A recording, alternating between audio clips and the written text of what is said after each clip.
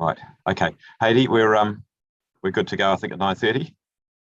You happy? Yes, and we're live. Good. Right. Okay. Well, Morena, good morning, everyone. Morning, councillors, and morning, members of the public, and greetings to anybody who's watching us on live stream. I'm going to start with the karakia, and then I will take you through the meeting process. Whakatakata hao ki te uru, whakatakata hao ki te tonga, kia mākina kina ki uta, kia mātaratara ki tai, ehi aki ana te atakura, he tio, he huka, he hahu, te hei mauri ora. Thank you, councillors. Apologies. I've got apologies from councillors Calvert and Condi, who have to be gone at some time or other. Can you just, councillors, can you just let us know when it is that you need to go, please?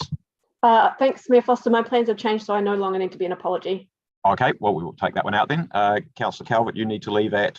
I'll be intermittent from about 11:30. Okay, cool. Okay, well, we'll note that one. Thank you.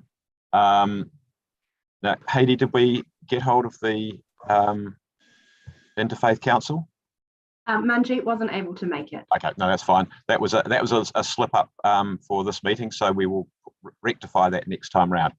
Okay, look, I wanted to start with making an announcement because obviously things at the moment are fairly unusual in our city. So I'll just find the notes that I had to make a few comments. So councillors, look, we are in unprecedented times. It's been tough emotionally, socially, physically, and economically. But we will get through, and I hope that we will get through together as a better country. We're almost 2 years into a global pandemic, which has upended plans, dreams, livelihoods, and businesses. It's prevented people getting together with loved ones, sometimes prevented people saying final farewells. Many people are stressed, tired, sometimes angry and fearful. Directly associated with that, we also have an unprecedented protest occupying the grounds of Parliament and surrounding streets and important public places. The protest is hurting local businesses, local schools, our ability to move around our own city freely. It's causing anger and frustration in our community. Let's be clear, this protest has to end. It will end, it's just a matter of when and how. And in that light, I want to thank our Police Commissioner and police force for the way in which they are dealing with the protest, methodically, professionally, and with admirable restraint and dignity. I am in no doubt that our police force is one of, if not the best in the world. I also want to thank our CEO, management, and staff. We are working closely with the police. The danger in listing names, of course, is that you will miss somebody out, but we have been providing parking enforcement when requested, traffic management, legal advice. I've worked with Sky Stadium to provide a place to get vehicles off our road when there was a danger of even more of them being clogged. So thank you to our Stadium Trust. Now, some of you will have been critical of my meeting with protest influencers. Can I be clear that any meeting is with the explicit support of the police?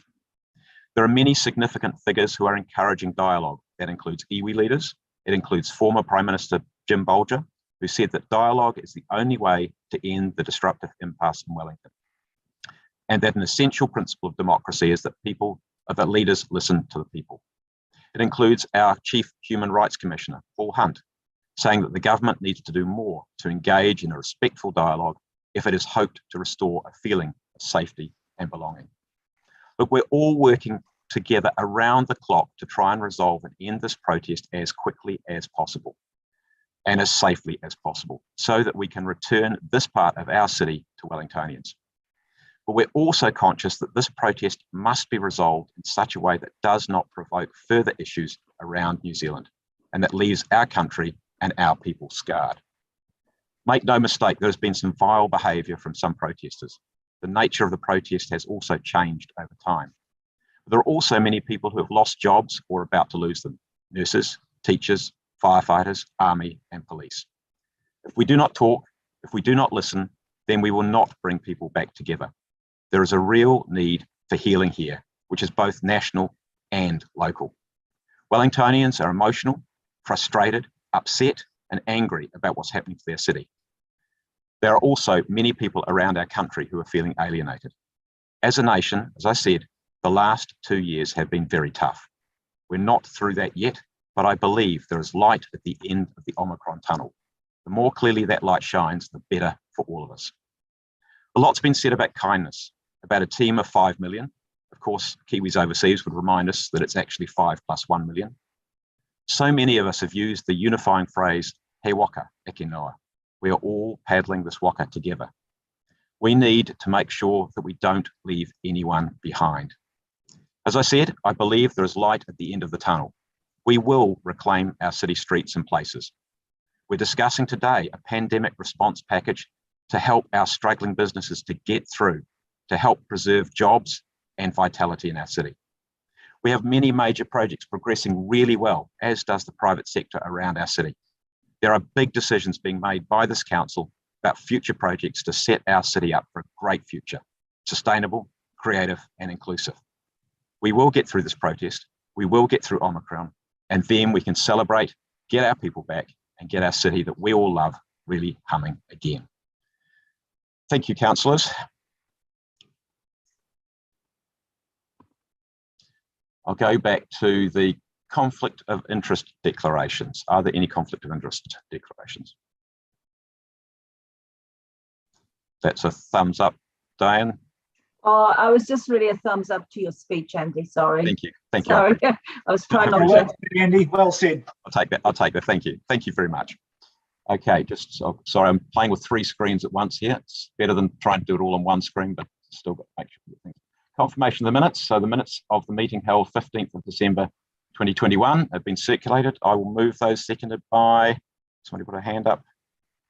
I'll take Councillor Paul, thank you. Okay, any discussion? We'll vote, thank you.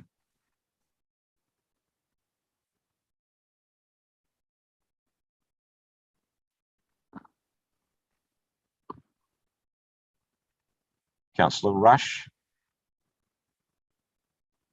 That was a yes, was it? Thank you. Okay, we got everyone there, Hedy? Everyone carried unanimously. Brilliant, thank you.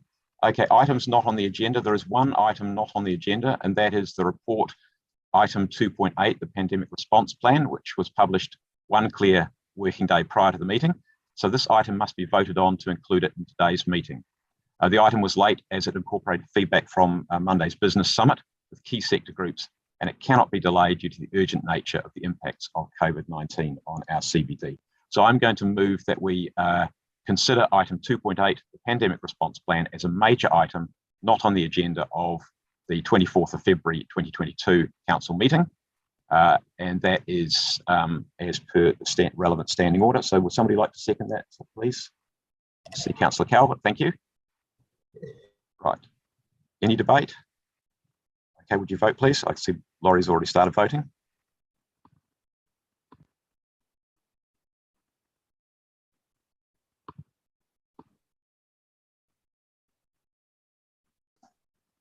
That's 13 votes in favour, carried unanimously. Thank you very much. Okay, that takes us to public participation. Now, just before I do public participation, I will just tell you I'm intending to reorder the agenda slightly at officer's request.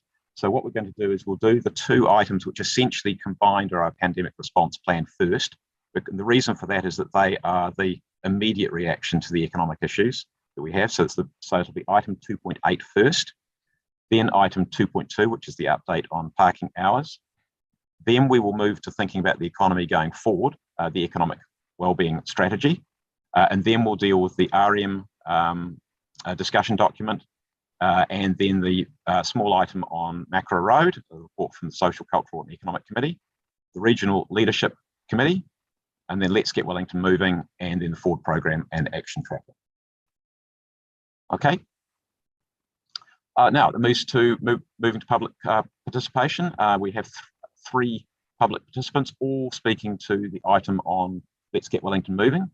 Each of you is an organisation, so you all have 10 minutes. And I can see Lawrence Collingbourne. Nice to see you, Lawrence, here from Orca, representing Orca. So Lawrence, you've got 10 minutes. If you want to leave time for questions, then we will welcome that opportunity. Over to you. Tēnā koutou, kia ora, thank you so much for the opportunity to speak. Onslow Residents Community Association represents Broadmeadows Adala and Kaunihera. Our interest in Hutt Road, Thorndon Quay is twofold. First of all, it's our major transport route other than by train to the city centre and all points south and east. And secondly, Thorndon Quay in its own right is a major centre of business and professional support and shops for us. I wanted to come up with a catchy phrase to get your attention right at the beginning, but I'm afraid the best I can come up with was, how was your weekend? Because this report that you're looking at today is 650 pages long. We made our submission on the 8th of June last year, so that's more than 6 months in the preparation, but you've had just 1 week to look at it. I'd be interested to know what you think of that, but from my perspective, that's pretty awful. But I do want to pull out 3 key points under the titles: data, safety, and options, if I may, and these were made in our submission. The first of all is that the key headline figures are that the number of people using this corridor will grow from 50,000 to 58,000 by 2036, which is a 16% growth. However, the population of Wellington over the next 30 years is slated to grow by 30%, and the business plan is for 40 years. The business case is for 40 years. So you might want to ask what happens to the transport volumes after 2036. 70% of the people using this transport link, even after the mode changes, will still be in commercial or private vehicles, according to the data.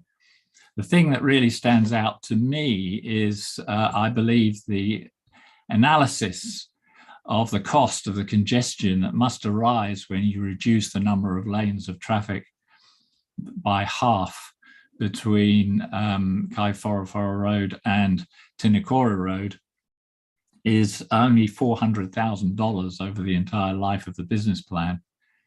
I suggest to you that for those 30,000 people to have a 3 minutes extra delay due to that reduction, and also the inability to turn right anywhere in the street, and the additional speed limits unspecified that are going to be introduced, would actually cost, in lost earnings, $40 million per year. So I don't see the business case as having properly assessed the economic impact of these changes. There is also no analysis of the impact of reducing parking on the businesses. If these businesses close, we will have to drive much further or catch trains or buses, but probably not for the large things you buy in Thorndon Quay. And that will lead to even more loss of economic impact. And there is no transport needs analysis that tells you why people are using this transport link and for what purpose. So I think there's lots of questions you could ask on that side of data. Safety, we raised a big point about the safety of the bidirectional cycleway. This seems to be Island Bay on steroids to us.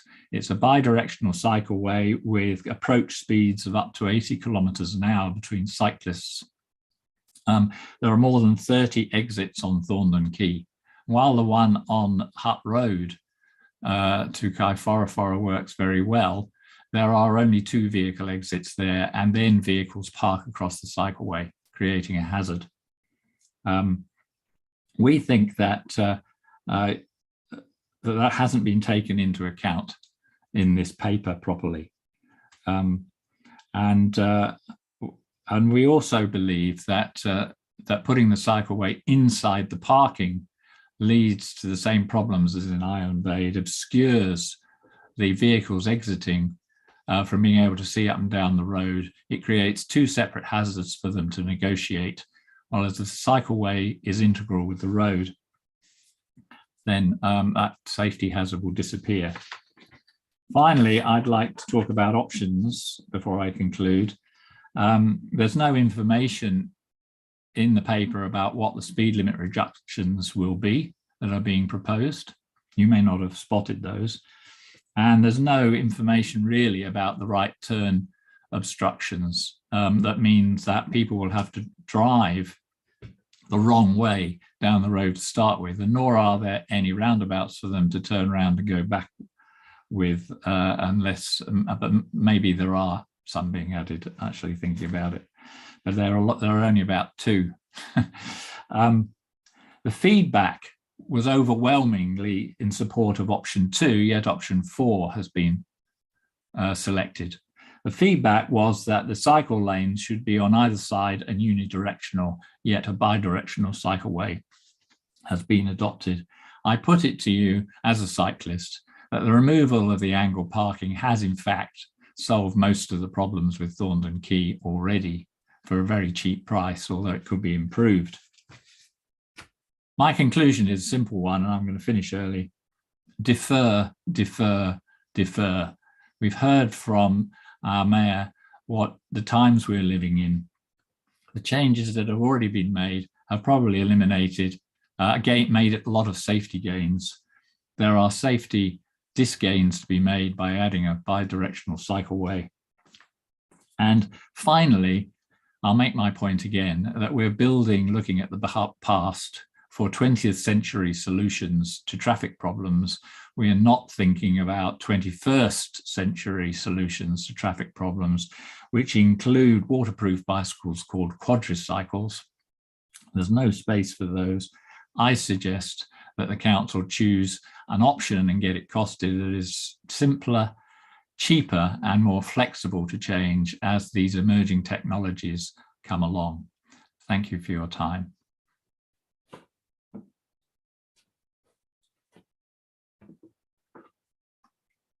Can't hear you, Andy. Sorry. Sorry, I thought I pushed the unmute button there. Thank you, Lawrence. We've got about 3 minutes for questions if anybody has any questions of Lawrence. Councillor Rush. Yeah, Lawrence, I guess the paper talks about, and Let's Get Wellington Moving, about meeting strategic objectives. And I'm guessing that since you're not particularly happy with the proposal, that you're not really lined up with those objectives.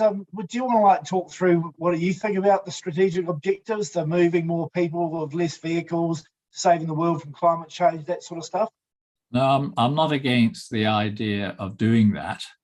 I would make 2 points to that though, Sean. First of all is I think improving the bus times is a really good idea, and moving more people onto the buses, which is forecast in this paper, is a really good idea. I think that that active cycling for those that want it is a good idea. I'm not against cycle lanes. I'm suggesting you just need to be careful where you put them. Okay, thank you. That's helpful, actually. Appreciate it. Yeah. Thank you. I don't see anyone else. Lawrence, thank you very much. Can I ask another question, Your Worship? You can. Yeah, Lawrence, just what sort of mandate do you have from the residents?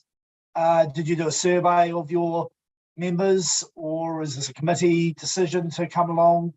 Can you maybe just help us out with that? Our submission, I've made points that are in our submission largely here. Okay. And that was has the mandate of the committee, and we circulated that to our residents. Unfortunately, we only have limited resources. Whilst we've held public meetings on the district plan, for example, we did not have a public meeting on this transport. Okay. Thank you. Thank you. Lawrence, thank you. Always good to see you, and you've given us some things to think about. Thank you very much, Andy. Thank you. Next, we've got Paul Robinson and Dale Scott, who have addressed us before on matters related to Thorndon Quay and Hutt Road. So, Paul and Dale. Can you hear me, Mr. Mayor? Yes, yep. Can't see you, but can hear you. That's probably the best thing. Don't be so modest. Right, you've got 10 minutes, and well, I'll let you know when there's 2 minutes left. Thank you, Andy, and thank you, Wellington City Councillors, for listening to us once again. Like Lawrence, I'd like to make 3 points this morning.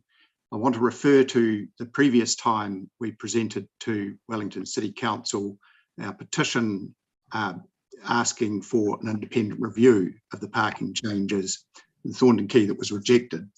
So since that time, you'll be aware that a judicial review has been lodged, and your statement of defence has been filed. Presumably the next step will be a judicial conference. And at that judicial conference, I imagine the first question that the judge will ask is, what have the parties done to resolve this roo-roo-roo? And for our part, we'll say we've offered to withdraw proceedings if an independent review is done. The question for councillors is, what have you done to resolve this dispute? So that's question number one. The second thing, at that previous meeting, there were a number of questions asked around what were the impacts of the changes that have been made on businesses. So for my three major ground floor retailers, I have one formal document with foot traffic for October and November of last year that's showing it 40% down year on year for the months of October and November. That cannot be explained by any COVID lockdown procedure or anything like that. That is purely the change to car parking. Second tenant reports a 40% reduction in foot traffic as well, but is saying they're getting by on online sales. And the third retailer lost all their staff effectively on Christmas Eve, with the staff members reporting they're fed up with wearing masks. And I can understand that. I have a lot of sympathy for them. They're fed up with customers asking when the goods are going to turn up because the international supply chain's been so disrupted. And they're fed up with people saying we had to walk so far to get here. So those are the three feedbacks from our retailers. There is a significant economic impact in Thornton Quay. You have to believe it. The second point I'd like to do is to refer to the draft economic wellbeing strategy that you're considering this morning, which I enjoyed reading, and I hope you got some pleasure out of it too. And I'm pleased to see such strong references to Kate Horwath's donut economics and circular economies. And I just thought we could spend 1 minute and think about circular economies on Thornton Quay. The businesses along Thornton Quay pay $1 million a year in transport subsidy to the Greater Wellington Regional Council.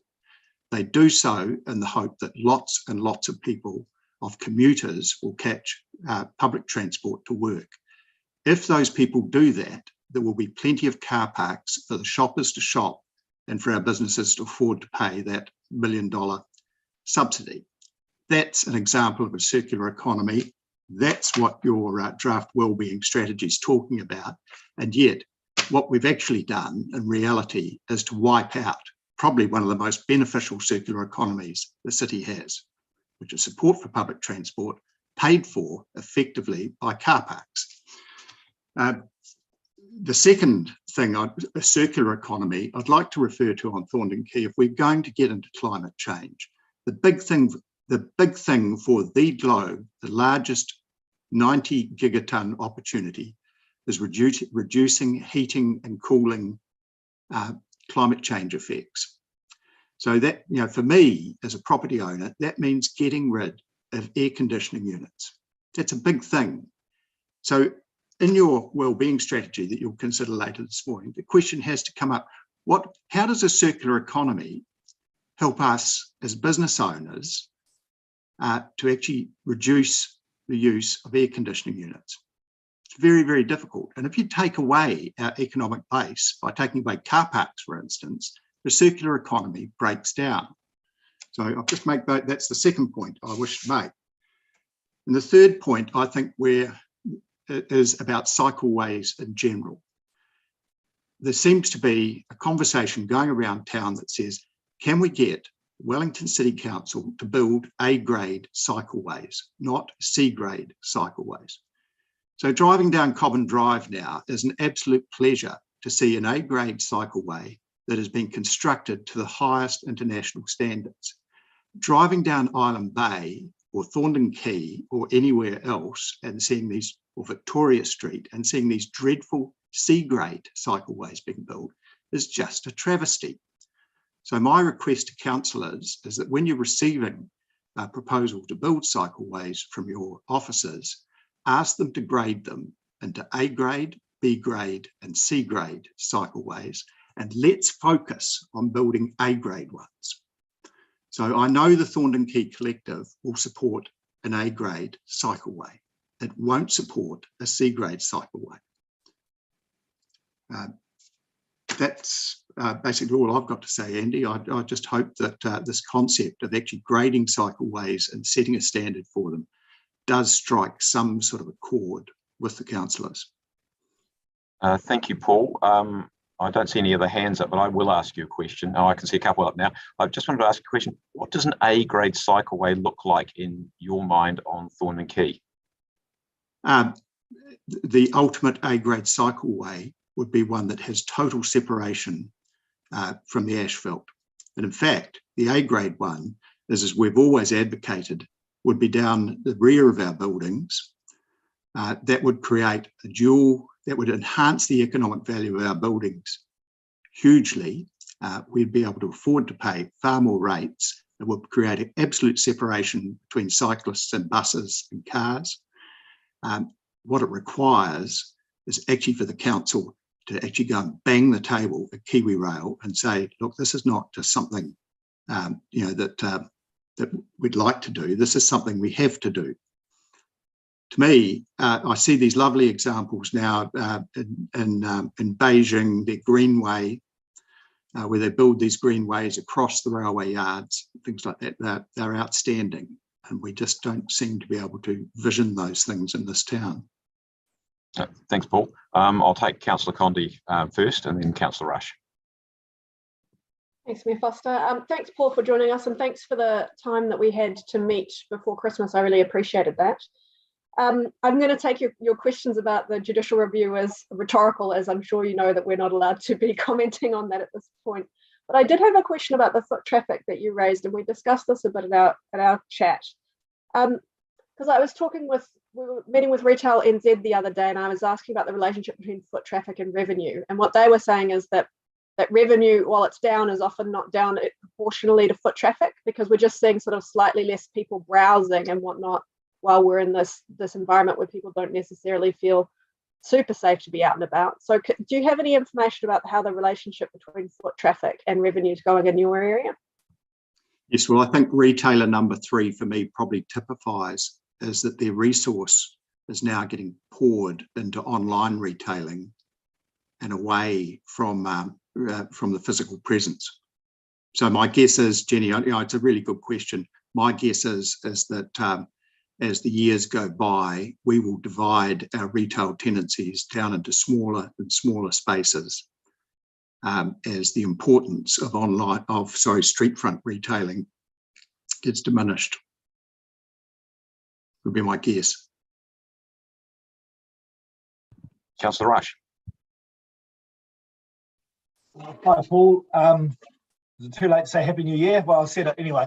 Paul, so I have been given some advice that that research shows that people or retailers overestimate the value of parking and actually underestimate the retail value of cyclists.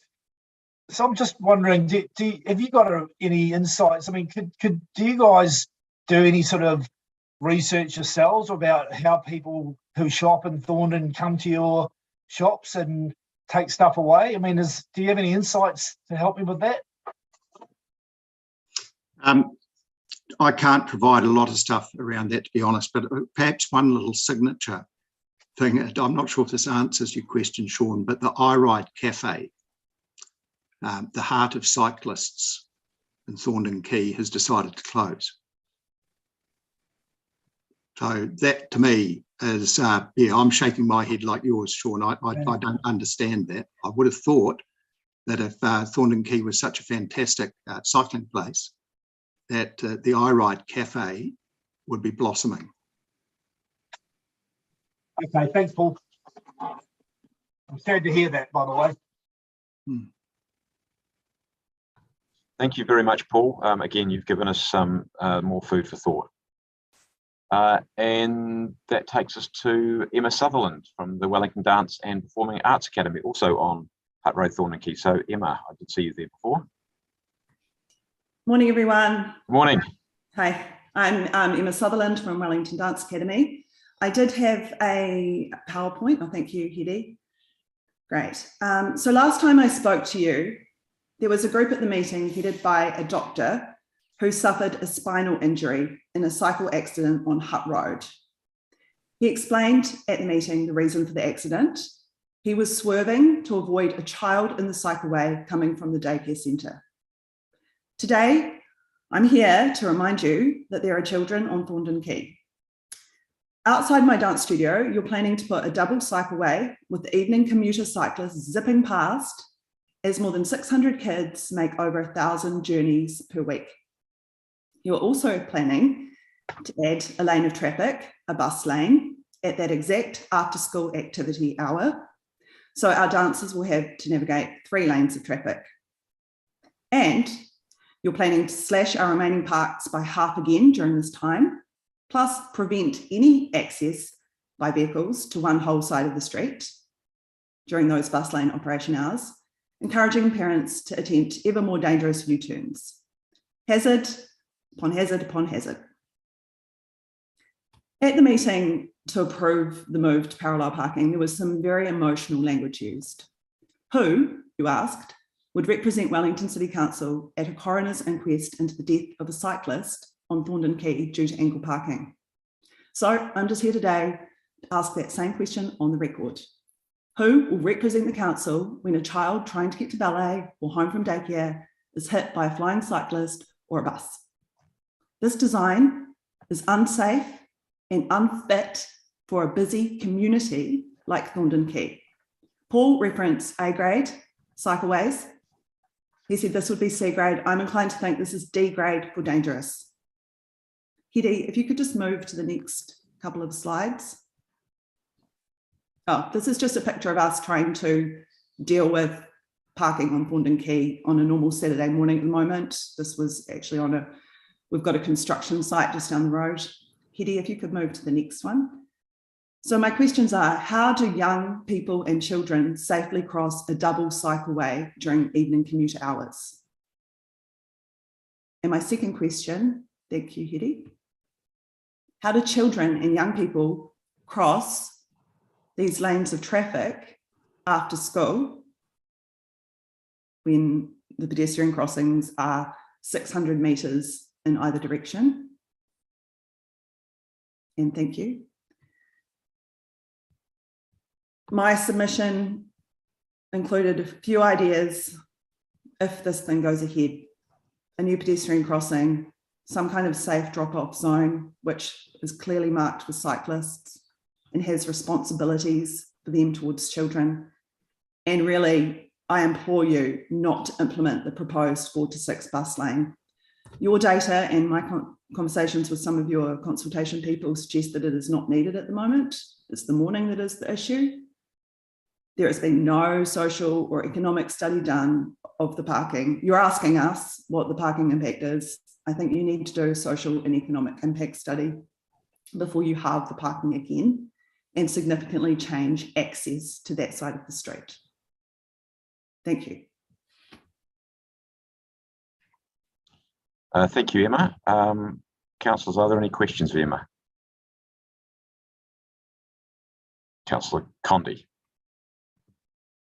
Thanks, Emma. Thanks for coming in, and I really appreciate all of those suggestions. You know, you've always been really constructive in coming with suggestions, so it's great for us to be able to take those ideas back to the team. I was just wanting to check in on how things are going right now in terms of how the temporary situation is working for you and whether there's anything else, any other changes we can make on the road that would assist the dance studio. I'm particularly thinking about we had the P10 parking to try and support you, and I'm just wondering if that's working out and whether there's any tweaks we need to make. Thank you, Councillor Condi. So the P10 situation is not working for us because it's down the street, and between where it is and where we are, there is a major construction zone. A hotel is being built, and they have a parking and a scaffold structure and a temporary footpath. So parents are unwilling to drop their children so far away and have to cross this construction zone, essentially walking on the road to the studio. So until that hotel's built, the PTNs are useless for us. How things are working, as if anyone's been down there, I think you'll see that there's a lot of double parking going on at the moment because there's not enough parks. So people are using the cycle lane to double park when they're doing drop-offs and things like that, which is obviously incredibly dangerous and, you know, needs to change. In terms of impact on us, we're managing after school, daytime. We used to have 48 students in the mornings, and our current count is 8. So the daytime parking situation has been really difficult. We've had parents talk to us, and you know, one child asked her mum if she could bring a scooter in the car because it was so far to get to ballet that she would prefer to scoot. So there's impact. I mean, we're doing our best, but I'm very concerned about the bus lane in particular. I think it's going to change the street. And if I could just kind of give an example, Steve couldn't be here with me. He's the other kind of child-oriented person at CoKids. If you're a parent and you're trying to pick your child up from CoKids, say you work in the city and you drive home between 4 and 6, you're going to have a bus lane. How do you get across the road to CoKids? How do you drive out of the city down Pōneke? You can't park on that side of the road. Are you going to do a U-turn? Or are you going to divert all of that traffic up Hobson Street, down Tinakori Road to turn around and then repeat that maneuver to go north? Putting that bus lane in is going to significantly change the dynamics of the street. And I just really want to make sure that road engineers have looked at that. No businesses on that side can be accessed between 4 and 6 if you put this bus lane in without lots of U-turns. Thanks, Emma. Councillor Calvert. Thank you, Emma. So just, I mean, obviously we've got the protest occupation happening just down the road from you. You're in the middle of Omicron. How's the engagement been going with the Let's Get Welly Moving team around Thorndon key changes? So I've had 0 engagement. Unfortunately, I didn't receive the email about the business case. I'm obviously not on that list. Someone else forwarded it to me. I wasn't aware of this meeting. I don't even know if I should really be here, but at this point, my instinct is just, chance to speak, because I'm so scared of being left out of this thing. And I don't know why we're continually ignored and left out of the process. Definitely needs to be a bit more collaborative. So are you finding, I mean, and one of the things that we're hearing from businesses with or not-for-profits or whatever at the moment is they're just trying to get through Omicron. For our local businesses, trying to also deal with the protest occupation as well and the impact that. So are you, sort of over the next few months, are you, I'm not trying to put words in your mouth, but is it the right time to be engaging with you further on this design? If you are engaging on the design, I would like to be included. It's a priority for me. It could be, the end of access to my business. So I definitely want to be involved, but you're right. And thank you for, acknowledging that it's a really hard time for businesses and across the country, but especially in Thorndon. The schools have been impacted where our students come from, obviously. We had the camper vans parked outside the studio and we had a lot of parents engaging with them and asking them to move on, which was good. But yeah, it's just survival mode at the moment, but I will prioritise being involved in this. Thank you. Thank you, Emma. And Emma, just one quick question from me. So on the bus lane, do you see any congestion affecting the buses going out of town at this point in time? I mean, I'm sort of in the studio, so I don't have a good, view on that. But I do recall speaking to some of your road people and them saying that it was the morning was the priority for getting the buses moving, and that the afternoon, because they were naturally more spaced out, was not a priority, and that they wanted to build the infrastructure to have a bus lane in the future, but they didn't think it was necessary at this time. And I think even if you could space out these changes so that the businesses are not impacted all at once with the parking being removed plus the roading actual, making this change, that would be helpful at the minimum. Emma, thank you very much. And yes, it was a perfectly appropriate time for you to come in. Okay. So we appreciate that, and look, all the best for the rest of the day. Yeah, thanks for listening. Thank you. Thank you. Okay, councillors, that takes us to the pandemic response plan. I am looking for officers there to say anything that needs to be said. Obviously, it's all there in front of us to take it as read. Anna, is there anything you wanted to add?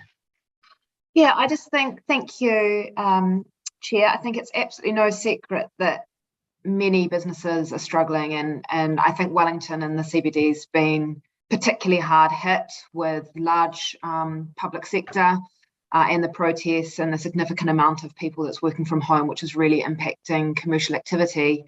We're seeing at least a 35% on average drop in trade, and some businesses reporting up to 80% loss in revenue. I think the most important thing is that it's been 2 years of the pandemic, and most businesses actually don't have any fuel left in the tank. They don't have any extra reserves to get them through the weeks and months ahead. We have been engaging with business groups and business owners in recent weeks. And whilst they've told us that central government really has the levers to support them right now, and obviously there's been the recent financial package that was announced earlier this week, they definitely see that council has a role to play and support, and particularly towards as we come through Omicron and through their recovery. The initiatives we've proposed are very practical, and we have tested them with business groups, and they have been very well received. And most of them can be implemented relatively quickly. I'm so happy to take any questions that you might have. Thanks, Anna. Councillor Calvert, did you want to ask any questions about the changes that you're seeking there, so we get those covered off? Well, I think the changes in terms of parking, I think I'm going to put those under the parking charges paper.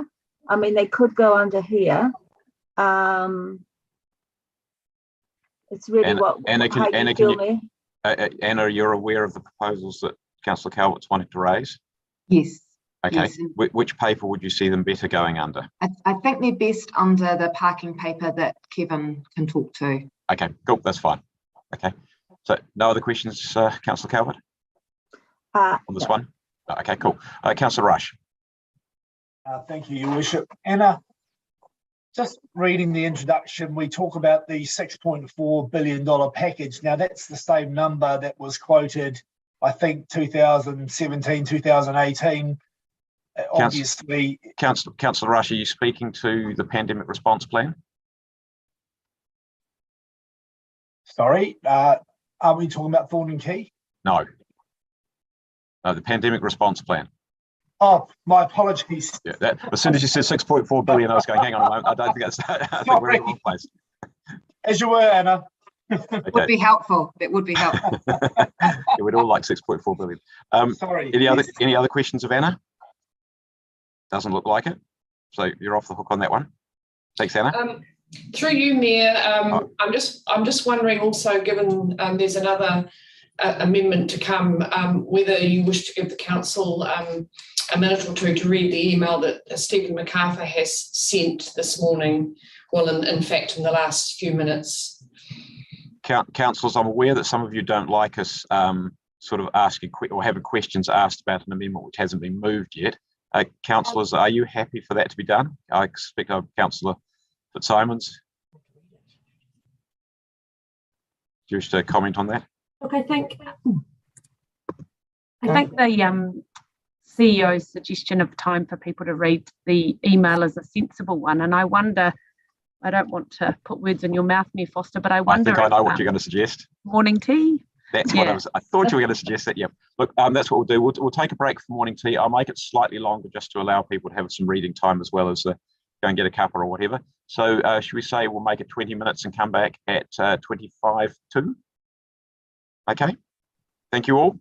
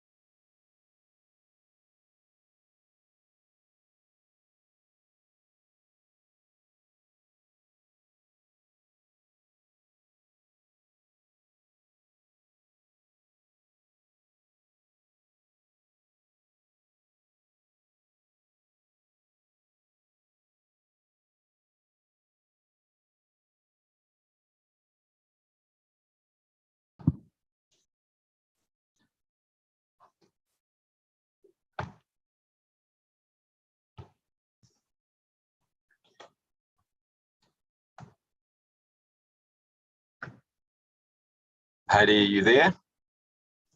Yes, just waiting for councillors to turn their cameras back on so we know everyone's. Okay, so we know we've got a quorum then. With the number of councillors in the meeting, yes, we do. Right, good. Right. Okay, councillors, look, thank you. You've all had time to read the officer's response to the suggested amendment. Stephen, is there anything you wanted to say in addition to what you've written? Your Worship, perhaps I will kick off. Okay. I thought I would just observe it's probably useful to note that it's probably useful to note that the current. Sorry, Barbara, just hang on a moment. Sorry. Okay. Sorry, Jill, you keep muting yourself. No, someone else muted me. We usually do introduce the amendments first and then ask questions, just because it means that the mover actually gets to explain what they're doing before we get into questioning.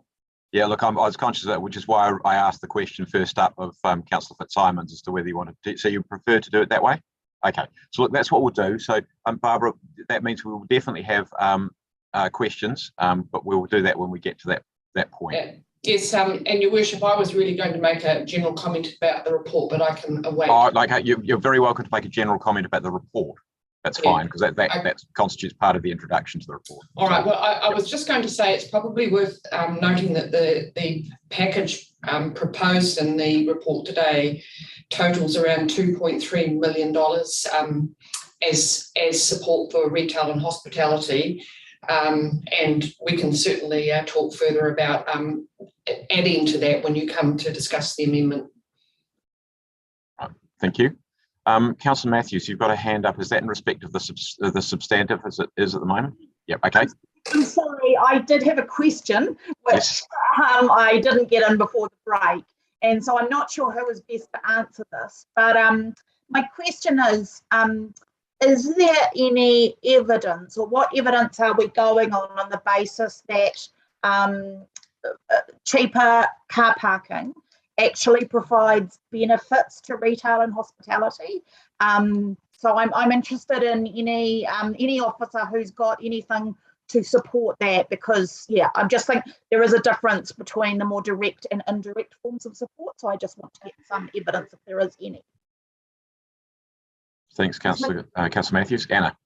Councillor Matthews, I'm not sure if Kevin, who's the expert in this, is on the call, but what I would say is one of the things we've looked at around the parking fee reduction, which we're suggesting until June, is really around, and specifically around, the Omicron outbreak and the feeling of safety. So what we have seen is that people are still using their cars when they're going into town to doing the shopping, because they are feeling that's a safer way to travel via public transport. So I'd have to come back to you with how much reduced parking does actually incentivise shopping behaviour, but we're certainly conscious that it's an appropriate measure considering the health and safety concerns that residents have.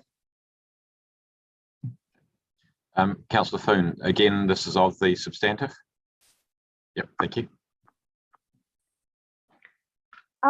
Yeah, so this is a follow-on from Councillor Matthews' question, and I guess what certainty do we have that freeing up this parking, isn't going to employees or actually people that are living in the city? Because I think one of the big evidences we have there is in level 1 lockdowns, the city parking was full, even though there was no one in town. So I guess I'm just worried that these moves actually provide parking for those that are living or working in the city, as opposed to the shoppers that we've perceived that this is where they come from. Well, all I can say, Councillor Foon, is that, again, because I'm not the expert on this measure, but that currently parking levels are around 42%. So there is plenty of capacity across the city to incentivise parking.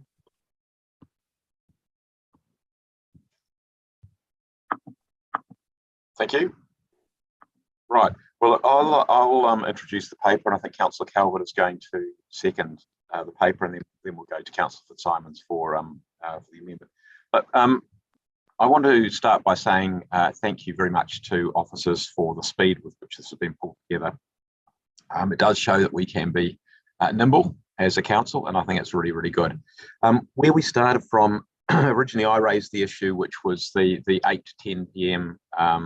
Parking, which is the subject of the other paper. And I also said to officers, look, can you have a look if there are areas where parking is not being terribly well used at any particular time. I had a particular view around the Clifton car park, but our parking policy talks very much about where demand is heavy, the price tends to go up, the restrictions tend to get greater. Where parking is very lightly used, it should be cheaper. Of course, we've tended to be very, very revenue driven on that score. So some of our parking charges may be not particularly in alignment with the level of demand at any particular location or any particular time. In respect of, do people use cars to go shopping? Look, there must be some evidence somewhere, but I think most of those who do use the car to shop, if you've got to pay, you're less likely to do it. It's just rational economics, and people tend to try and minimise costs, and the more you charge, the less likely you are to do it. The question then becomes, if you don't use those spaces, what else do you do as a substitute? Do you shop somewhere else? Do you not shop? Do you go online? Do you go to Pōneke or Pōneke? And those are all valid alternatives which people are more likely to take if they're incentivised to do that. So that's the comment around where we came to from parking. But where this arose from as a specific pandemic response package is we had some conversations with businesses, about a week and a half ago, I think, Councillor Calvert, and out of that we had a desire to actually do something. It was very, very clearly presented to us that a lot of our central city businesses, and it is a lot, are on a knife edge. After 2 years of pandemic restrictions, 2 lockdowns, various other restrictions, and now in the red light setting, the whole thing around working from home, we know that the foot traffic is down significantly across the central city in particular, central city, and the impacts are real. And we have a lot of businesses which are, as I said, on a knife edge, and who are saying we have 2 weeks to 4 weeks before we have to shut the doors. And if they have to shut the doors, it's going to take quite a long haul for anyone to then say, I want to invest in that area. And so that is businesses, it's people's dreams and aspirations, it is people's jobs. So a lot of them are saying to us that one of the things they're doing, and this is one of their concerns around the consultation things that we're doing, one of the things they're spending a lot of time doing is trying to work out how to reduce people's hours, how to reduce their labour costs. We've had businesses saying to us, look, their labour costs are $3,000, they're earning less than $1,000. And if that's labour costs alone, that doesn't work for very long. So 2 to 4 weeks is the kind of time frame that many of those businesses have told us they've got. And the other bit, of course, is that if you lose a significant number of businesses, we're going to get through this Omicron outbreak. But we come out the other side in 2 months' time. And if we've lost a lot of those businesses, we've lost a lot of that vitality, we've lost one of the things that really draws people into the city. And we don't want to do that. So we've got to do our bit to step up and support those businesses. And that's what this package is about. And it's a range of reductions in direct fees and charges, and also in parking charges at the weekend when demand is low. Look, if the car parks are full while we're charging full price, there is no point in reducing the price because they're still being used. But if they are fairly empty, then clearly the price is likely to be disincentive. The other thing that we've done is to write to Minister Robertson as Minister of Finance and say to him, look, you need to help. And that was a letter backed, as you've seen, by the business community. And we saw a package which the government put out on Monday. Look, we hope that will certainly be helpful. Whether it goes as far as businesses would have liked, I don't know. I suspect they probably would like some more, but everybody always wants more. But the question is how strong a case that is. But I think that's something we've got to keep on asking of government to say, is this and what we are doing going to get enough businesses through? You've helped businesses out through lockdown 1, you've helped businesses out through lockdown 2, you can see the light at the end of the tunnel. Let's try and get them there, and let's do it together. The final things I just wanted to say are there's been quite a bit of engagement over the last couple of weeks around this with the business community. They're obviously very strongly supportive. You've seen emails coming streaming in over the last couple of days saying, please back this. And I think this is us backing our business community. And the final thing to say, two things. One is we did a pandemic response package, of course, in 2020 when we hoped that there was just this, original version of COVID, and that will be all good, and we get through that. And 2021 was going to be great, and then there was Delta, and then now there's Omicron. So we've done this before with a variation on the theme to try and get our businesses through. This is us, as I said, stepping up to help our businesses. I know. Final thing I was going to say is I know that there were some questions about when the parking one should kick in. It says 21st of March. I suspect we're likely to be smack in the middle of Omicron at that point in time. I suspect that means probably there will be fewer people in town. I suspect there'll be very, very few people who want to get on a bus at that time, but we'll see what happens. People will make their own decisions. If that's the case, we're not conceding a lot of revenue in that situation, but it's a good signal, and as we come out of that, then hopefully it's one of those things that draws people back into our city. So, councillors, I'm delighted to move this, and I want again to thank officers, particularly Anna, and I think Kevin, for the work that's been done on this. So I move, Councillor Calvert. Thank you, and I'll speak briefly now. And yeah, thank you for the officers for pulling this together very quickly over the past week or so. Will it be perfect? No, but it's a good start, and a package that's been pulled together within a week, which is great in a bureaucratic organisation.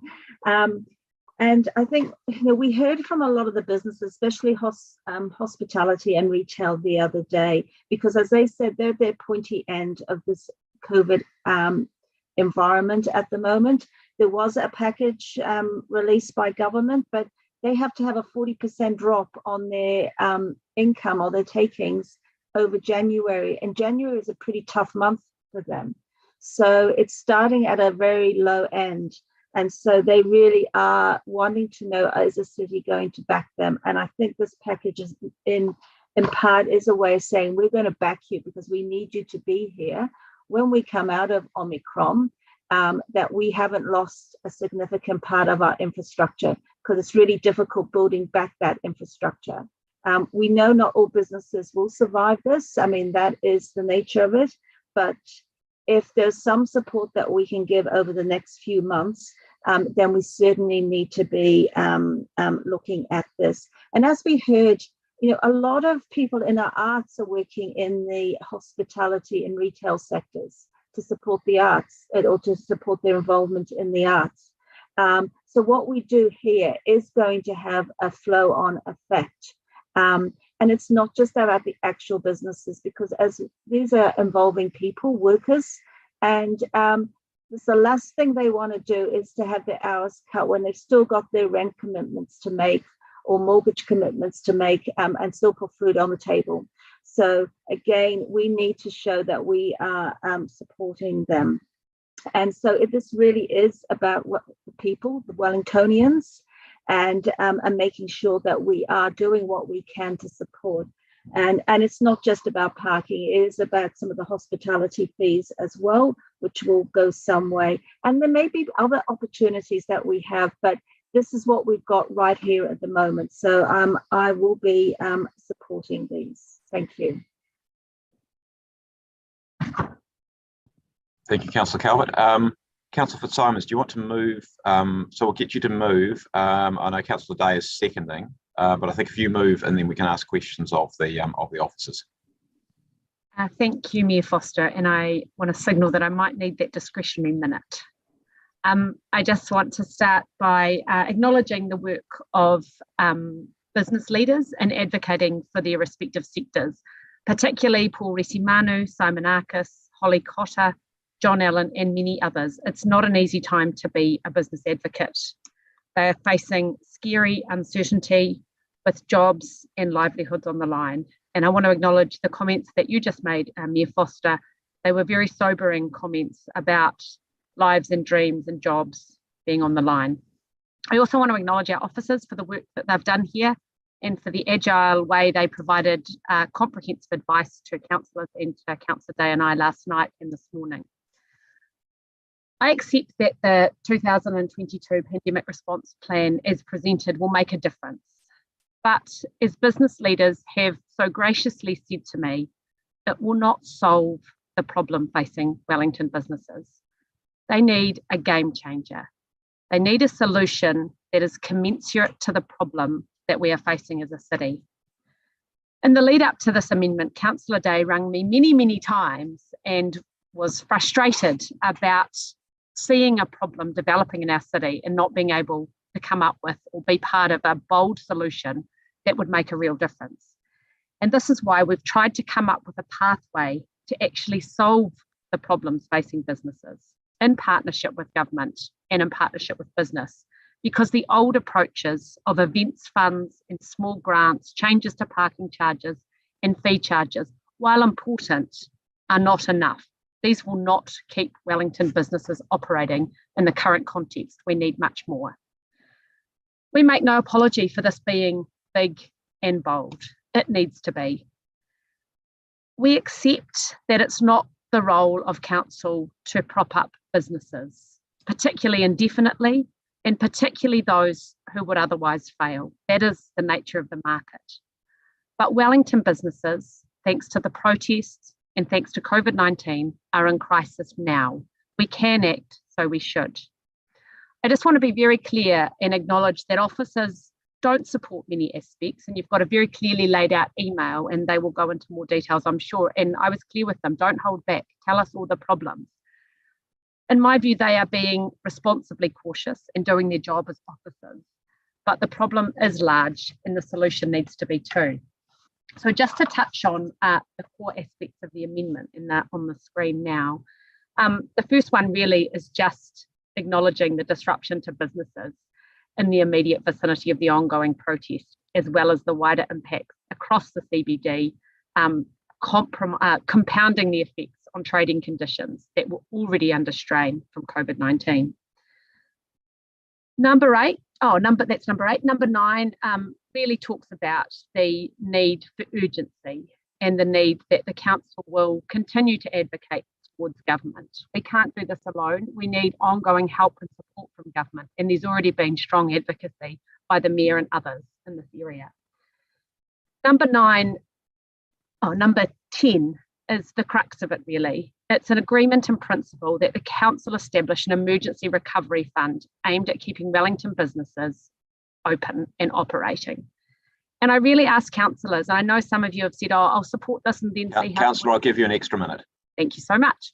I acknowledge some of you have said, I'll support this and then see how it goes. Please, if you don't support it today, because I'd much rather we sent a clear message today about the in-principle support so that we can get on with doing the work with Wellington NZ and businesses in full knowledge that this council backs the work.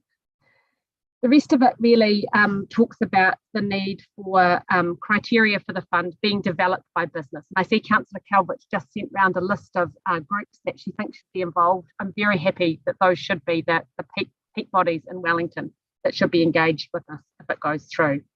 You'll also see we refer to the City Growth and Destination Wellington funding schemes being tailored with increased budget provision. And it really is in response to officer advice saying you can, there are existing funds you can build on and you can do more. But we wanted to put them alongside our original amendment to make sure that we are starting to actually address the problems facing them. As we heard from Anna Calver this morning, there's no fuel left in the tank. The situation is in crisis and we have a duty and responsibility to act. Thank you.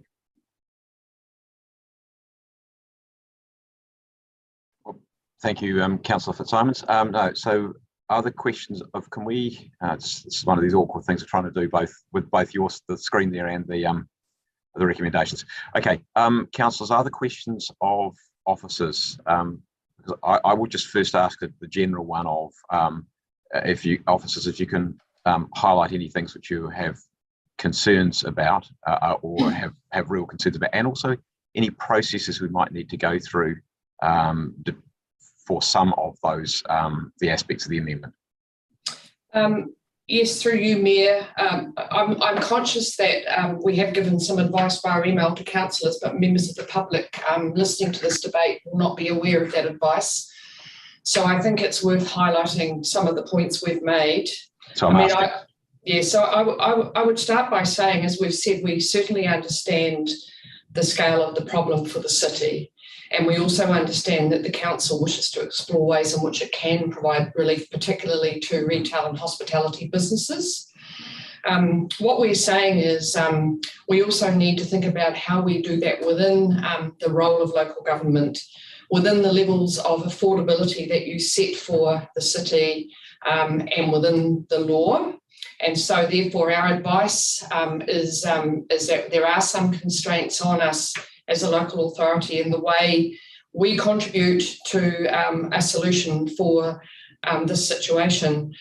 So the first thing I would say is in terms of the proposal that we agree in principle that there's an emergency recovery fund established aimed at keeping Wellington businesses operating during and after the pandemic. We've advised that that is a very broad and wide statement to make, given the number of businesses in the city. Even to look at hospitality and retail sector alone, I'm aware that there are more than 2,600 businesses in our city, and therefore we need to consider what level of support you're actually proposing here and how significant a decision that would be, because if it is significant, it's not a decision you can make without going through a process of consultation. The other point I would make is that we can provide advice on how you could perhaps enhance the existing funds and processes we have for pandemic recovery and city growth or city economy, and give you advice on that. But it will be the level of investment you wish to consider that will inform the advice to you on processes. We have provided some advice about the concept of providing a loan, which is constrained under the Credit Contracts and Consumer Finance Act, meaning that in order to be able to lend to business, Wellington City Council would have to become a registered financial lender under that Act, and that is not a quick process. And we do understand that any solution we come up with here, you want it to be agile and able to be implemented quickly. And in terms of a grant, the CFO has given you an example. If, say, 10,000 businesses in Wellington meet a criteria we put in place, and say we were providing a top-up equivalent or similar to the government assistance on offer, it could actually get up to a significant sum of $250,000 worth of grant. So I'll leave it there because we have a good team here who can answer your questions. And I'll just reiterate again, officers want to help you come up with a solution if you wish to go further than the package on the table today. And based on your direction to us, we will go away and do further work and bring ideas and advice back to you. But I think it's important today that I do outline the constraints within which we are all working. Thank you. Barbara, thank you. Look, can I just check? You said $250,000 was the amount. I think that will probably be quite tenable. But the written advice, you said 250 million, which is slightly. Oh, sorry. I'm sorry. A slip of the tongue. Maybe wishful thinking. You're absolutely right. The extra 3 zeros, $250 million. Yes. And that's, we're not trying to be facetious here. It's actually a real example. If you're not careful about outlining how you might cap and constrain the level of support you want to give. And look, thank you. And the other question I had is just, can you just tell us a little bit more about the process that might need to be gone through to design any scheme and the administration of a scheme? Just, I would suspect there's some lessons from Treasury and what they've been doing around some of the various schemes through the COVID period. Well, Mayor, it would depend on what it is, how broad it is, as to how much effort it would take to design a scheme that is fair and operates effectively, that is lawful, that is, in your view, affordable, and then how we would administer it. So, but just to point out that we are not well staffed to undertake significant work on something that has major scope. It would depend on how far and wide you would wish to go as to how reasonable or actually realistic it is for this council to do this work, and particularly quickly. Thank you. I suspect we might explore how far and how wide, etc. that is as a result of these questions. I can see Councillors Young, Calvert, Deputy Mayor and Pennant. So Councillor Young. So mine's just a very simple question. Do I take it that from the email from Stephen, we just move the numbers on one so that we are in sync with the paper as shown on the screen? So what is shown on Stephen MacArthur's paper is 7, is 8, and so forth. Simple as that? I like simple. Okay, thank you. Councillor Calvert. Thank you. Question of officers is that if we wanted to establish some sort of rescue fund, because that's really what it is, it's not a rebuild fund, what would you need from us? Do you need some clear parameters to start with about the amount of money that we're looking at for that fund, or any other specific criteria? And what would be, knowing what you've got on at the moment with having to deal with the occupation and even our own staff coming down with Omicron, what do you think realistically is a timeline that you could, even a simple criteria and a simple package, in addition to what we've got, in this paper? Councillor Calvert, I'll ask our CFO Sarah Hay to make some comment. I would just say, first of all, some clear parameters as to how far you wish to go would be very helpful, because we have some very broad statements here. The quickest and simplest thing, of course, is to simply build on criteria and processes we already have in place than designing a new one. Sarah. I just wanted to add that the amount of support you want to provide businesses, it might feel useful to give us some parameters from a fiscal perspective, but the analysis that we'd have to do to support the policy would be to understand what's an impactful amount for different businesses. So you may choose to resolve a budgetary envelope, but that might sort of hinder the way that we could provide the policy advice when we report back. But it is your choice. Okay. No, I just wanted to get a guidance from that. So in terms of, we did have a recovery fund in 2020. And I mean, that was about rebuilding rather than rescue, which is what this focus is really about. So is there likely to be something in that fund that would help you in terms of how the criteria and how it was administered? Perhaps I could respond. Councillor Calvert and Anna can jump in too. That was what was behind the resolution or recommendation around the 12 in the email, which was basically building on the on the current funds that were there. And at the December meeting of council, the criteria were maintained to enable us to respond to COVID, because we could see potentially what was going to happen back then. Obviously, that would need some further work, and that was part of the advice back. Obviously, the funds in both of those funds are committed largely. There's about $1 million uncommitted, which is why we are saying that you would need to potentially add budget to them to enable kind of a response. But we believe that that would be the most efficient and fastest way of dealing with it. Thank you. Deputy Mayor. Yeah, I was just going to ask, in relation to the criteria and the information you'd need from businesses to make an assessment, and a fair assessment, how difficult do you actually think that would be? What sort of other things would you not be doing if you were doing this? And I guess it's a question for Barbara.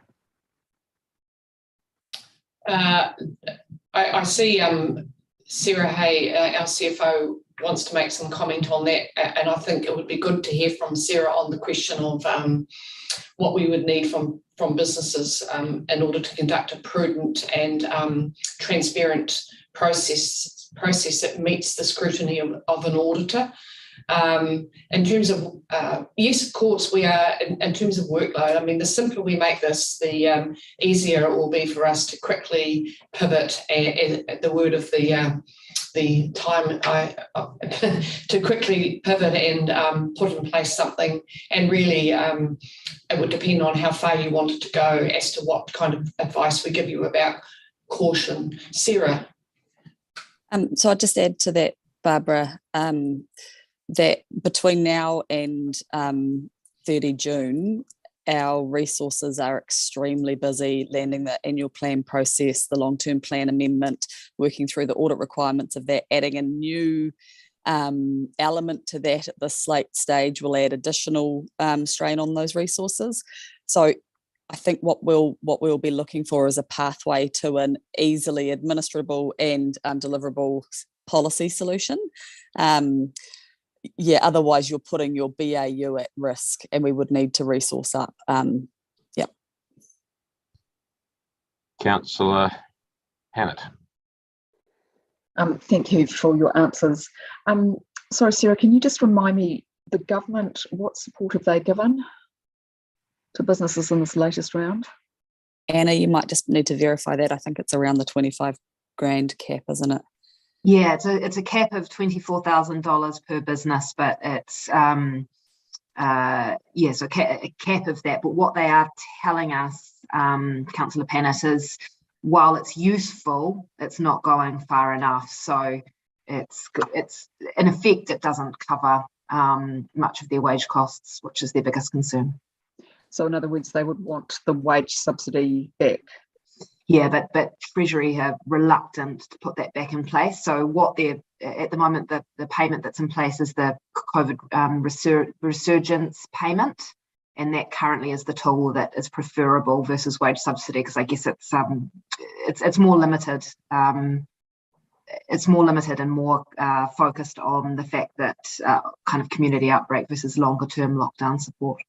Right. Okay. Yeah, we're in a different situation. And so they're not talking about loans for business. There's no suggestion that that's been looked at. I would need to check that. Okay. And Sarah, look, I just, or maybe it's actually a question for Stephen, actually, the public policy analysis that would need to be done, given we've had this discussion on earthquake-prone buildings, how substantial would that be? So in other words, it's not just the finances, but actually looking at the policy justification.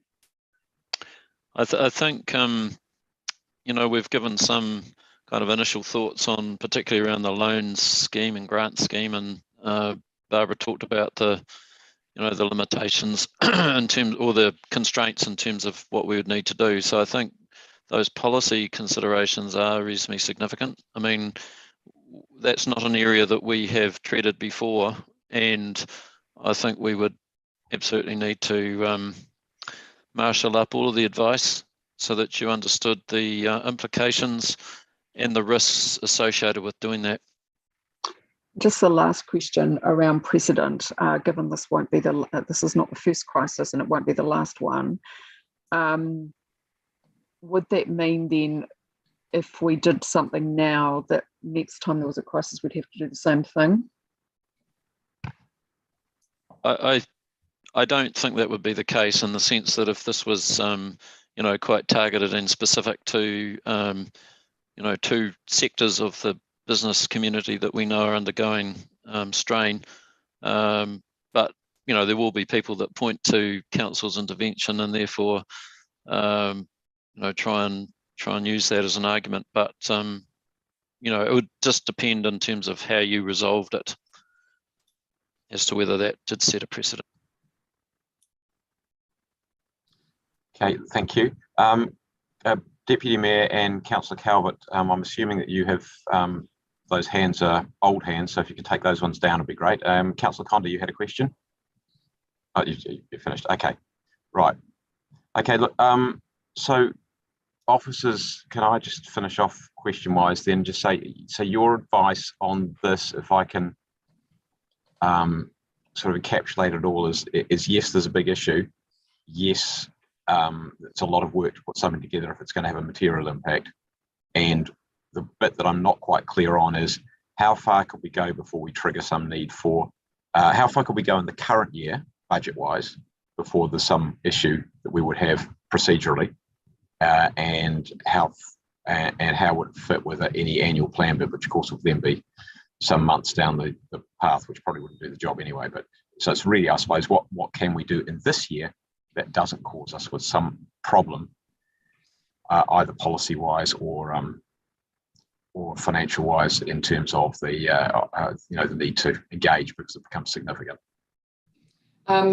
Mayor, and I'll let my team comment if they wish, but the core of our advice about what perhaps we could do was in item 12, which was suggesting you ask us to investigate and report back on how the City Growth and Destination Wellington funding schemes could be tailored, provided you're prepared to consider an increase in budget to enable that, to provide some additional targeted financial support to businesses severely impacted by the current Omicron outbreak, and also the protests. And we could do some work on that. If you were to give us the direction that this amendment is suggesting in its entirety, then that is a much more major piece of work, and we would have to come back to tell you that there are some aspects of this that would require a significant process, or would in fact not be lawful. So we're suggesting that we find a way to contain this to something we can do, that you're willing for us to do, understanding that the current funds are reasonably well committed already. There's not a lot more room in them, and do you have the appetite to consider an increase in funding? Sarah or Stephen, do you wish to make any further comment, or Anna? Just from the Mayor's comment about the what can be done this year without having significant implication, anything that you resolve to do this year will have an impact on our debt. And so we would need time to understand what the year-end cash flow implication has from the decision. So we know we've got a number of decisions that we've either made or are coming up that will also impact that position. So we need time to see what they look like in a consolidated way. Perhaps I'd just add to what Barbara said. The the resolutions or amendments that Councillor Fitzsimons and Day have suggested, 8, 12 and 13 are certainly broad enough to enable us to continue to look at options and without kind of straitjacketing the council around particular outcomes.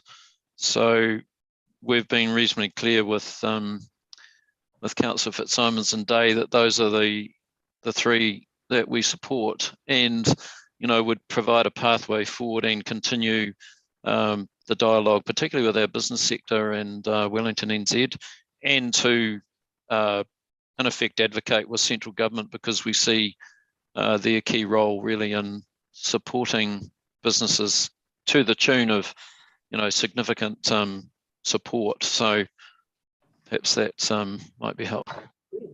Thank you. Thanks, officers.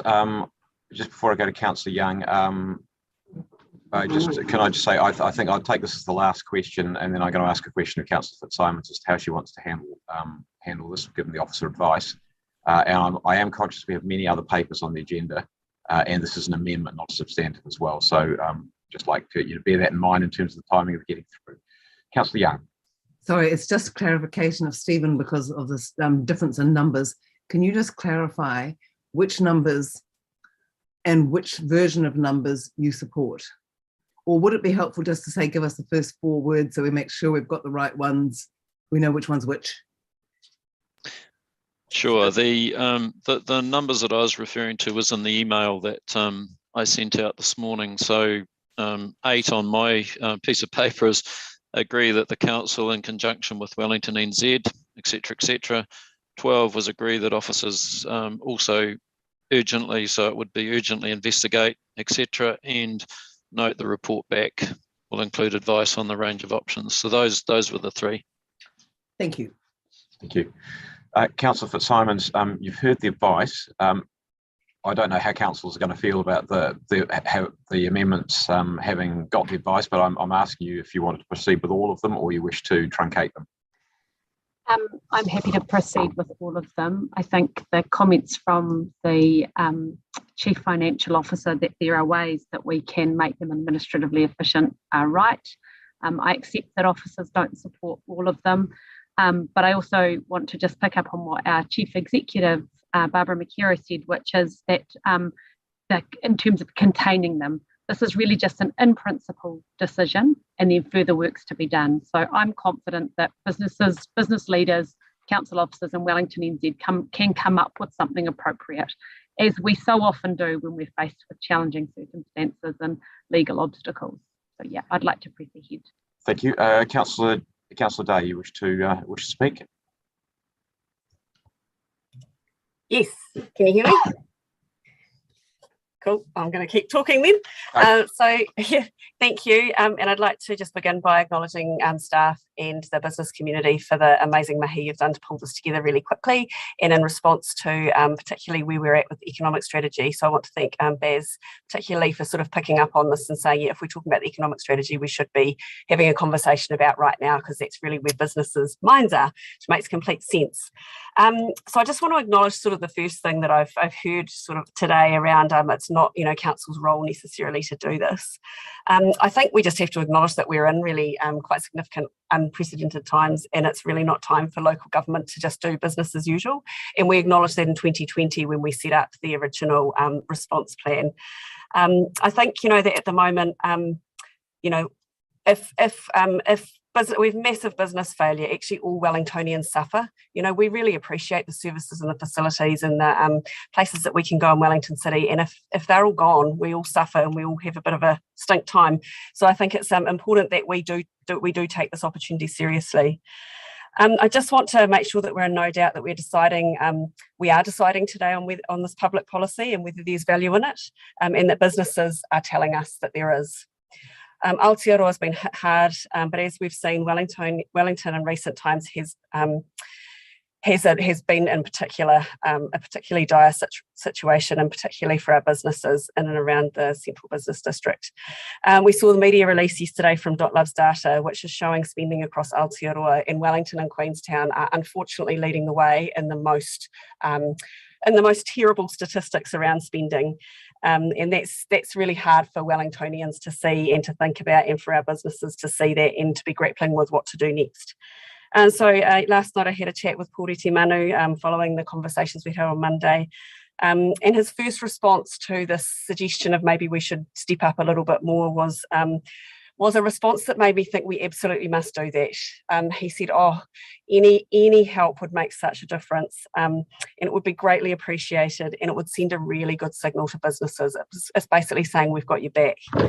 I'd like to acknowledge them for Monday's meeting, and for Paul and Jamie for also really making us think about the fact that this is about their staff, that they're really thinking about the impacts this has on Wellingtonians who potentially are facing reduced hours, lower pay, or even losing their jobs. I actually consider this approach as a form of insurance for Wellington's future. We're making sure that we have a business district that can work and that can actually pay us rates in the future and make sure that we have a humming economy. As the Mayor said, our businesses don't have much left. They've probably got about 2 to 4 weeks. So we must do what we can to support them, and we have to do it fast. We need to do our bit and step up, according to what the Mayor says, and I agree. Councillor, can I get you to wrap up shortly, please, unless you want another minute? Another minute would be great, thanks. Thank you. I'm nearly finished. There's time to work through the logistics, but we must be bold and not get stuck in the problems. I agree with Sarah Hay that we must make sure that it's administratively efficient and effective and quick to deliver. When the government hear what we are trying to achieve, it could quite likely unlock legal and regulatory barriers, and we should be working with Treasury and others to work out what to do. I just want to acknowledge that number 14 is really just some examples of ideas of things we could do. They may not be the actual answer, but sometimes it sparks thinking from other people and what could be possible. MSD are already working with businesses to pay them, so they've got some systems and processes in place. Could we partner with them? Let's think creatively and see what we can do to share that administrative burden, but make sure that we're actually getting money into businesses quickly. We're not agreeing on the dollar figures today, but please be clear today, as Councillor Fitzsimon said before, we are agreeing in principle that we want further work done on this and that we want to do something in this space. In my years on council, even in the face of significant concerns, where there is a will, there is a way. Kia kaha.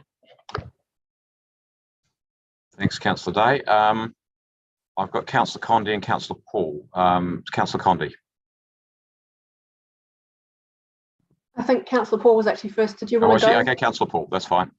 Councillor Paul. Oh, cool, thanks Jenny. Kia ora koutou, nice to see you all, hope you're all safe and well. I just want to start by thanking Councillor Fitzsimons and Councillor Day for bringing these amendments and for their creative thinking in a time of crisis. To keep it short, I guess I would say I'll support a few of these amendments, but I can't support the agreement in principle around the fund. And I think there are more creative ways that council can look to be supporting businesses during this time than the passing of public funding into the hands of private businesses. And I think that a lot of the parts of this paper are significant. I think particularly the parking changes, we've had to overcome significant public pushback on some of those changes that we've made. We've had to work with our colleagues who have thought differently in the past around those parking changes. And I think the options that are put forward in this paper already are significant and will make a big difference. So I like the ideas that are already in this paper and I do support them. But at the end of the day, I think I have a fundamental issue with giving public funding to the private sector without being able to see clearly the demonstrable public good that this funding will provide. And I think that there are many other ways that public funding can support businesses. I think going towards public transport, it always blows my mind that we're so much more willing to give money to, and significant amounts of money to, private industry versus other public funding, publicly funded agencies such as Greater Wellington Regional Council, and to our public transport. We could be giving money towards social housing to our tenants who are experiencing tremendous financial hardship right now. We could put money into making the city beautiful again, ensuring that people can physically distance and move about the city. We could be giving more funding to Hapai Ake as well, out to our local hosts, to make sure that people feel safe to move around the city again. So I think there are lots of different ways and creative ways that we can be giving money to ourselves, to make our existing services stronger and to make people feel safer to come into the city. That doesn't require passing public funding into private industry. So I won't be supporting that one, but the rest I will consider and listen to the debate. So kia ora, and thank you for all of your work on this. Thank you. I've got Councillor Condi, Pannett and Wolf. Kia ora, thank you, Mayor Foster, and tautoko Councillor Paul, those comments. I want to start as well by acknowledging just what a difficult time the city is in, and particularly those hospitality and retail businesses that are looking at the math in front of them and seeing that it's just not adding up. I can't imagine how stressful that must be for them, and really big decisions that they're making, not just for themselves, but for all of their employees and their businesses. And it's a really difficult place to be. You know, I really admire the Councillor Fitzsimons and Councillor Day. You're always aspirational and you always want to try and find ways to help and fix. And I think that's wonderful. I commend you for it. But I also think that there are times when we need to be realistic and responsible. And in this case, I just think the reality is the challenges that are facing our business community over the next few months are far beyond the size and scale that this council can actually solve in any meaningful way. And I think when we look even at the central government's package of support that they've put forward, even the central government have stepped down their level of support from previous lockdowns, I think, because they're recognising similar issues, that we can't continually provide this much support to businesses as we're seeing the pandemic drag on for longer than we ever imagined that it would. And if the central government doesn't have a large enough balance sheet or doesn't have the funding to be able to step up and make the difference in this case, then councils certainly don't. And I think it's at times like this, we need to be really careful that we're staying in our lane and we're doing the things that we can do as well as we can. And that's one of the things I like about the substantive package, which I'll discuss later. But I think it's important that we stick to our lane. And I hear all of the officer advice about the concerns around operational issues, legalities, processes, consultation, and all of those things concern me. But fundamentally, actually, my number one concern here is that the proposal for some sort of grant fund or a loan scheme where businesses would get money directly from council puts council staff in the position of having to choose winners and losers across our city of businesses. It puts them in the position of deciding who's credit worthy and who isn't credit worthy, something we are not experts on because we are not a bank. And if we turn down those loans, then those people are going to feel very disappointed. I think if we're putting in a grant scheme, it's the same issue. We're putting council staff in the position of having to decide who gets some extra money to try and keep their business's head above water and who doesn't. And that's not fair to them, and it's not our role. You know, I absolutely am open to other ways to support the city and support businesses to get through this time and bounce back. But some sort of direct grants loan scheme it's very concerning to me. As I say, any situation where we're putting council staff in the position to have to pick winners and losers is not fair to anybody involved. I heard lots of great suggestions from Councillor Paul. Thank you. From Councillor Paul, yesterday at Conversations, Councillor O'Neill was talking about the voucher system that happened in Auckland and whether maybe we could do like an advent calendar promotion like in May instead of in December, and other ways that we can really work to support our business. And I'm open to all of those kinds of suggestions. So I will be supporting the officer-supported advice today so that we can continue a constructive conversation, but I won't be agreeing in principle to any kind of emergency fund. Thank you. Thanks, Councillor Condi. Councillor Pannett. Thank you. Well, I agree with the comments of the previous two speakers, so I don't need to repeat that. look, I think it's a good idea to go big and bold. So thank you, Councillor Fitzsimons and Day. And I personally have no philosophical objection to supporting business where necessary. However, I think I have had a hard time over earthquake-prone buildings. I have constantly been asked the public policy justification, which, you know, I have felt is strong. And I guess I'm struggling a bit with this one because we're not a bank. But more importantly, the time to do the work would be substantive. It is not a couple of weeks. And in fact, the government doing its own loan scheme for owners of earthquake-prone buildings took over a year.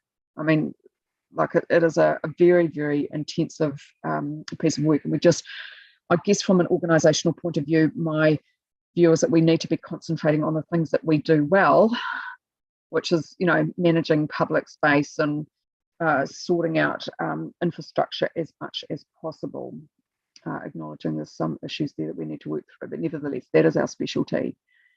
So I think there is just so many difficult issues in there. I think Councillor Condi pointing out, you know, picking winners and losers, you'd have to do so much due diligence.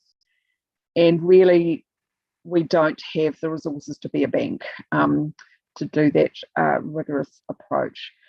So clearly, I would look to my colleagues who have got some expertise in this area to, you know, if they wanted to foreshadow an amendment that would narrow it down, so it was just make it a little bit more manageable for other kinds of assistance, I'd be very open to supporting that. But I do think we need to be really careful. We're trying to figure out whether we should own social housing or not, or, you know, do our water, or what our role is in the resource management process, and then having to decide whether we want to be a bank. And this will not be the only crisis. When climate change starts to hit, it's going to be very significant. So I think we just, given Councillor Fitzsimons saying I'm not actually going to support it, I was open to it, but it's just got too big. It started off just being a support for business. Then Councillor Calvert talked about 5 to 10 million, and then it started to be talking about loans. And I think given that I just probably are not ultimately committed to it, I think I'll take Councillor Fitzsimons' advice and not vote for it, because I would be very reluctant to support us being a bank. Kia ora. Thanks, Councillor. Look, there are a lot of hands going up. This is an amendment to one paper, and we have a lot of other papers. I'm looking for somebody. Does anybody want to speak for it? Nobody's sort of indicating they do. So I've had 3 against in a row. So I'm going to go back to write a reply. Thanks, Mayor Foster. Can you hear me? Yeah. I just want to start by saying to councillors that are worried about this, it is unconventional, but it needs to be. The problems facing our city are not problems we've faced before. And if we face them again, we should react and respond again. And I guess I want to make the point that this is about a partnership with government, and our government has borrowed billions and billions of dollars to keep people in jobs, to keep businesses afloat, and to make sure that New Zealand can weather the storm. If our finance minister took the approach outlined by councillors this morning, we would have severe social and economic chaos. This is really about saying local government has a role to play in partnership with central government. And look, I appreciate the concerns about public money going into businesses. That's not something I would usually support. I'll be the first one to be against it. But that ship sailed. We're in uncharted waters. We're in unprecedented times. The scale of the solution needs to recognise that. So I ask councillors to reflect on that. And Councillor Panner, I want to pick up on your point about earthquake-prone buildings. I've been consistent in my opposition to small amounts of tinkering. It doesn't solve the problem. If you'd made it a $100 million scheme, I was far more likely to support it than a $1 million scheme that tinkered around the edges. We've got to come up with public policy solutions that solve problems, not tinkering that makes us feel good. So that's why we're asking for big and bold solutions. And I want to be clear, today we're not asking you to agree all of the solutions. We're asking you to send a signal to business that we want to work with them. And I want to also pick up on the comments people made that it's too difficult. We'd be asking our officers to pick winners and losers. Our Chief Financial Officer, Sarah Hay, already said that there are ways to do this that are administratively efficient. We could use the existing criteria of government schemes and say we'll back it dollar for dollar. Every 50 cents they put in, we'll put in 50 cents to businesses. There are ways of being creative to make this happen. And all these amendments do today is enable that work to happen. And they send a signal to business that we're backing them and we're backing them big. Thank you. Now, are there ones that people would like to take separately? Because I suspect there probably are. I got that impression. Right. So I think I'm going to take them probably almost one by one. I'll certainly take 7 first, and then I'll take 8 because that had officer support. I think 7's a statement of fact, although I suspect you mean. Sorry, Mayor Foster. Sorry to interrupt, but the numbers that you're reading out are not the same numbers we're seeing on our screen. Sorry. Oh, okay. It's 8 now. Sorry, I see the confusion. Yes, I'm reading them off Mr. MacArthur's email. So right, okay. So I'm going to take 8 first, then I'll take 9. Then I'm inclined to take 10 and 11 because anyway, let's just work our way through. Okay, so we'll do 8. We'll do 8 first. If you can vote on that, please, councillors.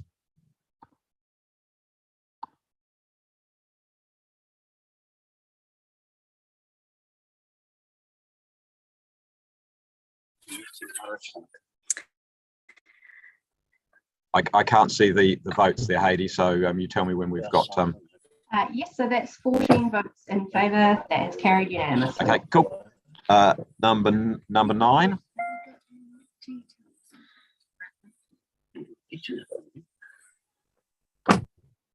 I'd like a piece of chicken and tomato.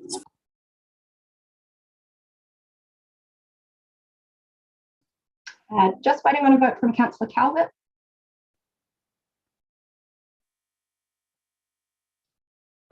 Thank you. That's 14 votes in favour, carried unanimously. Okay. Number 10.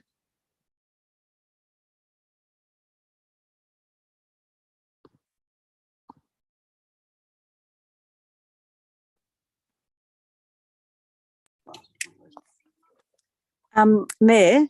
Yes. Sorry, I'm just travelling at the moment. Okay. And so I'm just trying to make sure I'm supporting, maybe Heidi can note, I'm supporting all the officer supported amendments so and you're voting not, against the others. Okay, so you're against 10. Yep. Okay, thank you. So for clause 10, that is 5 votes in favour and 9 votes against.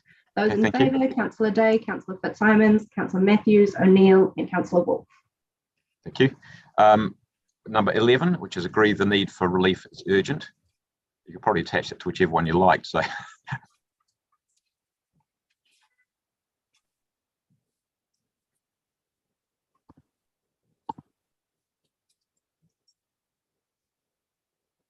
I'll support that one. Sorry. That's 14 votes in favour, carried unanimously. I suspect we've agreed that we're urgently advocating to government again on some things, and agreeing a package. Okay, 12. You're going to the Wairarapa? Yeah, I know. No, there's a blockage down all the way right. Number 12, if you can vote on that, please. Diane, you might need to mute.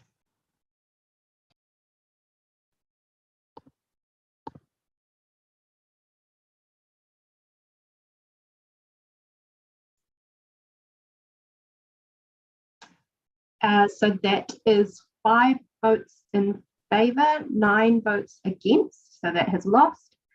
Those in favour were Councillor Day, Fitzsimons, Matthews, O'Neill and Wolf. Okay, thank you. Number 13.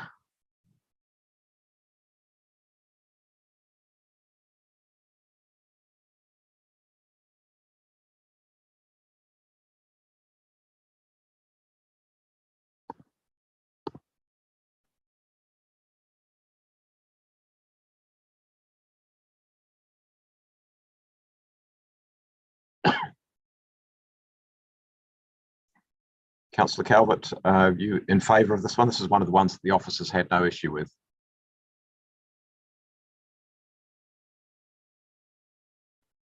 Yeah, I think she made it clear she was supporting. Yeah, okay. We'll Officers, can we take that as a vote in favour from Councillor Calvert? Yes, so that is 14 votes in favour, carried unanimously. Thank you. Okay, number 14.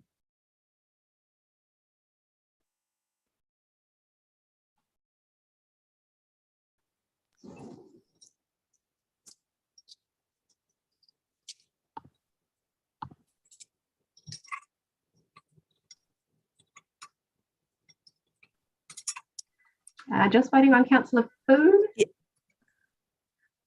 Yes, I support this. Did I? Thank you, Councillor Calvert. Yep. Then that's 14 votes in favour, carried unanimously. Thank you. And number 15.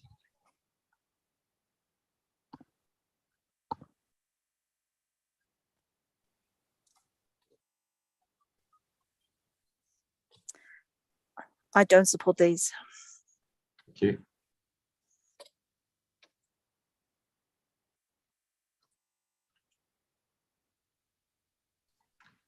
So that is 4 votes in favour, 10 votes against. So that has lost. Those in favour were Councillor Day, Fitzsimons, Matthews and O'Neill.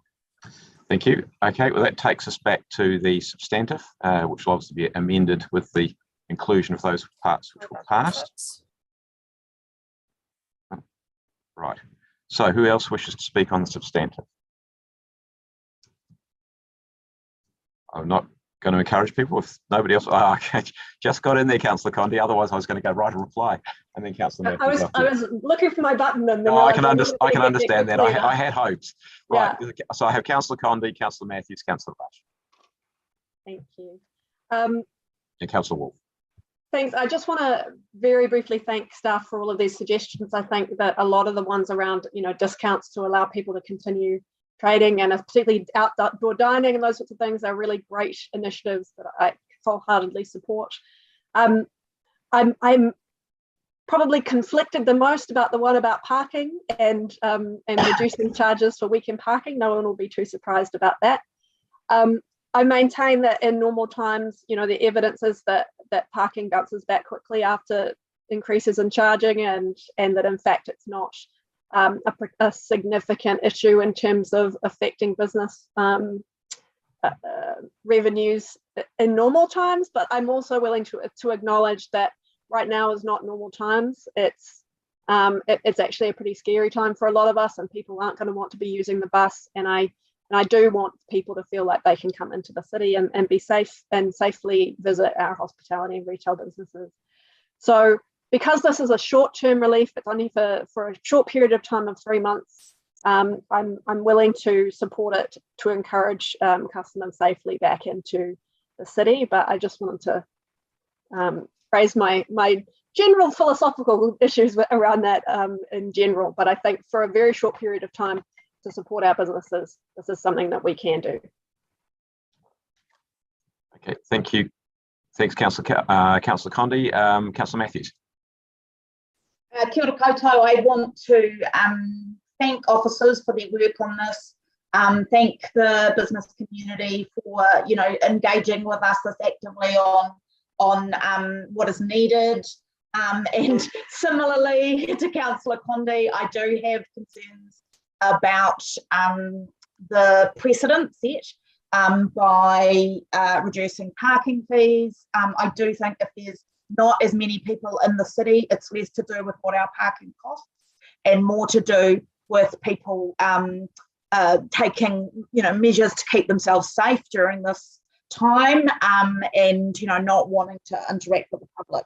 So I guess I am concerned about the lack of evidence that this will actually be of direct support to businesses. And I've heard some of those comments about it as a general measure, but I guess I would say that especially those councillors who supported kind of fiscal prudence by voting against the last amendment to make sure that we get value for money. So if this doesn't actually directly benefit hospitality and retail, is it a good use of that money? Would it be better to go directly in some other form? I mean, this is why I strongly support things like reducing our fees and charges over this time. So yeah, I want to hear from colleagues. I think I am convincible on this, but it's my inclination to not support that particular aspect of the package. Thank you. Thanks, Councillor Matthews. Councillor Rush. Thank you, Your Worship. Some days I'm really proud to be part of this organisation, and today's one of those days because our officers have really done outstandingly well in a very short space of time to put together a credible package. And we did this last time. We led the nation with the pandemic response package, and the guys have come back again. And so I really take my hats off to Barbara and the team in amongst dealing with other very high priority issues as well. So I really thank you. I think, joining with businesses to send a message of unity is a very important message we can send today. And so I celebrate what's been put forward.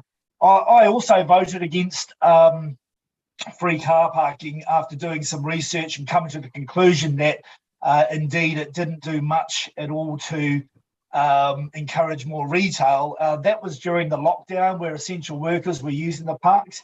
What we're seeing today, though, is that parking is down by, I think it was 42% is underused. So we're actually not making any money out of those parks. So just in response to Councillor Matthews, yeah, I'm with you on the sense of, is this the best way of spending money? But we're not actually earning money. We're actually well down. So, but I agree. I was really impressed with Councillor Paul's points she made. I also think that we could be looking at subsidising fares at peak times, at peak times for hospitality or retail on buses and public transport as another measure. But anyway, we can all look at that. But I'm going to support the lot. Cheers. Thanks, Councillor Rush. Councillor Wolf. Yes, thanks, Your Worship, and kia ora. I also would like to thank our officers for their initiative, but I also really felt that Monday's meeting with the Chamber, Retail and Hospo was one of the best meetings that I've experienced. It outlined the fear and how scared the business community are. 72% of our businesses in Wellington are small to medium, and we shouldn't discount that many of them aren't just ground floor retail or ground floor hospitality. Many don't have any more fuel in the tank. They've adapted as to over the past 2 years really, really well, and they've got nothing more to come and go on. And in a lot of cases, if we don't act with agility and with a nimbleness, any confidence will be eroded. I also think that we have to be considerate of our future and the legacy. We do not want to erode our commercial rating base, and not now and not in a couple of years' time either, and not moving forward into the future. One of the things that I think is really, really important to measure out and to think about, and Councillor Fitzsimons and Day, I absolutely commend what you did with your amendment, and I'm sorry I couldn't support 15, because I believe that one of the areas that we don't account for is compliance. Anything that we do at the moment has to be done with a lot of thought, and adding extra compliance to small businesses, making them go through the hoops, and is not going to be beneficial. And I really need to have the assurance that we're going to do something for businesses now, because I just you walk around Wellington and you hear so many businesses that are closing, and the Victoria Cafe, for instance, closing.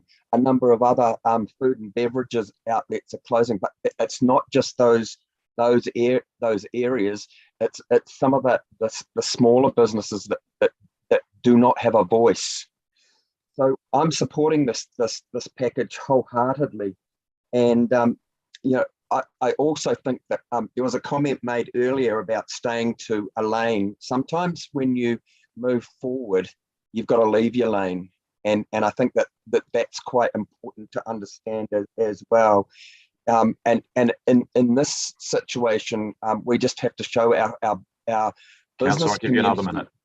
Our business community, we've got to give them confidence going forward. And it's not just the business community, it's our wider community too, to show faith in the fact that we believe in our CBD and that it's going to be something for it moving forward. So I thank the officers again for the initiative, and also the business community and you, my colleagues, as well. Thank you. Councillors, I'm in your hands a little bit here. I've had 3 in a row speaking for it. Do you want to put the vote, or I'm seeing a nod there. Those who, or is it desperate desire to speak? I do want to mention some opposition. Okay, so. Okay, yeah. Well, in that case, you better go next then. It will be really brief. Okay, where you go.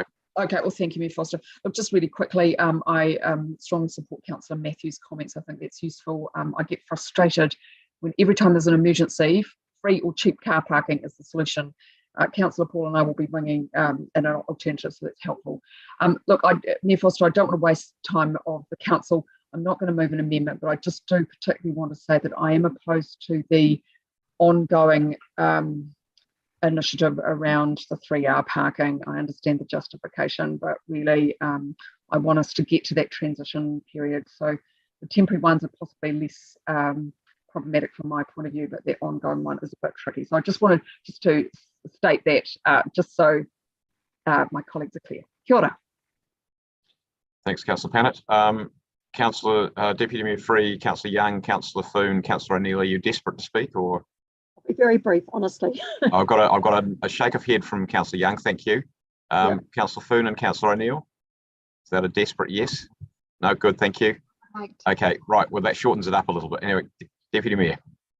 So I just want to say that I'm really pragmatic about parking on the whole. I know that we've got to move somehow away from private cars, but at the moment, businesses are telling us they think this is important. I also think it's an absolutely great time for us to collect some data. How much difference does it make when you actually adjust the price? And if parking's more available, how much difference does that make? So I'm looking forward to the data. But what I really support this package, and I'm really grateful to the staff for pivoting so quickly to put it in place. But I'm also mindful that they've brought to us the things that they think are doable and affordable, and that they can actually have the capacity to implement successfully. So I didn't want to add anything particularly extra to it, because I'm also mindful that we've got limited staff resources and a huge amount on our work program, and we need to get through a lot of that. It's stuff that only we can deliver, and I do think the government has a role to play here. But finally, my message is actually to Wellingtonians. We are providing this parking, we're providing other incentives, we're trying to help our businesses, and I really just ask that Wellingtonians come and enjoy what's on offer in our CBD, spend some money.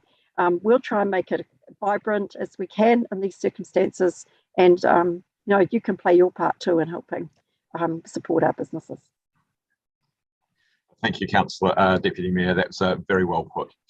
Councillor O'Neill.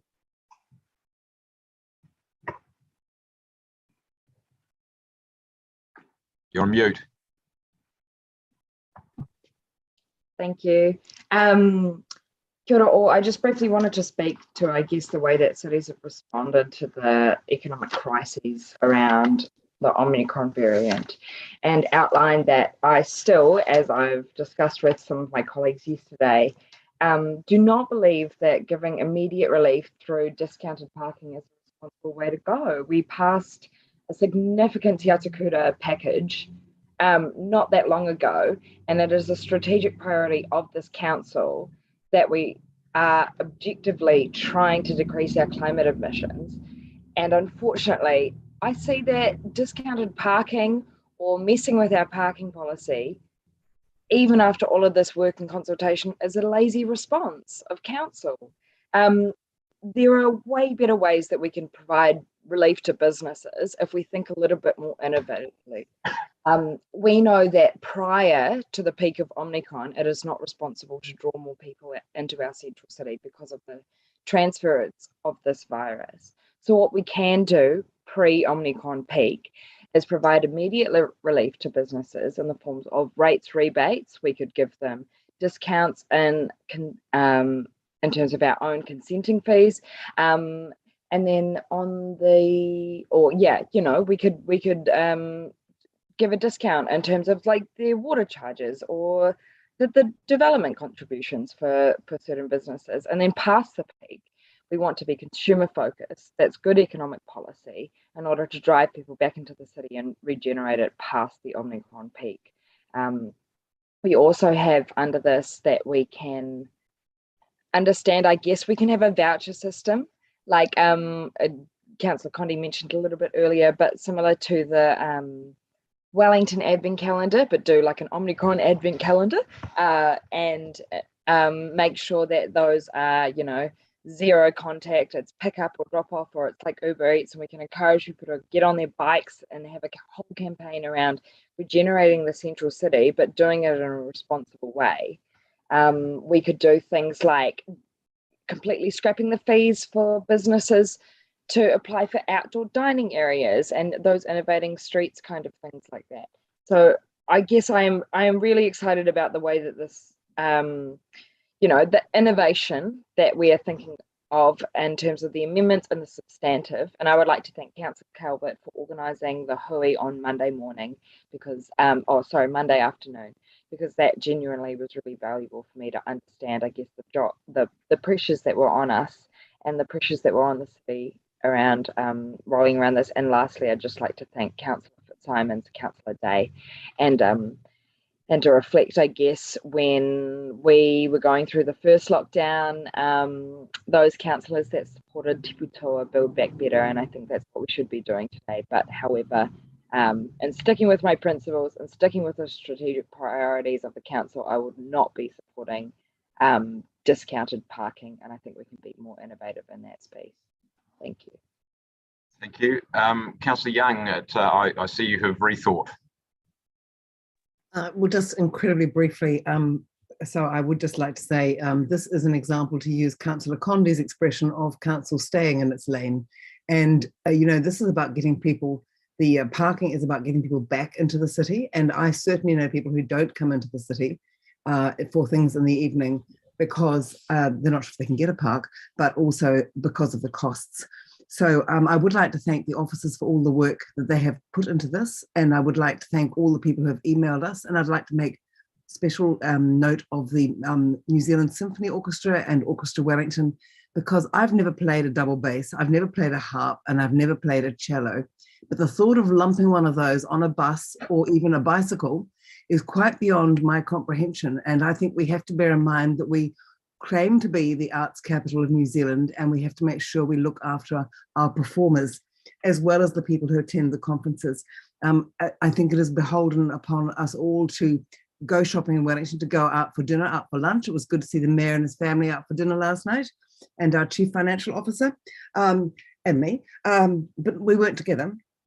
But I do think we need to think of a few other things. We could possibly think about things like freezing the downtown levy. It used to be what paid for the free weekend parking, and now it's used for God knows what.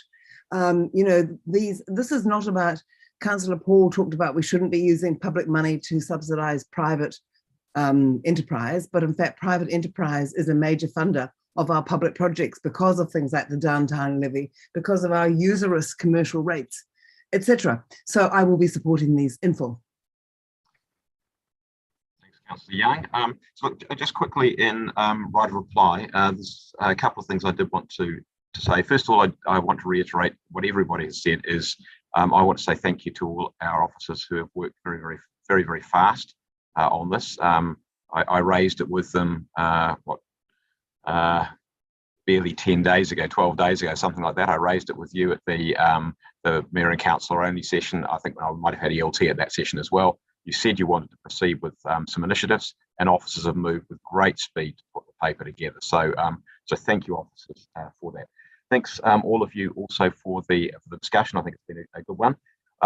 The two specific things I did want to respond to, one of them is, I think, the one that Deputy Mayor raised and Councillor Young raised as well, and that is the best thing that Wellingtonians can do is to come into town. I disagree with the comments which have been made about staying away. because if we stay away, there is, those jobs will not survive, those businesses will not survive, and you're going to be shopping somewhere. We need the central city to survive as well. Second one is that issue around parking. It's not so much it's a discounted parking, if you think of it this way, but our parking policy basically says that when demand is high, we will take a smart parking approach. When demand is high, the price will be high. When demand is low, the price will be low. And I think the reality is that because we haven't yet got smart parking, we're being pretty clunky about it. But over time, we've tended to use parking as a revenue tool. And some of that will be justified, those prices will be justified, some of them won't. And I think when we get smart parking, we're going to have to have a look very, very carefully about which charges stack up and which ones don't. And if as I said, the car park is full, then you know that the price is not too high. In fact, it might even be too low. But if the car park is empty, then you will say, well, actually, that's very different. So if I take Clifton, which is the one that I particularly have asked numbers about, during the weekend, you've got about a 10% occupancy. During the week, in normal times, you're up at 100%. That's a huge difference, and therefore the pricing should be quite different. In terms of revenue lost, I mean, if people aren't using it, then we're not actually losing anything there. So I think I'm looking forward to the city having a smart parking approach. I don't think that it's a lazy response, Councillor O'Neill. I just think it is trying to respond essentially to the market. And if people are staying away, you change your price. If people are coming in droves, change your price the opposite direction. So I think it's just a straightforward pragmatic approach. And it also says that we are responding to our business community, which I think is the really important thing at the moment. That's what all of this is about. It is giving people the knowledge that their council is backing the local businesses, backing our CBD, and that's what we have to do at the moment at this particularly challenging time. So, councillors, we'll go to the recommendations. If we can get those up on the screen, that'd be great. Thank you. Right. Okay, councillors, I'm going to ask, does anybody want to take any of them separately?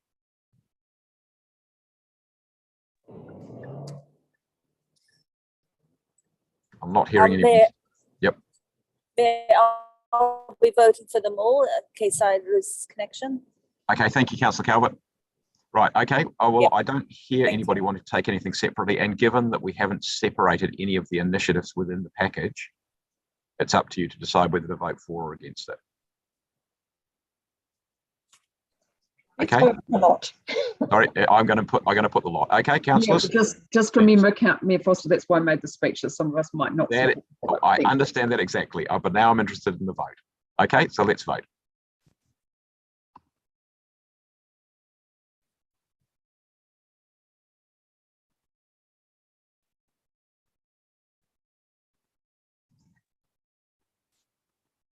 That's 13 votes in favour, presuming Councillor Calvert is in favour. Councillor Calvert is a yes. So does that make it 14? That's 14, unanimous. Right, very good, thank you. Okay, councillors, thank you for that one. Hayley, we'll go to the update on parking hours. Anna, no, it's Kevin this time, isn't it? Kevin, is there anything you wanted to say?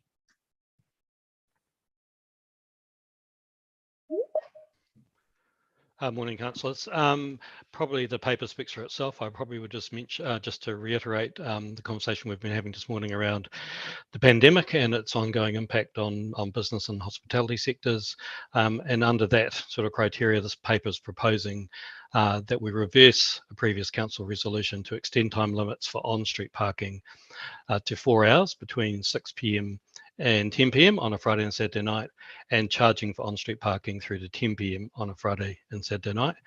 The paper also notes that officers are currently working on implementing a resolution that was passed back in February 2021, which is to extend on-street parking time limits for after hours and weekends from 2 hours to 3 hours, and that would be effective from 1 July this year. Probably the rest of the paper speaks for itself, and we can probably just go take questions from here. Okay, thanks, Kevin. Councillors, are there any questions?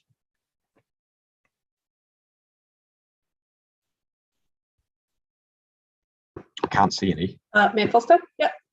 Oh, sorry, for some reason I have just got you all. They can go in with a mask and then take it off again.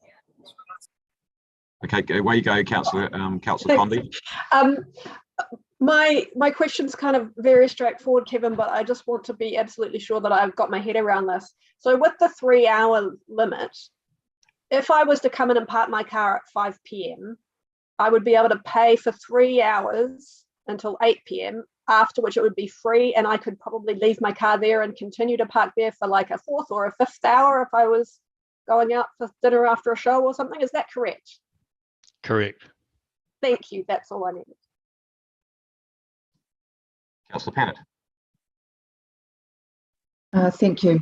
I'm not sure if the right person is here to answer this, but the Let's Get Wellington Moving demand management work, how is that going? Because I get frustrated that this is always, as I said before, the default go-to when there's a problem around, business vitality, is that we loosen up on parking. So I don't know. I suspect that the only person who's going to be able to give you very much on that is likely to be Barbara. Or you and Councillor Condi and Deputy Mayor Free. Well, you asked the question. Usually we ask an officer to respond. Officers first. Yes. Mayor, I would probably be asking Liam or Moana Maki about that level of detail. I see Liam's there. I just haven't seen Moana on the call, so that's why I. Thanks, That's right, Mr. Chairman. No, she's not available until another probably half an hour, but maybe Councillor Pennant, if we ask that question during the Thorn and Keyhut Road considerations, it might be able to be answered. Okay. It was just relevant though for this paper, given the solution that's proposed. And just the other thing, Councillor Paul's amendment. So I think there was some thinking about just putting some time limits on these changes and whether officers were comfortable with that, and also just an acknowledgement too that Greater Wellington is hopefully going to get on with their trial, which will be very important too. So are those okay?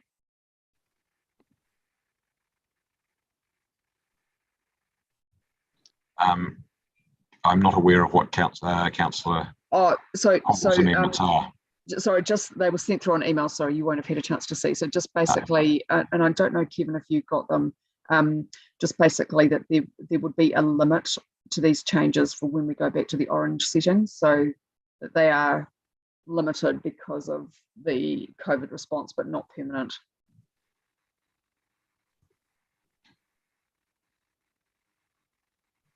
So we definitely need some lead-in time to any of these changes that get put in place. But if there was an agreement to revert back to the agreed changes, we can certainly accommodate that. But there would have to be some lead-in time for that. Okay, so maybe Councillor Paul could just look at just rewording that a little bit, that goes back into orange settings, but with some time to implement. Okay, that is fine. Thank you very much. Councillor Foon. Kia ora and thank you. My question is just around staff safety, and because just with the parking wardens, especially in the evening, is there something more we can be doing to support the staff at that time to make it safer for them? Yeah, look, we're constantly looking at our health and safety measures with our staff. It's quite well known that we have experienced some turnover in recent times, and a lot of that turnover has come about as a result of the increasing negative environment that our staff face on the street every day. The number of comments and issues that people are having and negative interactions they're having with the public has certainly increased. If we were to proceed with the 8 to 10, for example, which I think you're talking about, Councillor Foon, we would tailor our approach to enforcement to ensure the absolute safety of, as far as possible, of our team, so that we would change our approach. We certainly wouldn't have individual staff members wandering around the streets. We'd have a targeted approach about how we would enforce, but with a focus on keeping our staff safe. Great. Okay, thank you, Kevin. Councillor Calvert. Thank you. Mayor, I just want to check whether those two amendments that we were discussing, whether you or not you were going to include them in the substantive, and then if was any questions of officers. I think we need to get some advice on those two amendments. So that's fine. Have officers have you seen? It should be quite useful if we put those up on the screen.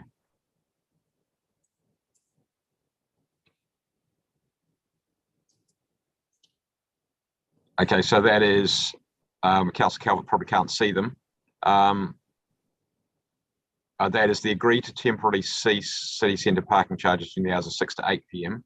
until 30th of June, and then agree to recommend the annual plan committee consider removing city centre.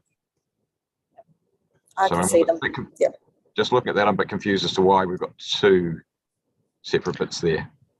I think, Mayor, one relates to the current financial year and the other one probably relates to the 22-23 financial year. Well, so they both say until 30th of June.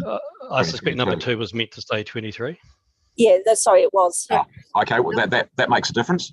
Number 6 also doesn't make sense to consider removal cease city centre parking.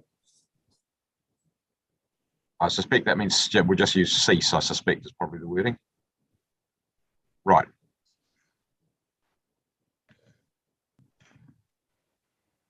Right, okay. And then we've got the, okay, so officers, can you give us any advice on those suggestions, please? I guess I would make some comment on the Barnett Street car park one as the starting point. I guess the rationale for moving Barnett Street from where it was previously a 10-hour or all-day parking back to P240 or 4-hour parking was to provide some additional parking options for people as on-street parking starts to become or starts to be removed from the centre of the city. The reason why we did that when we did is the opportunity to do so presented itself at that time. I would refer back to the intent of the parking policy, which is not to encourage, we were looking to not encourage commuter vehicles into the city, but encourage people to use other forms of transport. And having Barnett Street as P240 provides, opportunities for people to come in and shop and to, go to restaurants and attend shows, etc. But it doesn't encourage full-day parking. Thank you. And the other two? Who's going to give us some feedback? I suspect that's probably largely a financial question. I suspect. For the, I might ask our finance colleagues to comment on those two.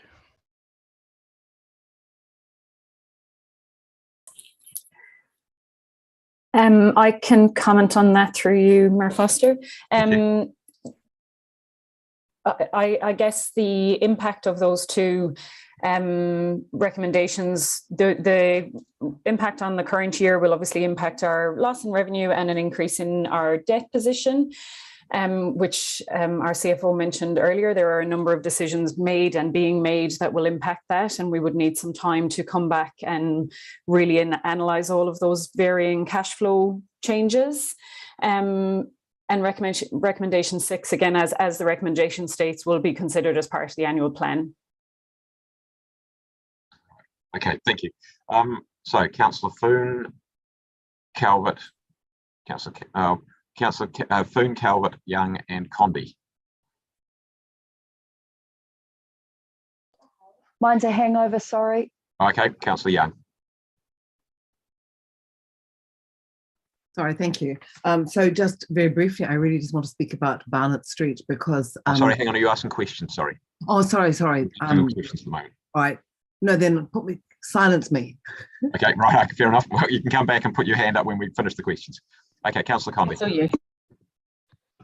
Thank you. I just had a question, I guess, for Kevin around the proposal to kind of temporarily cease the charging from 6 to 8 p.m. And from an operational point of view, would it be easier to match that time frame up to the time frame we have in the pandemic plan, where we're looking at the reduced weekend parking, just so that we're kind of making the changes go together on the same days? Would that be operationally helpful, or does it make no difference to you? we can make both work. It might be easier for the public if we were to be joining those two things up so that they tend to be continuous. But again, we can make whatever work. We just need the time to be able to do that. Okay, thanks.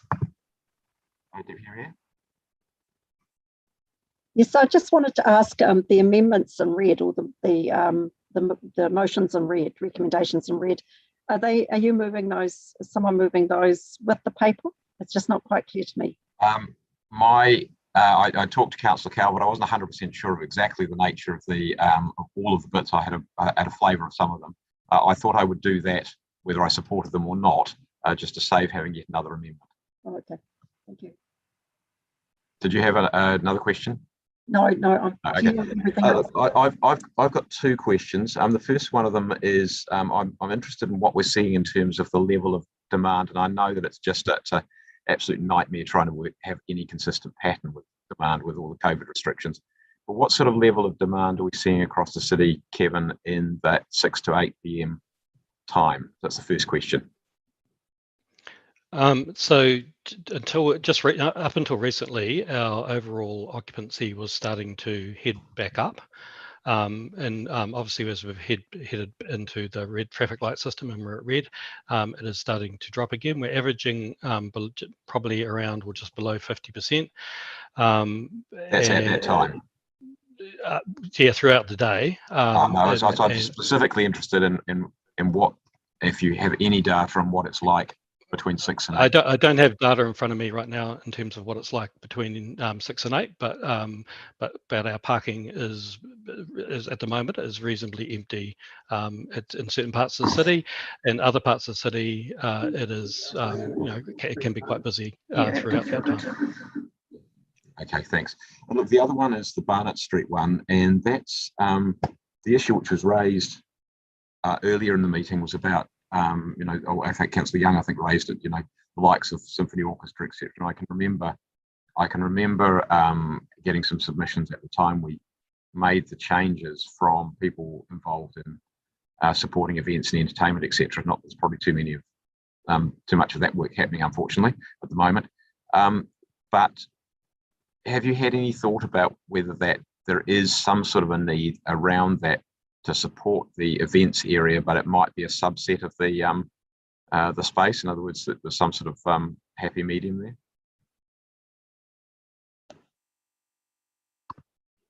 there? We haven't given consideration to that currently, but that is something that we could certainly look into. Okay, thank you. Councillor Condi, is that a question? I guess it's actually kind of a question for the mover, but my question or my ask would be whether you would be comfortable looking at making those temporary changes to match the pandemic plan in terms of the dates and also the charging. So instead of it being free, it goes to $1, so that it's all consistent with what we're doing on the weekend. Just because I think that would be a lot easier for the public. So it's not a question. It's I'm going to ask Councillor Calvert, seeing her words that I'm picking up, to see if she can help us with that. Assuming that she can actually hear us. Yeah, Councillor Calvert. Sorry. Sorry. Yeah. I'm just going over the room attacker, so I might come in and out. Yeah, no, got it. I'm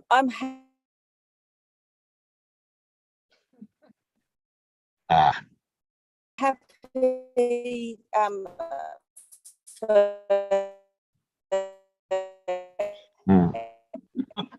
I think she's I'm not sure we're going to get a coherent response just at the moment. She's Maybe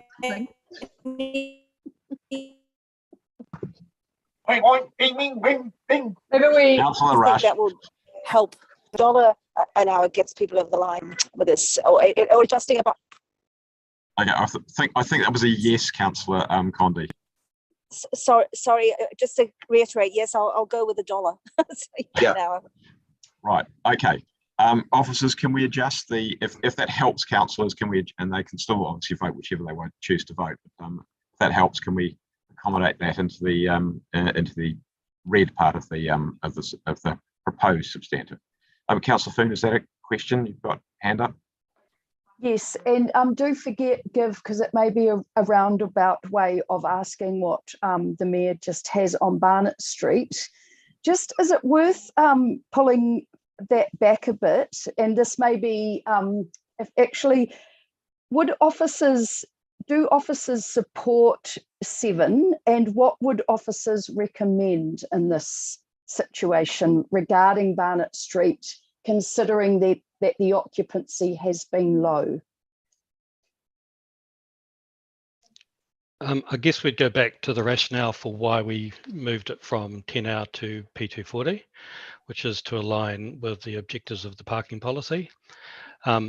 Our understanding, it's unfortunate timing in as much that the change happened just as the pandemic was starting to ramp up. And so we have had, as we've had reduced occupancy on our on-street parks in the centre of town, we've also had reduced occupancy in that area of town as well. It's difficult to understand at this point because of that, whether that is related to the pandemic or because of the fact that we've made it P240. But if we go back to the reason why we did, as I've outlined earlier on, it is really to align us with the objectives of the parking policy and to provide some backup parking at a time when some of the other parking on street will not be available. Okay, thank you.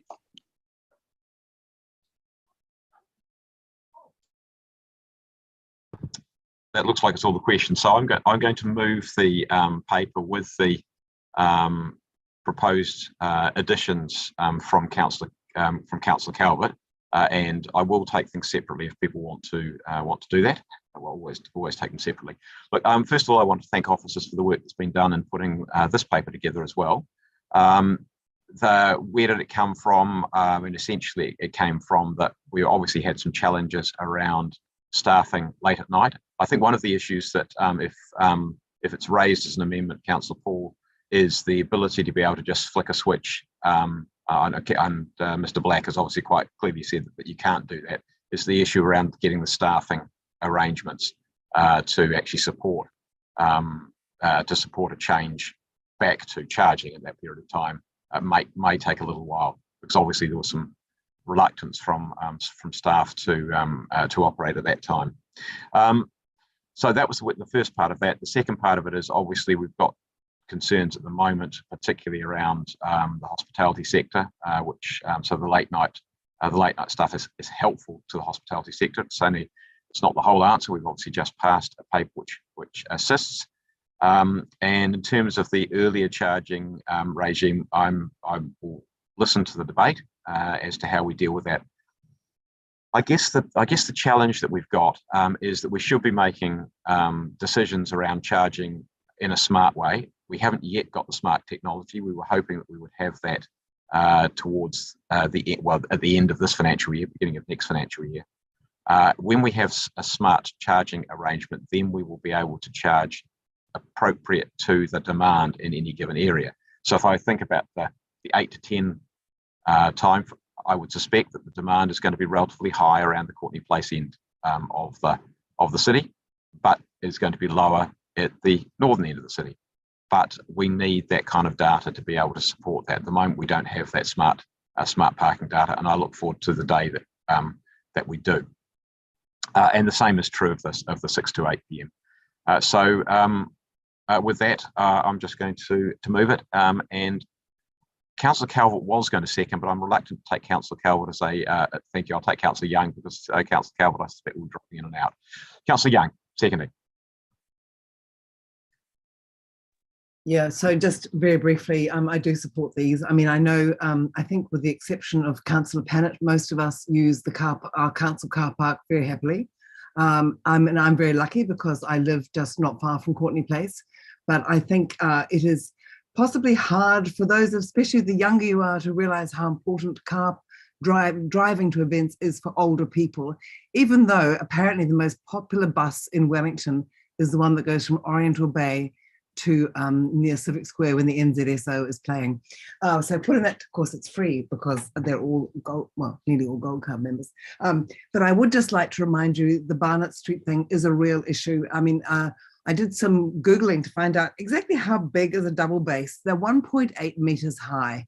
And you know, you need to be able to park your car or whatever you truck, double cab ute to carry one of those around. So we need to look after our musicians because it's not just the musicians, it's the people behind them. who make our orchestras, our two wonderful orchestras in Wellington.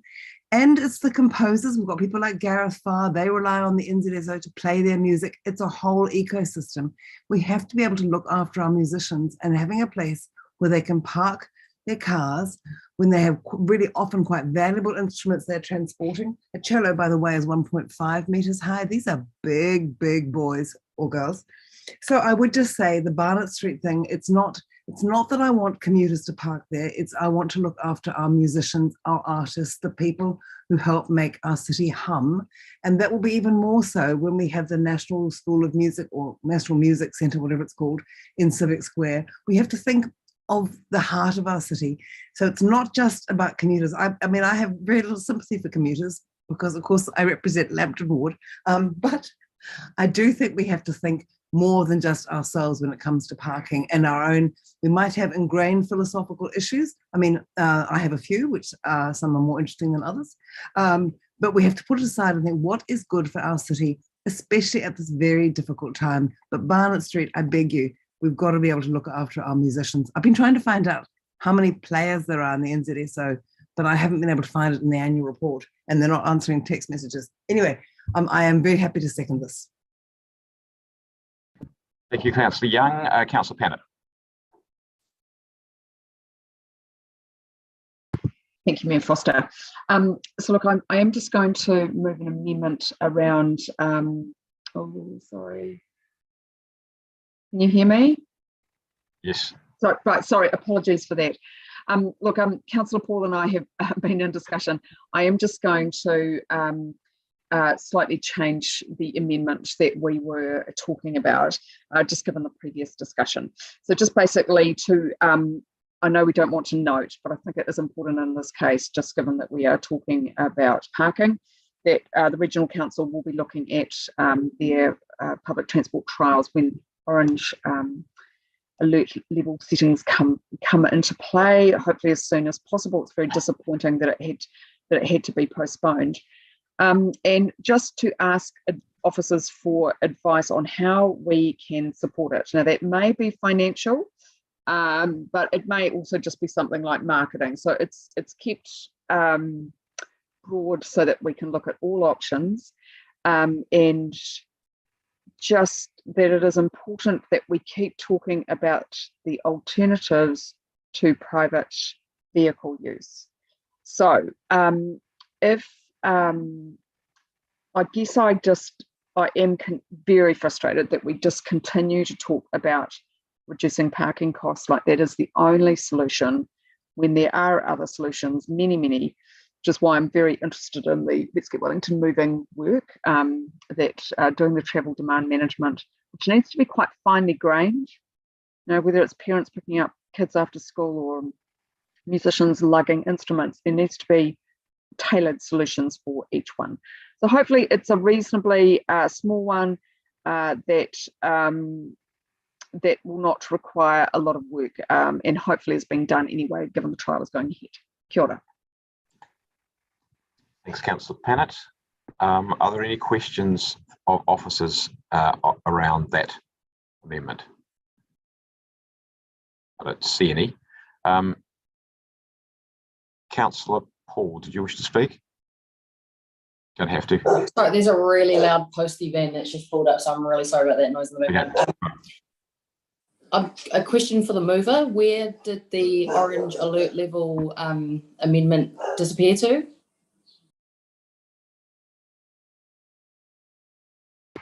Sorry, I think we've got a bit confused in all our discussions. Can we see it? Can we see it? Can we just see it? Sorry, I thought you just wanted it all withdrawn, Councillor Paul. So you just want to put that there is a time limit on these parking changes until the orange level. Sorry, I will just, if that's all right, given I'm still speaking, if I can just add that in. Could I suggest you make them two separate points, because they're not quite the same issue? I appreciate that, and they can be taken separately too. Councillor, it's good to have these things sort of nice and tidy before we actually put them in. Yes, I appreciate it. Sorry, I thought we did, Councillor Paul did put something through, so we just need to, yeah, so if that could just be put back. Thank you very much, officers, much appreciated. Okay, Councillor, you did take the officer's advice that some of those are not going to be able to be done straight away. Yes, I understand that. So can you amend that accordingly, please? I've just got a question too. Is so that applies to all of 1 to 7, does it? So the Barnett Street one, all of those ones would revert back?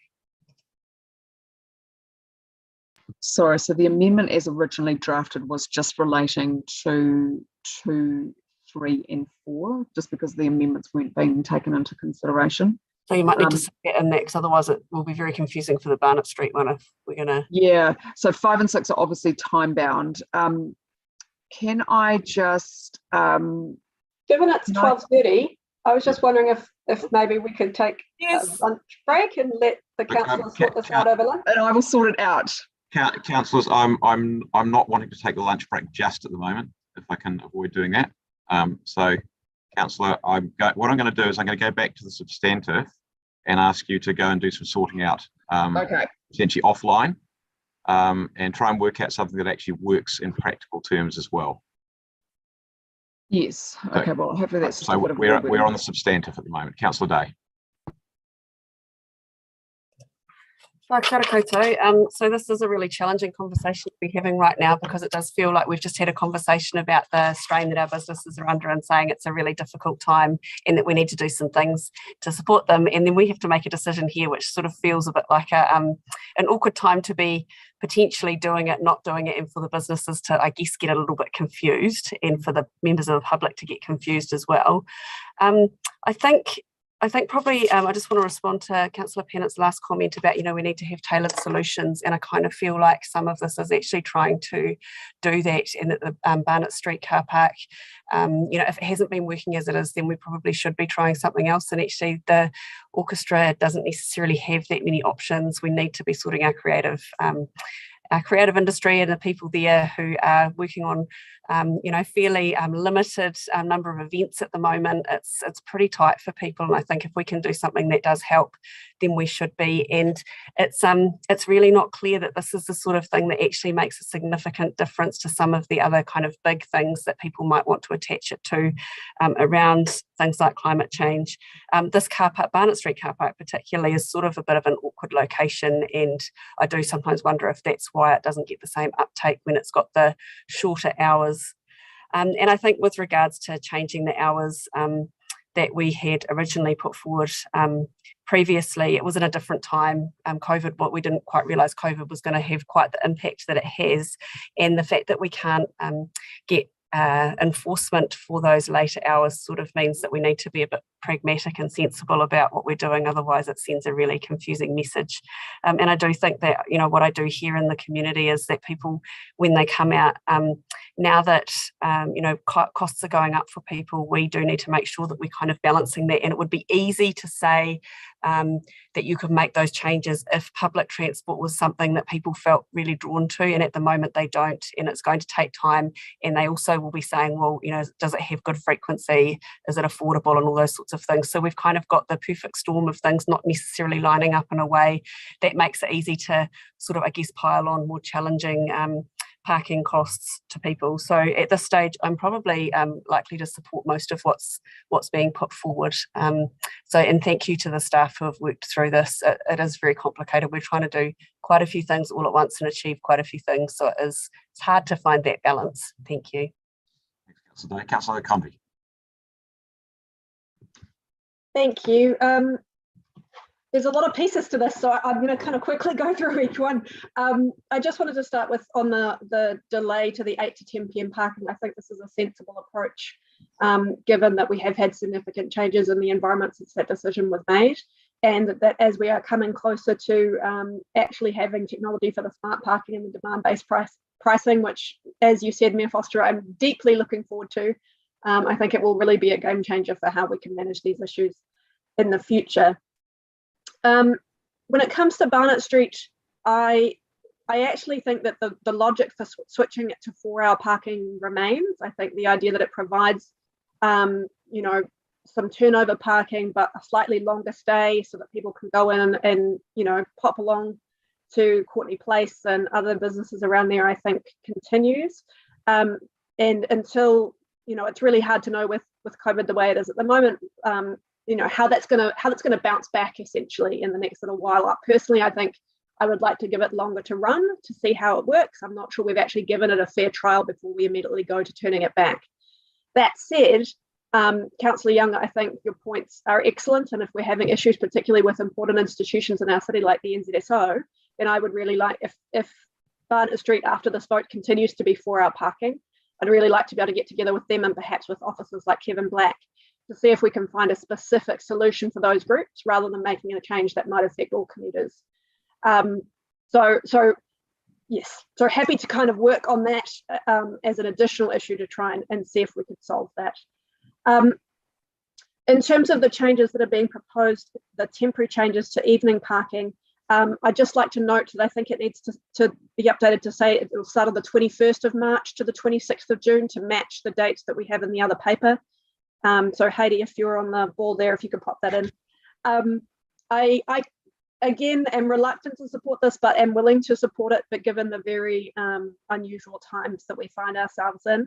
But I think it'll be easier for the public to understand if it matches the other changes that we're making for pandemic parking. So I want to thank Councillor Calvert again for that flexibility. I can certainly indicate to you that I will not be supporting rolling back those parking charges permanently. I think that the demand that we see at 6 to 8 p.m. at normal times during our city absolutely justifies us charging there. And I'm not about to roll back permanent changes like that. But for a short-term pandemic relief, I'm definitely willing to support changing to, you know, $1 parking for those periods of time. Thank you. Thanks, Councillor Condi. Councillor Calvert. Thank you, and thank you for bearing with me while I got out now in cell phone range. Look, I just want to mention a couple of things. I occasionally go down and park down by Courtney Place during the day, and there's always plenty of parks, especially around Blair, Allen, Wakefield Street. So there isn't enough people out there shopping or taking part in the hospitality businesses. So which is why another reason why Barnett Street, enabling that to be all day or return back to all day would certainly be beneficial, because the short-term shoppers aren't going all the way over there because they can easily get a park closer to Courtney Place. I'm happy to compromise on that $1 an hour on the 6 to 8, but I think we also got to bear in mind what is the cost of enforcement. So that probably needs to be factored in. But anyway, if we get it over the line, I'm very grateful to my colleagues.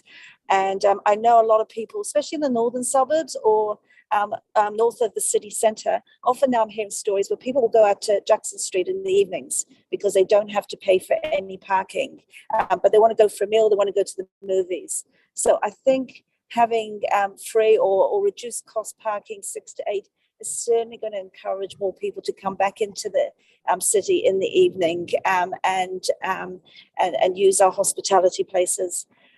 So yes, so look, I'm going to be supporting all these amendments, and I thank officers for putting together some information. I know it was a little bit short notice, and also to my colleagues for the support. Thank you. Thank you. Councillor Pannett, are you sorted? Yeah, I hope so. I've sent it through to councillors and officers. So hopefully that's just clear that officers would have time. Once it goes into orange setting, it doesn't mean that they have to do it, just giving them enough time to implement it. And that the this only applies to recommendations 2 and 3. Okay. Right. Okay. I'm going to have to allow people to speak again, unfortunately, on this one. Councillor Young. If you want to speak substantive at the same time, people, then please do. I just really want to ask a question of Councillor Pannett. When she talks about historic agreed parking changes, etc., does she include Barnett Street in that? Councillor Young, while I disagree with you, I've tried to be conciliatory and am not in this case. So I think it should, because at the moment, if I read it, it includes all of them. Okay, I see what you mean. Doesn't it clarifies it at the end? Yeah, I thought that the extra. Yeah, look, I think if we can just say, rather than historic, we can just say as agreed in the LTP, that's probably helpful. Okay, yep. Thank you, Mayor. And I think we've got agreed parking charges twice there, so we can tidy the sentence up. Okay, so I will speak once briefly. Do you want me to do it now or later? Yes, please. Yep. I have a question. Oh, okay. Okay. Look, we'll deal with questions of officers first. Or yep. Okay. Yeah. Thank you. So if you can take your hands down, unless you've got a question at this stage. Sorry, I just wanted to ask about sorry, I might actually need to be able to see the amendments that are in front of me. It's, as you all know, if we can pop them back on the screen. It is very challenging, isn't it? It's very challenging. Thank you. Yeah, so just trying to look at 8 and trying to understand is the intention and is officers understanding that this would mean if we move back to level orange prior to the 26th of June, that those parking changes would end early. This is the little bit I'm confused about. That was going to be one of my questions as well. So are councillors meaning that that this ends at 30 June or when we turn orange, whichever happens first? So it means when we go orange, because my understanding, these are permanent changes 2 and 3. That's the point. It's not relating to 5 and 6. That's why I put recommendations 2 and 3, Councillor Condi, because I'm relaxed enough about that they've got time limits at 5 and 6. So sorry. So the intention of 8 is that when we go back to orange, we would expect to start charging from 8 to 10 p.m. from orange. Is that correct, Councillor? Yeah. Apologies. That's all right. Thank you. I just want to be sure we're all right on the same page. Thank you very much. Okay. Cool. Councillor Cowart, do you have a question? Yes, I do. Then officers, it's referring to, I think, the First Amendment, referring to orange light settings, but are we confident that those orange light settings will not change? Because I know we've seen conditions change depending on the circumstances. So how confident would we be that those settings would still, that currently exist, would apply under orange? I'm not sure who's going to be able to answer that one. I suspect probably Councillor Calvert, you've got as good a chance of answering that as anyone else does. Okay. I suppose that answers my question about whether the validity of that, putting that in there. Okay, thank you. Thank you. Greater Wellington has done it. Thanks. Well, they've obviously got a different crystal ball. Deputy Mayor Free. Yes, I guess I just want to know how these the proposal about the orange setting or any other timeline is also working in with our eventual plan to have the time sensitive parking. The new technology. Kevin, could you just give us a quick heads up on the technology side of things? It's a little way away. So we're working. Yeah, it's a little way away, and it's a comprehensive piece of work, and it is going to take some time to get everything in place. But we would come back at the time and brief and talk with councils in terms of what changes would need to be made and how that would work. And we're working in that space at the moment. And we will come back separately on that. So this is certainly what this is looking like to me, as we're talking something that would be in place until 30 June. It could be in place till 30 June 2023, and then by then we would have had conversations about what the new arrangements would look like, and agreement on that. Or it could be all reviewable when we do the annual plan potentially as well. Is that I'm just trying to balance this desire to sort of customize what we're doing with the desire not to too many changes, and just trying to understand that. Just focus on 2 and 3, Sarah. Kevin, can you just give us then some advice on if you think because the technology we originally intended to have in place as of 1st of July this year, you're basically giving us the advice that it won't be available and we'll aim to turn it on 1st of July next year. However, is there a chance that it might be before that? There's a question really of the speed of the progress that you might be able to make with it. And I can't give you that answer right now. We are working through the procurement process at the moment and all the other bits that go along with that. So I couldn't give you an absolute answer, but what we are working to is at the latest we would have something in place along the lines that you've been talking about. Mayor, it would be in July 2023. Okay, cool. And just the other question is just in terms of, again, very, very, well, just about impossible for you to give us anything that looks like credible data, I guess, given that we only just put this charge in this year. We've been in and out of various COVID restrictions. And what sort of data, if any, and we haven't been enforcing it either, what sort of data, if any, have we got about occupancy levels across various different parts of the city at the moment between 8 and 10 on a Friday and Saturday night? Look, I don't have that information in front of me. I'd have to go and get that for you. Yeah. Okay, cool. No, thank you. Any other questions? Councillor Calvert and Deputy Mayor, you had your hands up still and you haven't taken them down yet, so I'm assuming that those are old hands. Right, okay. So, sorry, no questions. Okay, thank you. Councillor Pannett, you've moved the amendment. Councillor Paul, did you wish to speak? No, I'll reserve my right. Okay, cool. Okay, speaking to the amendment, and if you can tackle the substantive at the same time, that's all good. Councillor Matthews, then Councillor Condi. Yeah, I just want to signal that I won't be supporting the amendment, the first amendment, number 8. The reason being, I'm a member of Air 2 Union, and that is the same union as our wonderful parking staff. And, you know, I understand that they're what is often an extremely difficult job becomes impossible under current circumstances on 8 to 10 on a Friday night. And that because when you add alcohol into the mix, when you add the expectation that you're going to be able to park, all of those things that I do not accept at the current time, that it's a safe position to put our workers in. And I guess additionally, because the job is so difficult all the rest of the time, and we've got such a tight labour market, it puts a lot of pressure on working those hours for our parking wardens. And, you know, they're having to frequently work a late night. And so, you know, I just think it is not actually going to work. And with regards to those very important, highly valued staff, I won't be supporting that amendment. I encourage the rest of you to vote against it as well. Thanks, Councillor Matthews. Councillor Condi.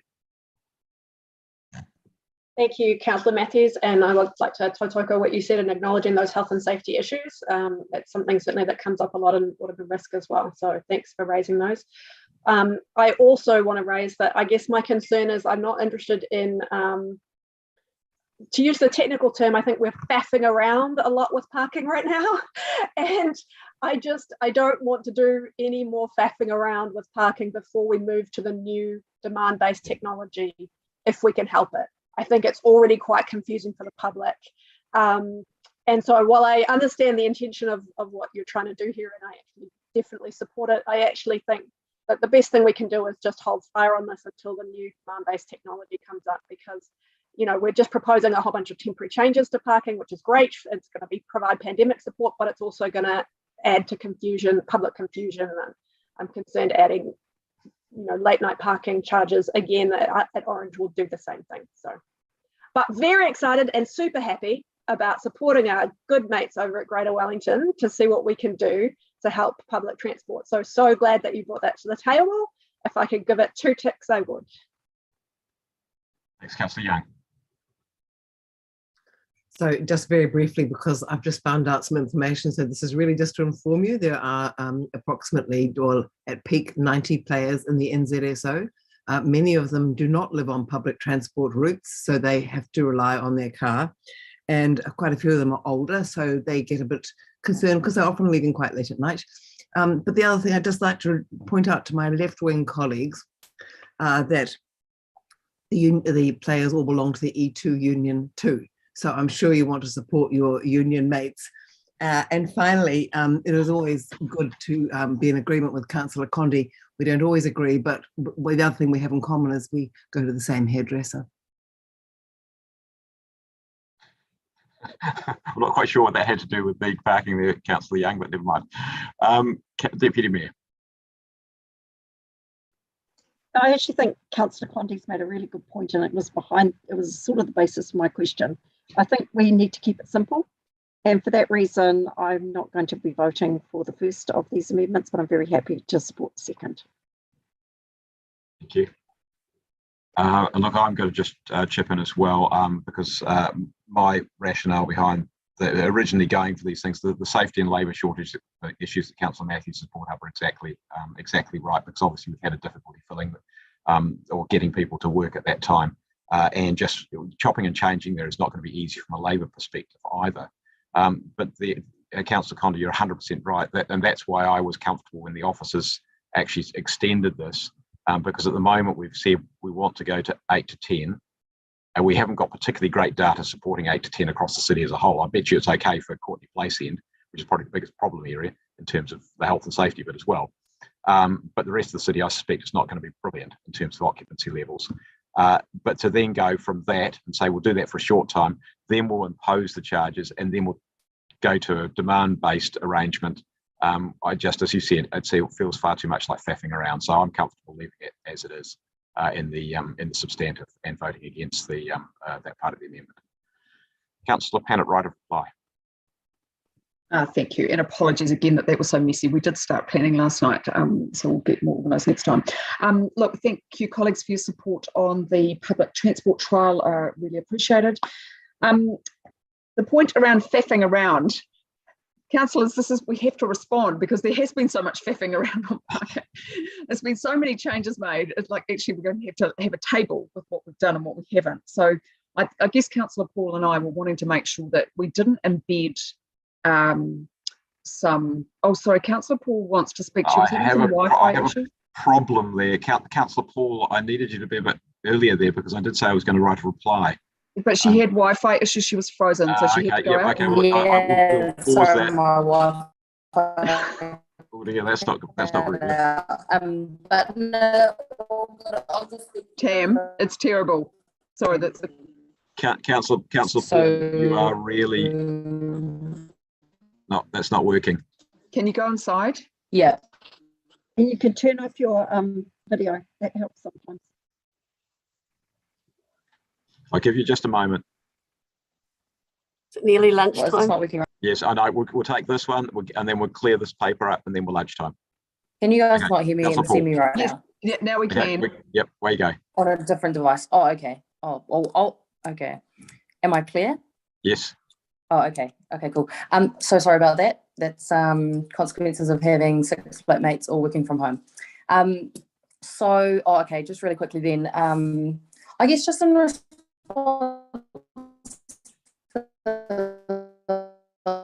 officer capacity. Councillor Paul, it's not coming through again. Can she just ring in? Councillor Paul, we can't hear you.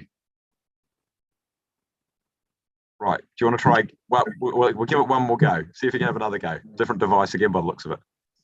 Yeah, it is. Sorry about that. Okay, what about? That's much better. Okay. Oh God, I'm so sorry about that. Oh, okay. Starting again. I guess I just wanted to respond. Hopefully, if I cut out, just skip over me. Just move on if I cut out again. But I guess I just wanted to say, in terms of the and I appreciate everyone's comments as well. In terms of the job being unsafe past a certain hour. This is what I meant when I said that I didn't support funding going into a fund, going to private business, because our funding can go towards making jobs safer, like making that job safer. I don't think that because a job is not safe as it is a reason to cut it back. Wilson's car parking do 24-hour car parking with 24-hour car parking wardens who are paid probably minimum wage. And the reason that we brought the car parking wardens in-house is so that we could pay them better wages and to give them better working conditions. So we're going to have to get past this obstacle of when it is safe or not to work, and actually make it safer and put the resource there to make it safe, because the reality is that parking wardens will still be needed across the city at all hours of the day, and their job and their role is a really important part of us being able to make sure that people can move about the city, making sure that our roads and footpaths are accessible. So we actually need to make the job safer, not say that they shouldn't be working at all, and that in turn creates more jobs so that more people can be working for a really well-respected and well-paying employer like Wellington City Council. So, if Wilson's car parking are doing it, if the private sector are doing it, then that's just a reason for us to also do it, but do it better and make sure it's safer for workers.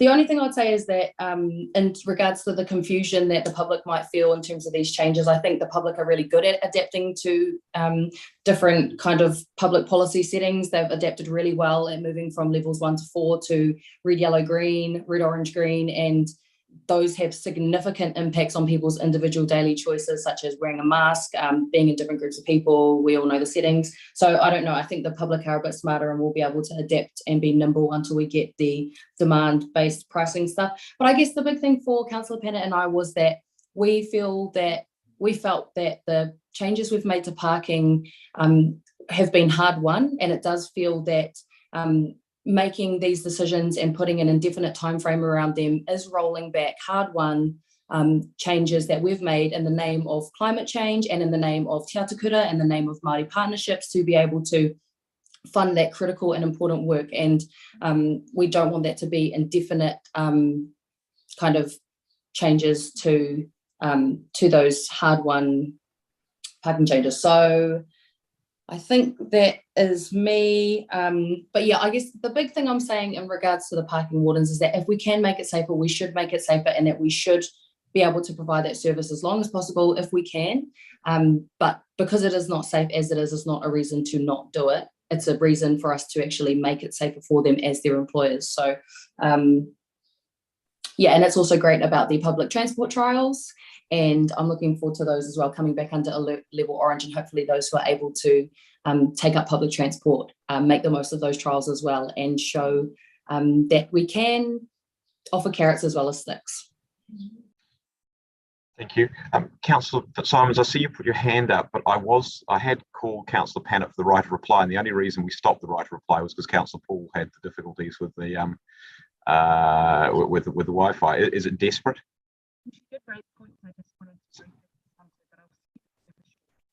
Can't hear you anyway. Really? Oh, just. Might not go. Does that work? Yes. Oh, sorry. I was just saying I'll keep it super brief. Okay, thank you.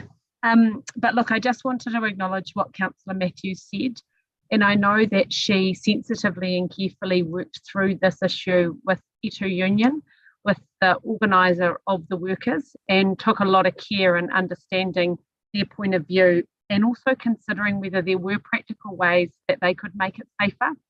And the answer was, it's too difficult at this time and in these circumstances, and that the resource that you would put in place for that wasn't worthwhile. And at the end of the day, the workers would really rather not have to enforce it this time. And I guess I get that that's a tricky affront to the policy objective we want to do. But I know that when we are looking for climate change, initiatives aimed at reducing emissions, people often talk about a just transition and the need to always take into account the most vulnerable people and make sure that it doesn't have that disproportionate impact on them. So I think that's really what this is doing, and I support. I won't be supporting the amendment because of that. Thanks. Nicely put. Councillor Pennant, right? Hi. Right, okay, so thank you. So just to quickly finish, I am a little bit concerned that so much reliance has been put on the time-sensitive policy, because essentially, hopefully it will work, but it could just mean that people change when they drive, and then we don't see any net reduction. So there still does need to be mechanisms in place to make to encourage people to use alternative modes.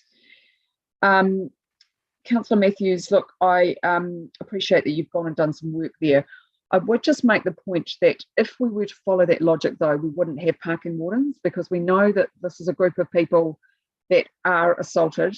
And you rightly made the point about entitlement. This is the core of it. And from my perspective, that parking is very much about entitlement, and we need to deal with that permanent culture, which is pervasive. So from my perspective, we have to keep tackling that culture. It's not just because of COVID or the particular circumstances, it's always there. And I agree with Councillor Paul that we, that we do make some effort to make sure that our wardens are safer. That is possible, and that if other providers can do it, then we should be able to do it. But we are in a climate emergency that has not gone away because of the pandemic or because of a large protest. And I guess Councillor Paul and I, just like she says, we don't want to lose those hard-won battles, which have been really, really, really hard won. They have taken years and years and years of work. So we want to make sure that people are safe when they are dealing with aggressive people, and I think that's possible. Kia ora.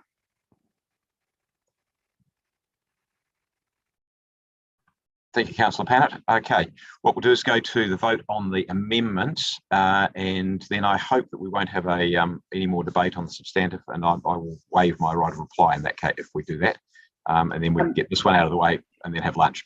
Okay. Maybe take these separately, just yes, given. Absolutely, right, okay. So number 8, if you could vote on that, please. Mayor, I'm voting against number 8, but I'll vote for number 9. Okay, yep, sure.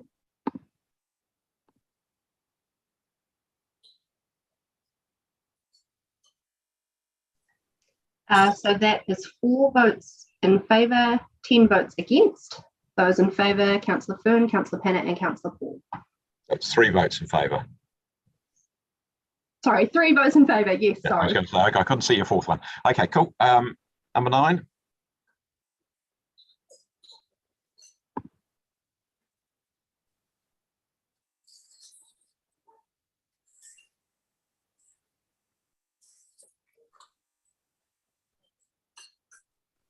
Just waiting on Councillor Foon.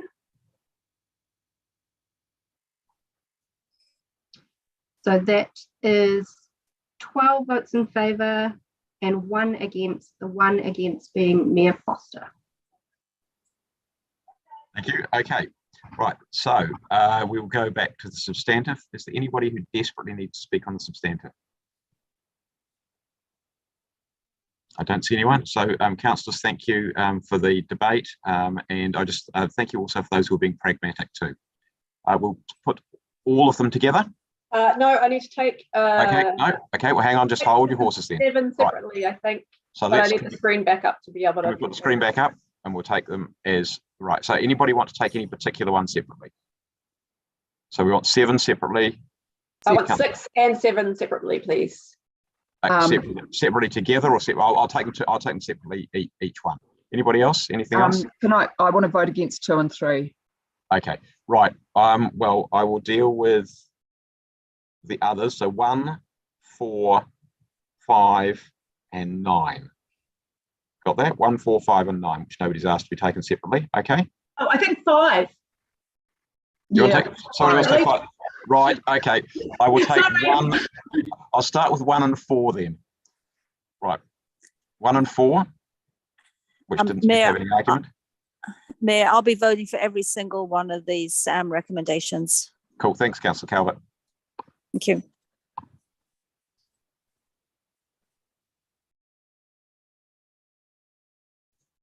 Just waiting on Councillor Day. So that's 13 votes in favour, carried unanimously. Okay, and then 2 and 3, we're going to take those together or we take them separately? Does anybody want to take those separately? I hear nobody wanting to do that. Okay, we'll take 2 and 3 together.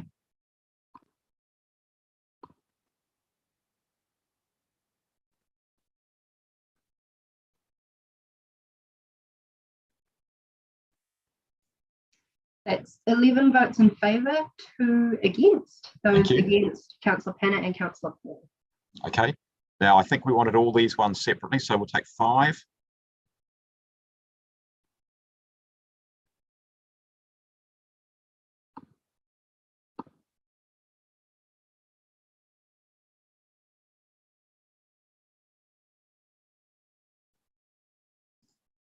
That is 10 votes in favour, 3 against. Those against, Councillor Matthews, Pennant and Paul. Thank you. 6.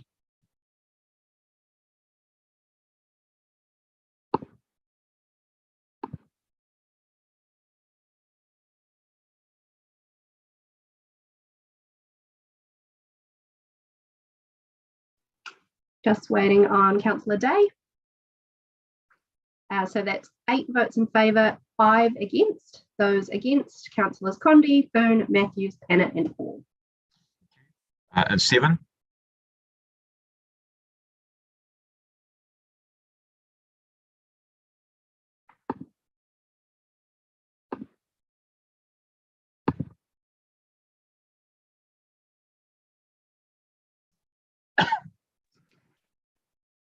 So that is 8 votes in favour, 5 against. Those against, Councillors Condi, Foon, Matthews, Pennant and Paul.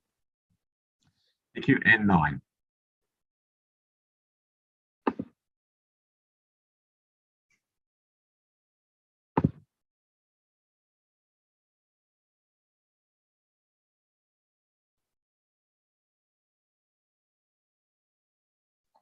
Just waiting on Councillor Fitzsimons. That's 12 votes in favour, 1 against, the 1 against being Mayor Foster. Thank you. Councillors, thank you. You've earned your lunch. So do you want, should we make it sort of 35 minutes, come back at 22? Does that work for people?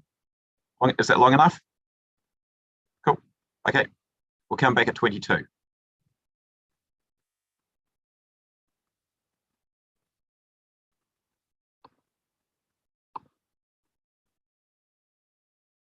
Cool. Okay, so just in terms of the order, economic strategy, I'm going to get rid of the little one, the macro road one, get that out of the way. I think the regional leadership committee will be quite quick, I hope. So I'll get rid of that one as well. And then, yeah, look, the other two we have to do. Yeah. The other two we have to do, and they've got to be done today. So, sorry, the one thing I've got to bear in mind is Dave Dunlop here yet? Moana's in the room. I don't think Dave is though. I am sorry. No, Dave's not here. Yeah. So Moana, can you just can you tell us, is Dave expecting to be here, and if so, do you know when? Hang on, sorry, I'm just muting one computer in the room and unmuting mine. Right. So the team are ready to go. Dave will be here whenever I message them and ask them to come in. But well, do you want to go straight to that? It's up to you guys. Well, if they're all ready to go, I'm inclined to do that. Strategy and the joint committee paper. Sorry. Staff just need to get away by 2:30. So if we could do the economic strategy and the joint committee paper first, that might be good. Does that work for you, Moana? Yeah, that's fine. So if should I have the team? Yeah, I'll have the team ready to go, Andy, and I'll get them ready to be here at 2:30. Cool. Okay. Right. So in terms of order, we'll I think that's a bit flexible then, Iona. We'll start with the economic strategy. Anna.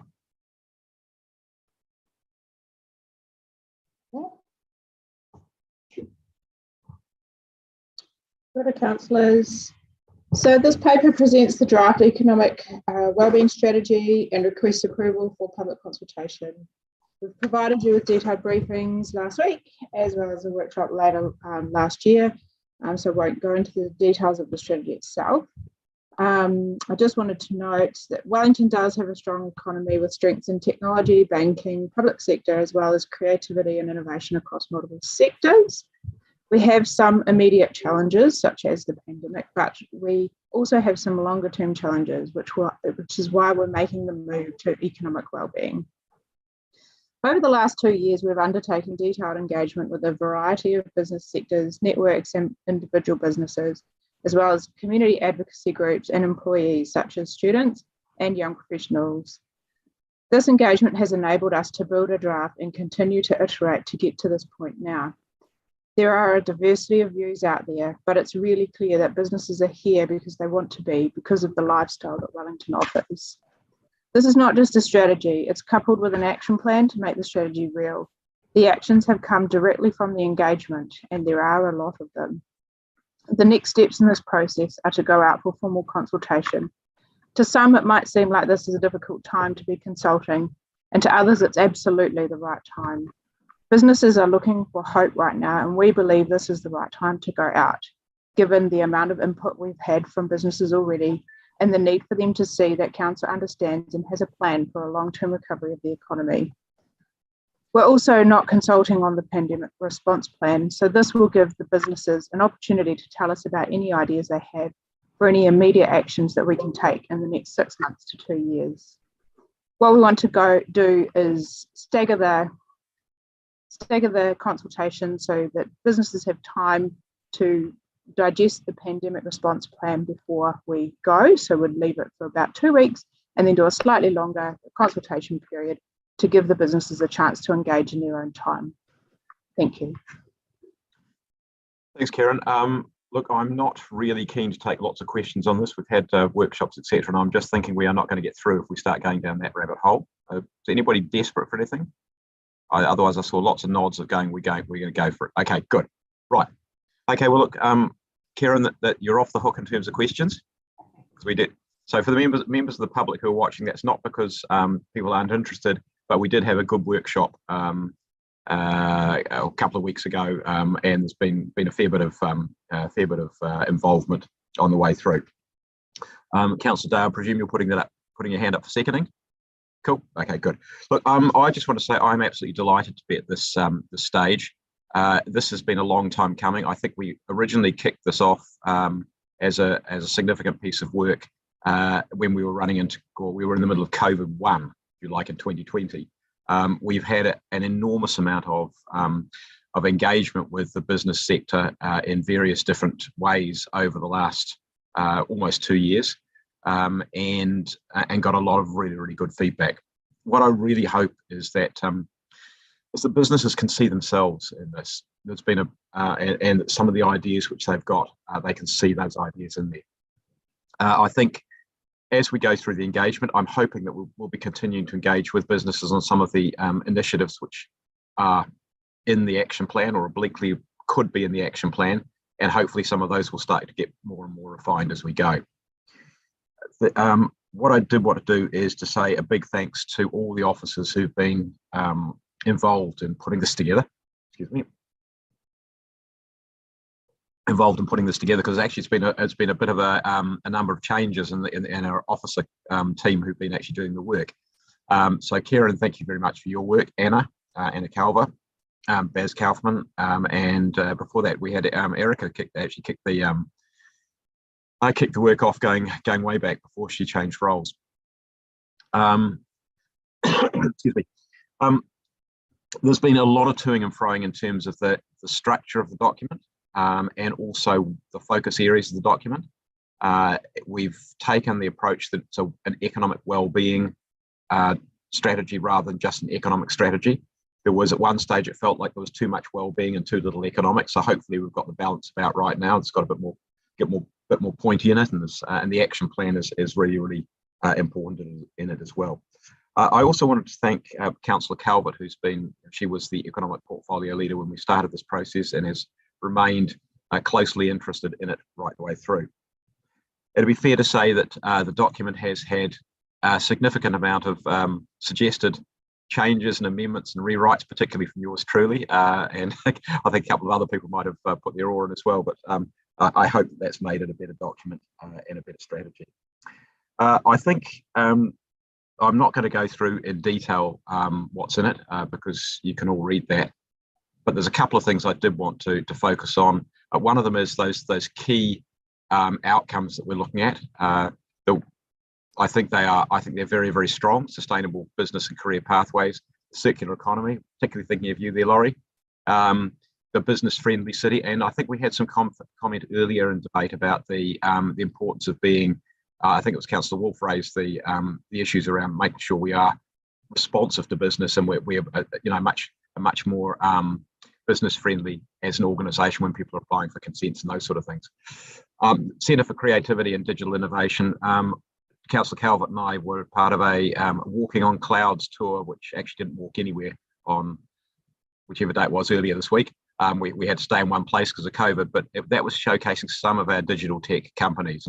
And we've got a lot of great innovative companies which are doing some amazing things and taking on the world from Wellington. And that's the kind of thing that's in there. Obviously also our arts and culture sector, our film sector, they're all in that area as well. And we've got some real opportunities there. Celebrating our capital city status, that's something I've been really keen to see happen for a long time. And Wellington NZ is doing some work to try and sort of frame up what that might look like and how we can take something to government. And then one bit which actually wasn't in there originally, but is now because it just seemed such a gap in the strategy, was the dynamic city heart. And we couldn't just do that and then ignore the suburbs. So dynamic city heart, thriving suburban centre. So we've got a city with when we get back to it, a fantastic central city. We've got to look after it. That's what the pandemic response package was all about. And we've also got some fantastic characterful suburbs. Every one of them is different, every one of them is unique, and that's one of the special things about our city. Final thing to say is that the strategy's got some underpinning sections around lifestyle and infrastructure and housing, all those sort of things which are absolutely vital to a city that's going to work for people. Housing's one in particular, Councillor Matthews, that the business community says to us time and time again, we've got people here, even if they're earning good salaries, who are struggling to pay, to afford a house. And that's challenging because not only there's a shortage of housing, but building new ones is astronomically expensive. So that's a challenging one, which we've got to work together to fix with us, private sector and government, and we're working on that. But I think what this is, and I think, Karen, you used the term about hope. I think there is so much in here. When we talk to the business community about should we think just about the short term when we were going through the first part of COVID, and they said no.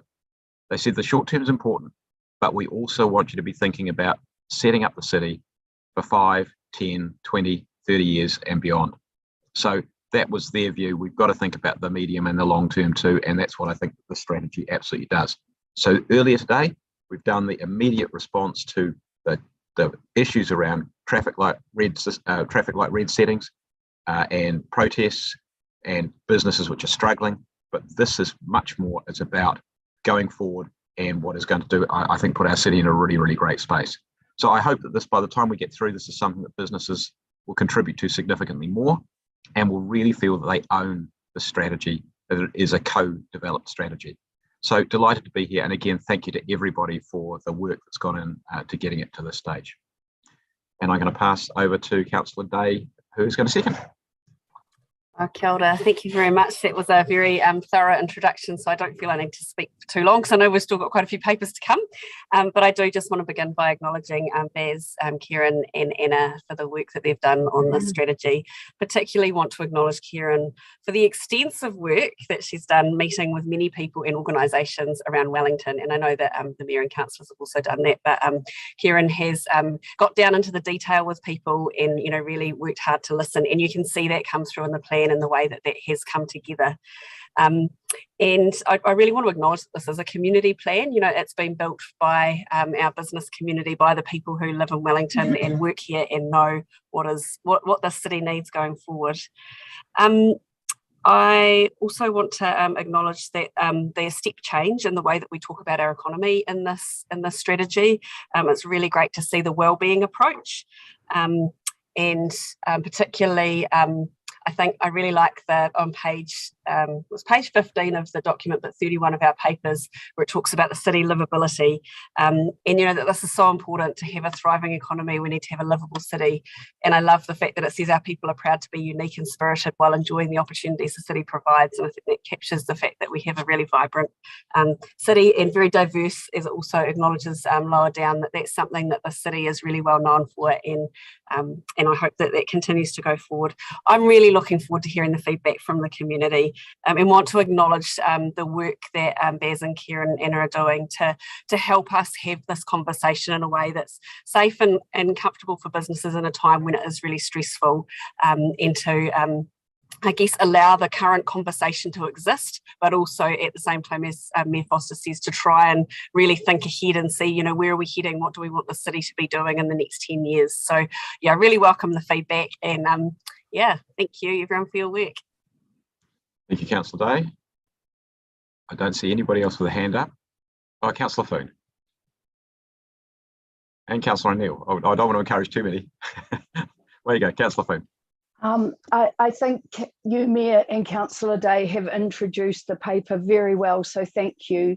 And yes, thanks to everybody for getting it to this place, particularly around the collaboration. The ownership prior to putting this out to the community is a really great way to work, and I hope we can keep perfecting that process, because I'm really proud of Wellington City Council, the way that we're doing that. I also acknowledge the gaps and that they have been filled. And I did, one of the first things getting onto council was asking for the original policy. And actually this is just leaps and bounds if you do get a chance to have a look at that. This is, yeah, as I've said it before, something I want to rush out of bed for in the morning. So I hope that other Wellingtonians feel that way as well. And thank you, Mayor Foster, to see donut economics and transitioning to a circular economy. That's really just absolute music to my ears, but to so many Wellingtonians, as they want to see our economy transform to meet the needs of our future. And that's what this is asking us to do. And I think something else that I did just want to point out was that also we've got this destination Pōneke. Can you see that? Can't see that. Sort of very fuzzy. There you go. Which is it's our tourism plan, really. And this is also the vision here is our ambition is to transform Wellington into a zero carbon city, famous for experiences that ignite curiosity and make you think. And all of these are it's so exciting when they're just starting to link up together. So thank you everybody for doing that, that's worked on this. Yes, like Councillor Day, I am beside myself to see what the community think. I am nervous about the timing for them. I think for some of them it will be hard to contribute. So thank you, officers, for extending the time. And I do ask you to have empathy with that and just help provide space for people to be able to contribute around timelines. But yes, overjoyed today. Thank you so much for the mahi. Thank you for the beautiful kōrero as well. Councillor O'Neill. Thank you, Mayor. I promise it will be a short speech from me. I just wanted to briefly talk to this about our ambitions as a city and to reflect, as councillors may remember, for the Absolutely Positively Wellingtonian Awards in our first year of this current term, I was able to present an award to George Fowler, the Hugo Gill Drag King. And we caught up just the other week, and unfortunately they've moved to Auckland, chasing their dreams, because that kind of, the sustainability of jobs up there for the arts and creative sector is much stronger than Wellington at the moment. And we were chatting a little bit about how council's going and other things like that. And I mentioned that the economic strategy was coming to council soon. And we discussed a few different ideas, but in the end, we settled on an ambition for and a challenge for Wellington to step up to, in particular for our creative sector and our independent artists, and to be really, really excited about that. In terms of our values of the people that are currently sitting around this table now, I guess just to acknowledge the massive amount of work for the living wage, and to that I thank Councillor Matthews and other councillors that have come before. I guess zero waste, old Loza Foon, Councillor Foon, and then other things around, supporting our small businesses and the sustainability of small businesses, our economy, and in particular our arts sector, which I think Councillor Young. But yeah, just to reiterate, and I guess it was timely, and the reason I wanted to speak was because I had run into an old friend just the other week as they were doing their final drag show in Wellington before retiring to Auckland, and just to reflect, I guess, even in the way that our economic climate has changed in the last year, and the challenge that we're stepping up to now. Kia ora. Thank you, Councillor O'Neill. Councillor Young. So very briefly, yes, I would like to thank everyone, particularly the officers, for their patience in dealing with me, because I used to write these kind of things, and so I'm a pain in the neck. I was initially concerned that this was going to be a bit like sending a cookbook to people who are in a famine, but having seen the work that's gone into this and the changes that have been made, the increased emphasis on business and the economic side, which after all is the whole point of an economic strategy, I'm really very happy with the work, and I'd like to say a big thank you to Karen, who has been very, very patient. And let's hope we get lots of useful feedback from the consultation, and we can take Wellington forward and back to the buzzy city that it used to be, and it will be again very soon. Thanks, Councillor Young. I don't see anyone else. So look, just quickly, right of reply. I'll echo again all the thanks to the officers, particularly Karen, and also Anna. It's actually been really great having Anna come on board, provided that real sort of entrepreneurial sort of thinking around this. Councillor Young, it'd be fair to say that when the latest iteration, I think it might have been iteration about 3, turned up, that it was a very heavily well-being focused document, and it didn't really have that pointed action focus. I have to say I went through the entire thing. Poor old Karen had to read everything that was the line by line stuff. Look, I hope it's ended up being a much better document as a result of every bit of input, and Karen taking those things on board, and Anna likewise, and that businesses really do see that real focus on things that matter to them. But the lifestyle and well-being and the infrastructure and housing and things of that nature which sit underneath it are really important too. They're the enabling things. And I think Councillor O'Neill, what I would say is this and Councillor Foon as well, that this is trying to bind a lot of the things together. It's not like rewriting our district plan or rewriting our transport strategy or anything like that, but it is saying that those things are connected and that they are all part of making a city which works economically. So I think in this strategy, probably more than almost anywhere else, you will see the connections between the various different things that we do to make a city which is a great place to live, to work, to do business, and to play and to visit. So that's really all I want to say, other than that I hope that people will be able to look at this, they'll be inspired by it, that they will get out of bed for it, Councillor Foon, and that they will see that it is a really good roadmap for the way forward. I'm sure that there will be suggestions for changing it and improving it, and I welcome those. But you're right, when you look back at the 2011 strategy, which is a relatively thin document, it was basically a pick of a few big projects, and that was it. So it really didn't have that sort of depth and integration. It was a picking a few winners, and some of those winners have come to pass. Many of them haven't. But this one is, I think, a much more holistic approach and much more integrated approach to building a city which is, as Mr. MacArthur would say, fit for the future. So I'm delighted to be at this point and look forward to the consultation. So let's vote.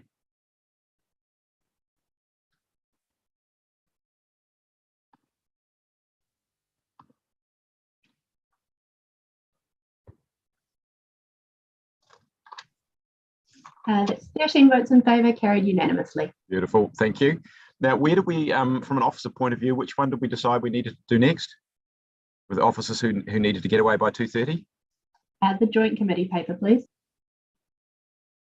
Yep, okay, the Wellington Regional Leadership one. Okay, yep, we'll go to that. So if you can put that up for us, please. Okay, who is going to introduce that from an officer perspective?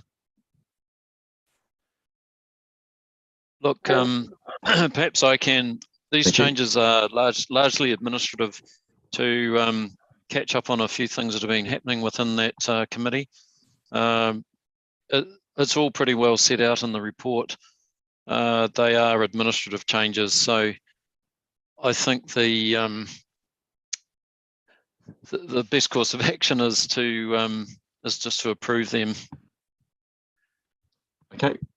Are there any questions? I don't see any. Could I just ask one, Stephen? Have most of the councils or many of the councils already made their decisions to approve this?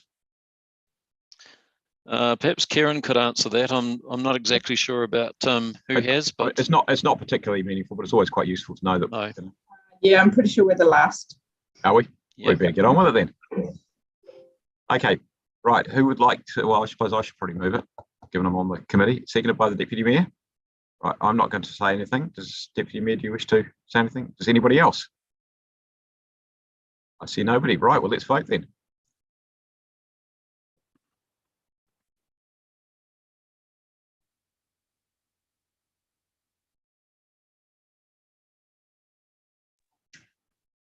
Just waiting a vote from you, Councillor Young. Cool. That's 13 votes in favour, carried unanimously. Good. Thank you very much. Okay.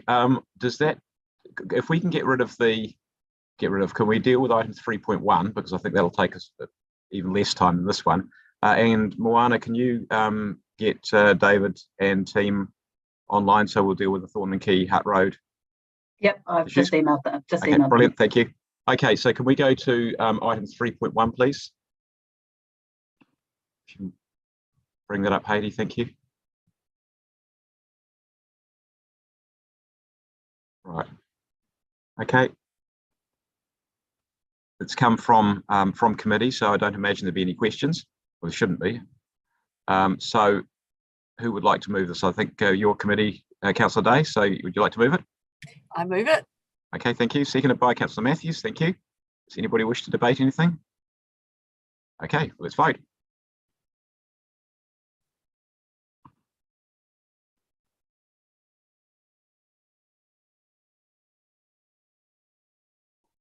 Just waiting on a vote from Councillor Rush.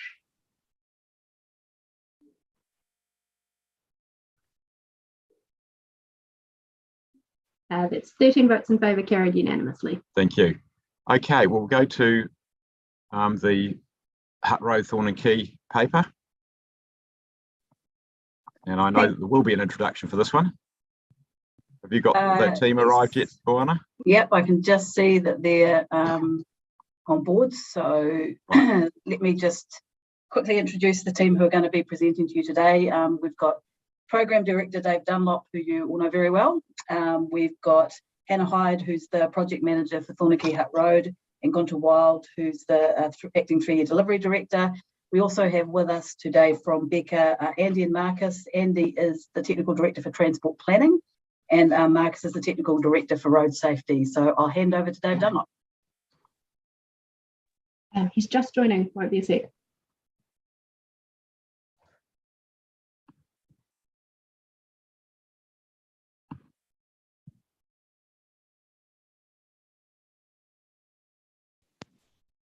Is he there yet? He's 3 bouncing dots at the moment. It sounds like he's there. Right. Dave, I've just introduced the team, so if you're ready, I'll hand over to you.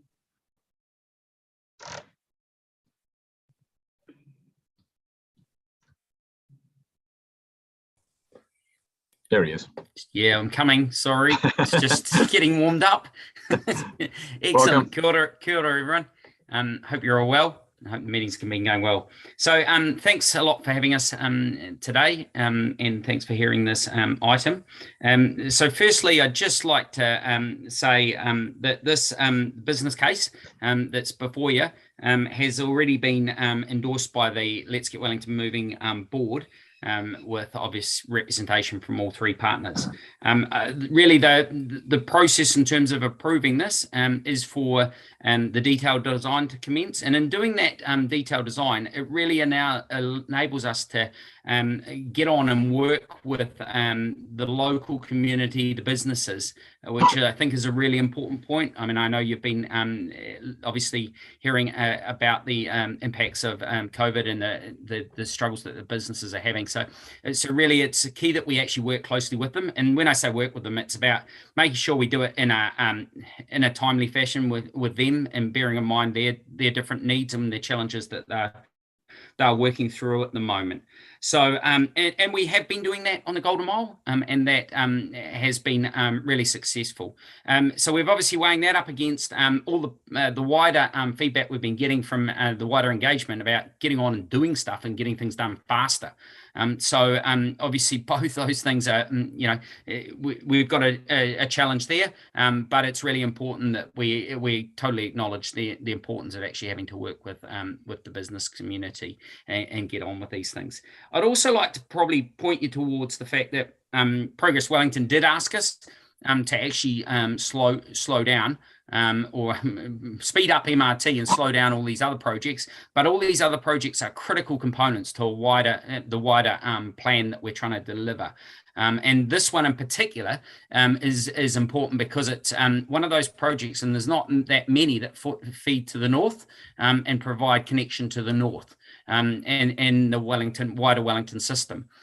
So it is really important that we keep this moving, this project, and in particular the linkages from a cycling perspective with Te Aroha Tupua project, and also the tranche 1 high priority bus priority work through to from Johnsonville down the Naranga Gorge. And again, really providing an alternative to access. And linked to that, you know, many of you are aware that Transmission Gully might open at some point. And obviously this actually does provide a really important alternative for all those people, particularly those living in the Wellington city, because they are the ones that will be greatestly impacted by the increased vehicle distance trips from Kapiti and the likes. So this provides an alternative for them, whether they are cycling or catching public transport. And that is, you know, a really important point where, you know, one would argue we're behind the 8 ball in that space. So the other thing I would like to point you towards is the fact that, you know, the business case process has involved all the partners and their subject matter experts. So, you know, we've worked really closely with Wellington City Council officers, as well as Greater Wellington Regional Council and Waka Kotahi. I'll also, you might have not have heard that this has already been passed this morning unanimously by Greater Wellington Regional Council, which is great news from the perspective of the program. And really, it's probably not a huge amount more that I need to specifically introduce, other than to say that, you know, this corridor is a particularly important corridor from a public transport perspective and a cycling perspective in particular. As well as recognizing that it actually could really do with some investment in terms of making it more attractive from a business perspective. So that's what we're obviously seeking to try and do. And the only other thing I'd really like to point you towards is the roundabout that we are proposing as part of this business case on Aotearoa. Obviously, will make it much more attractive for those businesses getting access to and from Aotearoa, and including Kiwi Rail. And the ferry terminal upgrades that are going on there. So we're working closely with Kiwi Rail on that front. And that's really the project that we really want to get on with.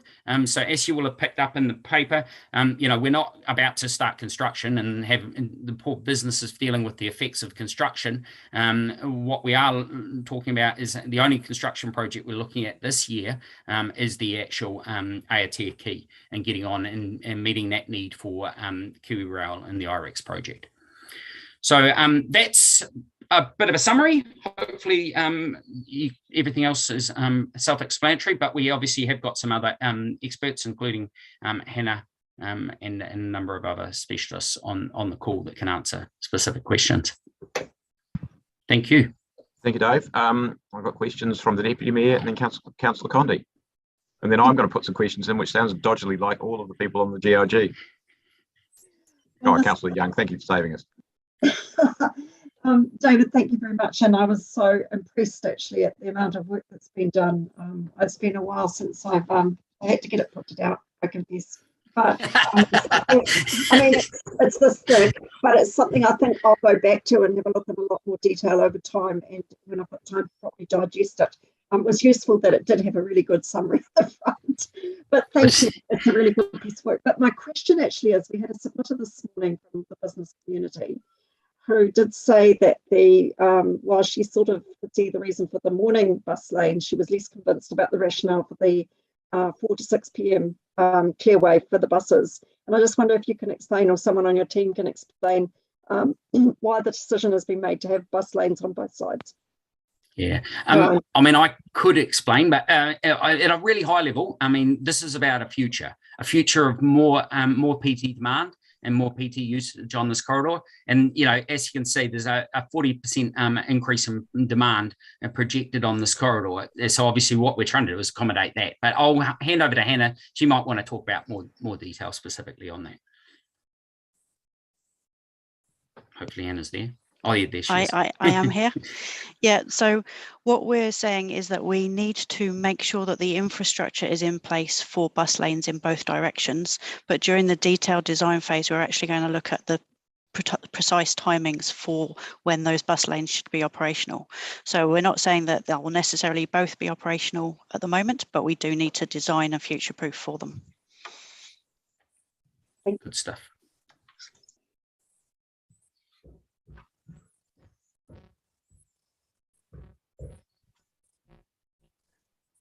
Sorry, just messed up the screen completely. Councillor Condi. Thanks, Mayor Foster. I too have a number of questions that came out of public participation this morning. So the same person who came to speak to us who asked that question about the bus lanes was, she owns the dance studio there, and she was really concerned about the safety of children, particularly crossing the bus lane, but then also having to cross the bi-directional cycleway that's on one side of the road. And, you know, there's obviously some safety concerns with that. Can you talk about, you know, how we're going to be able to work through those kinds of safety concerns through detailed design? Yeah, I think Hannah can probably answer that one best. She's more involved in the details. So to start with, we're looking at making sure through the detailed design that we're looking to move the pedestrian crossing north of Davis Street, so that will make it closer to both the dance school and co-kids. We're obviously looking at the design of the cycleway and the footpath very carefully, but one of the other things that we're looking to do is work with both the dance school, the 4 daycare centres along Thorndon Quay and Hutt Road, and the cycle groups to trial some different things that we can do to bring cyclists' attention to the fact that there are small vulnerable children in the area, whether that's changes in surfacing or colours of surfacing or signs. We want to try some different things and work with the community to make sure that there's something that we can do to really draw people's attention to that. And I think that ties nicely into, you know, whatever we deliver will have to be a safe system outcome. And that's not just focused on one particular user, it's all the users. Thanks, David. And then we also had another public submitter who came in and was querying the cost and the business case of the increased congestion. So the view that there would be further congestion for private vehicles on this scheme, and that in the business case there was only $400,000 worth of costs associated with that, from memory, he said. And that he had obviously done his own back of the envelope calculation and come up with a much larger number. So I was wondering if you'd talk to us about the projections of increased congestion and then how you've done the costing of that effect. Again, either Hannah or Andy might be able to answer this one. Sorry. You go first, Hannah. I'll leave that one to you, Andy, and step in if needed. Thanks, Hannah. Look, this has been, you know, quite a tricky one. And the most critical thing I think overall to say is, look, this is not an exact science.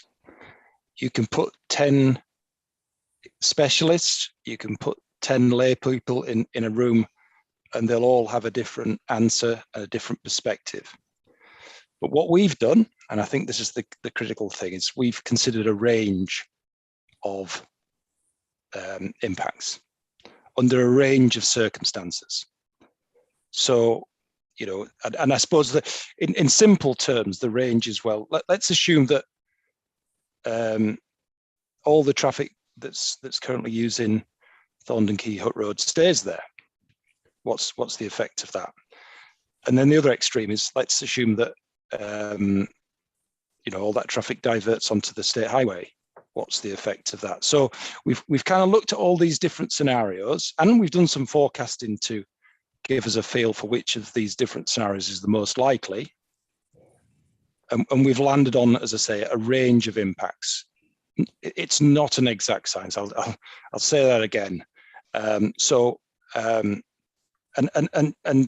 yes, there will be some adverse. I think perhaps also fundamentally there will be some, you know, adverse impact for some road users.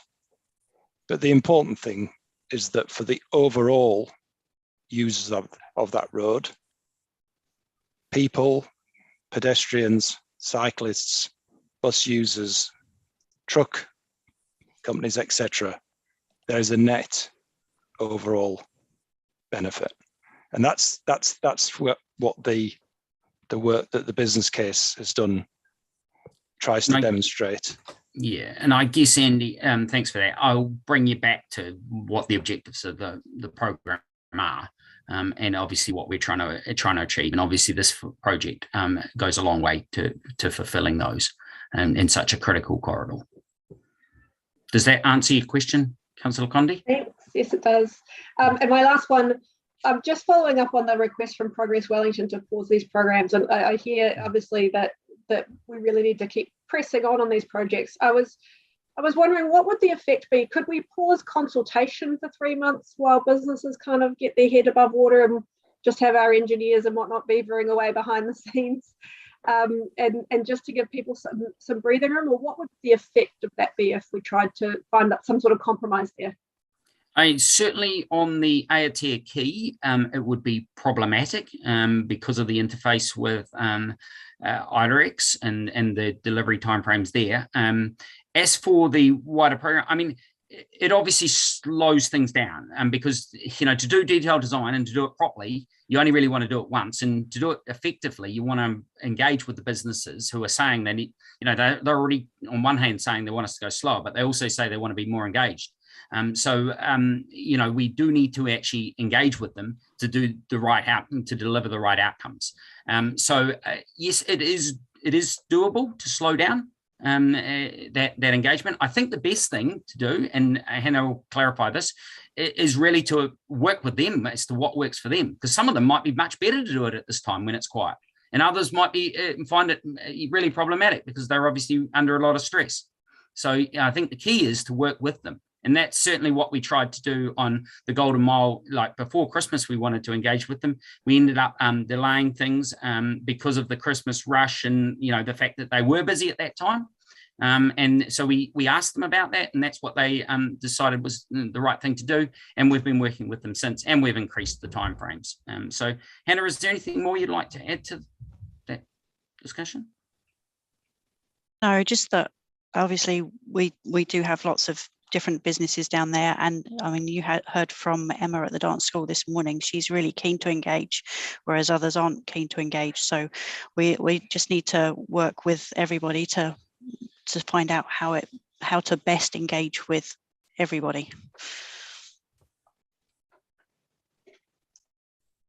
Okay, Councillor Young. Thank you. So, there are several Andrews, and Andy, do we say it Light Owler? Is that how you say it? That's pretty good. Thank you. Good. So I'm just wondering, you gave a list of beneficiaries, but the one group you didn't mention were the businesses. And sorry, what the list that I gave was a short list off the top of my head. Right. So okay. No, it certainly doesn't exclude the business community. So they're the ones who pay the rates, and that pays, you know, for Wellington to sort of get going. So my question is, if there, this is for David Dunlop, if there has been so much consultation and work with the local business communities, how come we are getting so much opposition from them?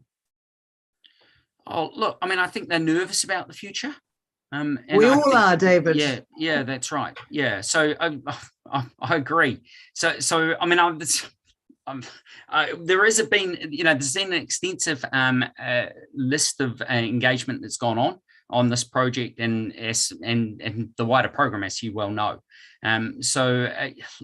Look, getting the right balance. There'll be people that really don't like the project and the outcomes we're trying to achieve, and we acknowledge that. And that's what we've got to work with them and make sure that they get outcomes that actually can benefit them. And that they get a better future. And the investment in this corridor is going to help ultimately.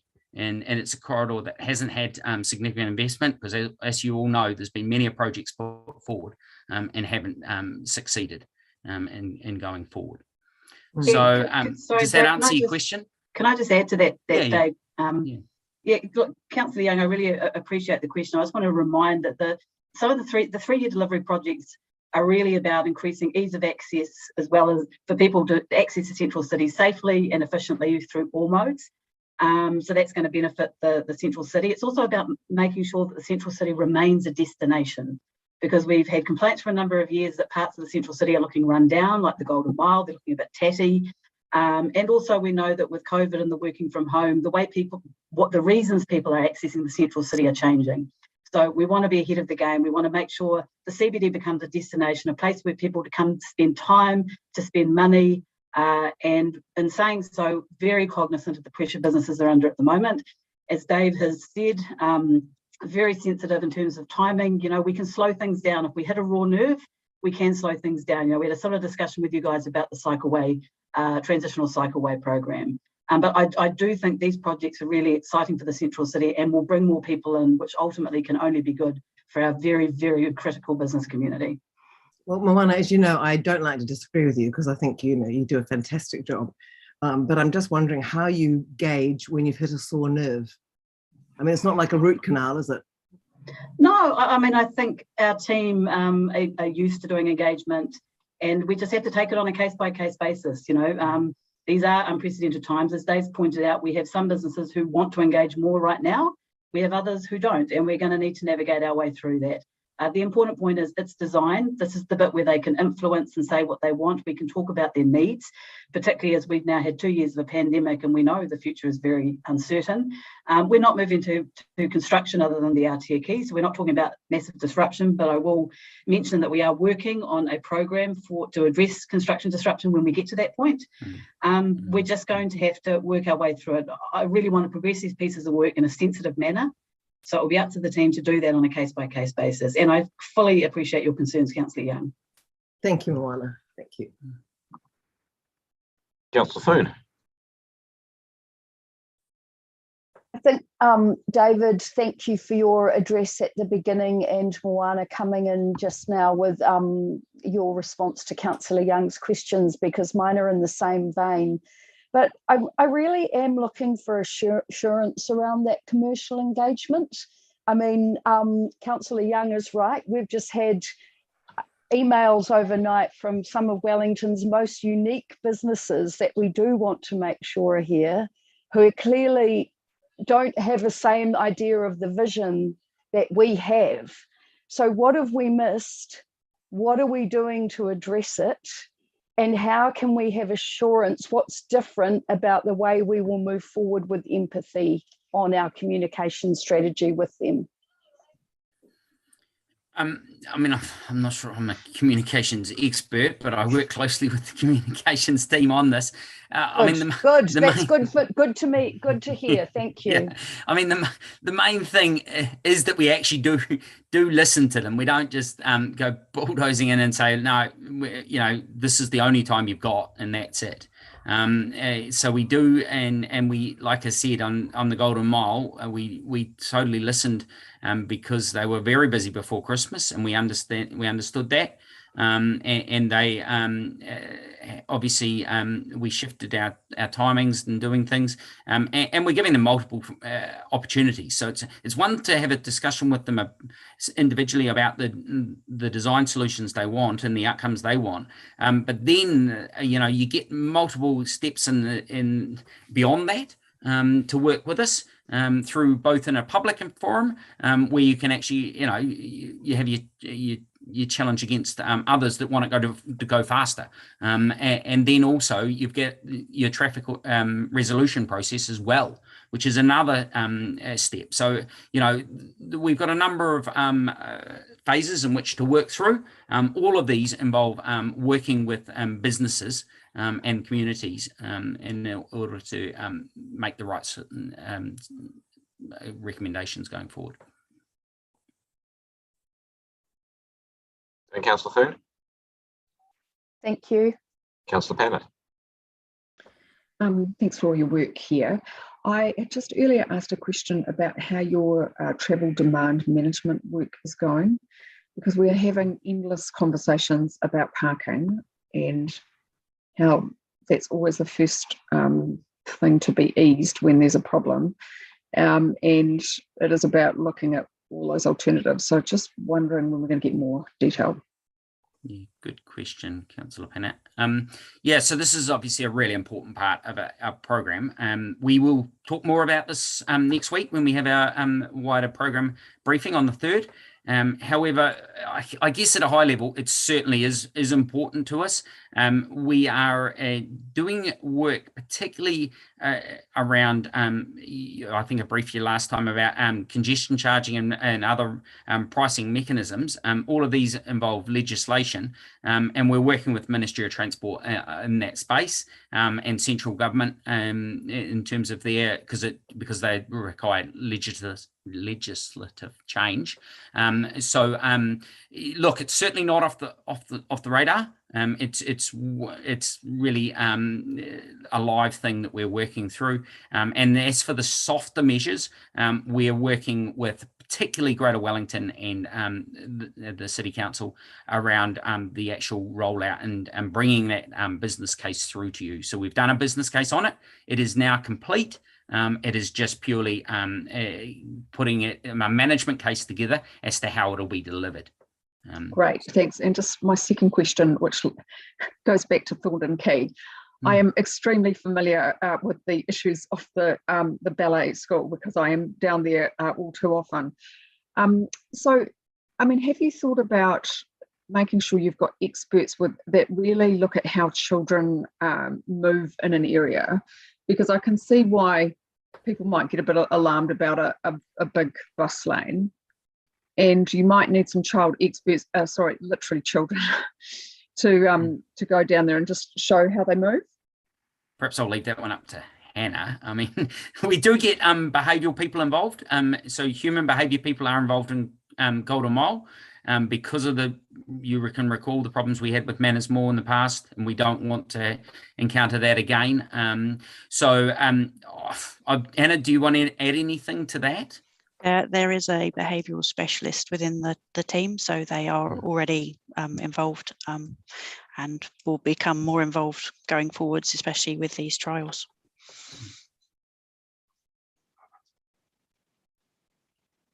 Rush. Thanks, Your Worship. Sorry, Dave, but I was scrambling through on my electronic notes and I can't find the figure I was looking at, but there was a figure in the document that showed the current modes of use and numbers and projected numbers to 2036, and I did write them down. So 50,000 people, we're expecting another 8,000. And the breakdown of the next 8,000, basically, well, first of all, the weighting of the 50,000 had 35,000 people by motor vehicle, 10,000 by bus, 1,300 by cycle, and 3,300 in lorries. And the analysis then goes through to what we can expect in 2036, which kind of suggests you're only going to expect another 1,000 motor vehicles. I'm just wondering, have I misread that or misunderstood that, or because I'm expecting actually we're going to have a lot less cars going on that road if we're going to take the lanes off to make them into bus lanes, right? Well, with population growth and projects like Transmission Gully and the likes, there will be demand, and there is additional demand on all the roads, to be honest, coming from the north. So there is pressure. I mean, the important thing with this project is all about providing an alternative so that those people that are either cycling or catching public transport are not caught up in that traffic growth and that traffic congestion, and provide a good, viable alternative for those people. So that's fundamentally what this is really about. Is there anything more you want to talk about the detail, Hannah or Andy or anyone else? I get all that, Dave, and I guess that, my own thinking would be where we should actually be, making it easier for cars to travel, and to balance that, I suppose, because of things like Transmission Gully. And I guess that's where the State Highway 1 stuff comes in. I inadvertently asked this question to the wrong person earlier today, but the budget of 6.4 billion is an old one. And predates COVID, predates the acknowledgement of the constraints in the construction market. Now, I guess Dave, where I'm heading towards is if that's still the budget, then do we need to really start prioritising what's going to give us the best bang for our buck? And, you know, obviously I would say a second Mount Vic tunnel, others would say something else. But are we still sort of operating within that envelope, or is there acknowledgement by the Minister that actually it's going to have to be bigger? So just from, I mean, this obviously doesn't really relate to Thorn and Keyhart Road, but so the budget we're currently working within is a $7.4 billion budget, and that's a whole of life cost budget. So when I say a budget, that's an envelope. That doesn't mean we spend it all. That means that that's a maximum. And we've been given a pretty clear direction that that's what we have to work within. We know we've got a lot of constraints to work within, and that's going to be important, particularly when it comes to those big projects. But what I would emphasize is these projects are providing significant benefit in that transition towards the big projects. And as I mentioned before, this northern corridor is, you know, there's only limited investment in this northern corridor, and this is one of those key linkages into the north. And as many of you will know, you know, until we get real investment in rail, there's actually so many other limitations in the transport system in which to accommodate growth. So that's why this is so important, as well as the Johnsonville project, to be honest. Yeah, I guess just on that and a final point, really, I noticed that the ferries are getting bigger and we're expecting them to be used more. So doesn't that sort of suggest we are gonna have more cars down there? So as I mentioned, the Aotea roundabout is going to help the ferries, and it's going to encourage the use of the state highway from a point of view of ferry access. And we're also looking at, you'll see as part of the proposal, we're looking at an improved intersection at the ferry terminal itself to get access. We're hoping, and we're trying to get commitment from Kiwi Rail to fund that. We certainly don't have the budget to fund it. And really, to answer your question about prioritization of all those, or you know, our spend, we are as a program looking at how we're going to deal with this, because it is a challenge. We know and the costs are going up, and there is increased pressure on all our projects. Okay, thanks, Dave. Appreciate it. No worries. Councillor Young. So just going back to Paul Robinson's submission this morning, having been down there and walked around the area in Thornton Quay, I know the businesses were hoping that you could put the cycleway behind the buildings on, I think it's Kiwi Rail's land. Was there any possibility of doing a compulsory purchase, or whatever you call it, under the Public Works Act? So just to be clear, I mean, we've had an aspiration to do that for a long time as well, and we have pushed it, and we've elevated to a very high level within Kiwi Rail, and we got a written response saying there's no way that we are taking their land, and that's all to do with future, I guess, accessibility to the Wellington terminal, and future expansion of the PT service for rail. So that's been the message. We got pretty loud and clear, and I don't think we're the first to have pushed this. I believe it's been pushed by many parties before. I mean, without getting into the details of a map, I don't see why they would need that for access to the terminal, bearing in mind that due to pressure from the Wellington City Council and Regional Council, we managed to get them to change their mind about where they're going to put their terminal, because they were going to put it in the harbour, and we did get them to push back on that. So their terminal's going to be well away from that area. Yeah, I mean, it's all to do with this, the switch point, I think, to do with the rails. I'm not going to put you on the spot. That's not fair, because you know that's their thing. But it's just, I think they are. My point is really that I think sometimes you have to sort of smash them on the nose a few times. If you smash them enough time, you know. Okay, well, so, certainly there's been a few headbutts. Whether there's been smashing on the nose, I don't know. Well, that's good. So the other question is, so just thinking about the original Hutt Road Thornton Quay, have there been many changes to the original design after the public feedback? I will let Hannah answer that. I mean, yeah, there's going to be a lot ongoing changes all the way through, won't there, Hannah? So yeah, so we haven't done a lot of design since the public consultation. We've been working on completing the business case, but there are some things that we had already been thinking about, but maybe not expressed very well in the public consultation. So for example, with the median barrier on Hutt Road, it was always the intention to have gaps in that median, particularly at existing intersections, and to look for opportunities for other gaps. And so we've made sure that that's been well, we met with businesses, yes, didn't we, post the engagement? Yeah. I think that's the important point.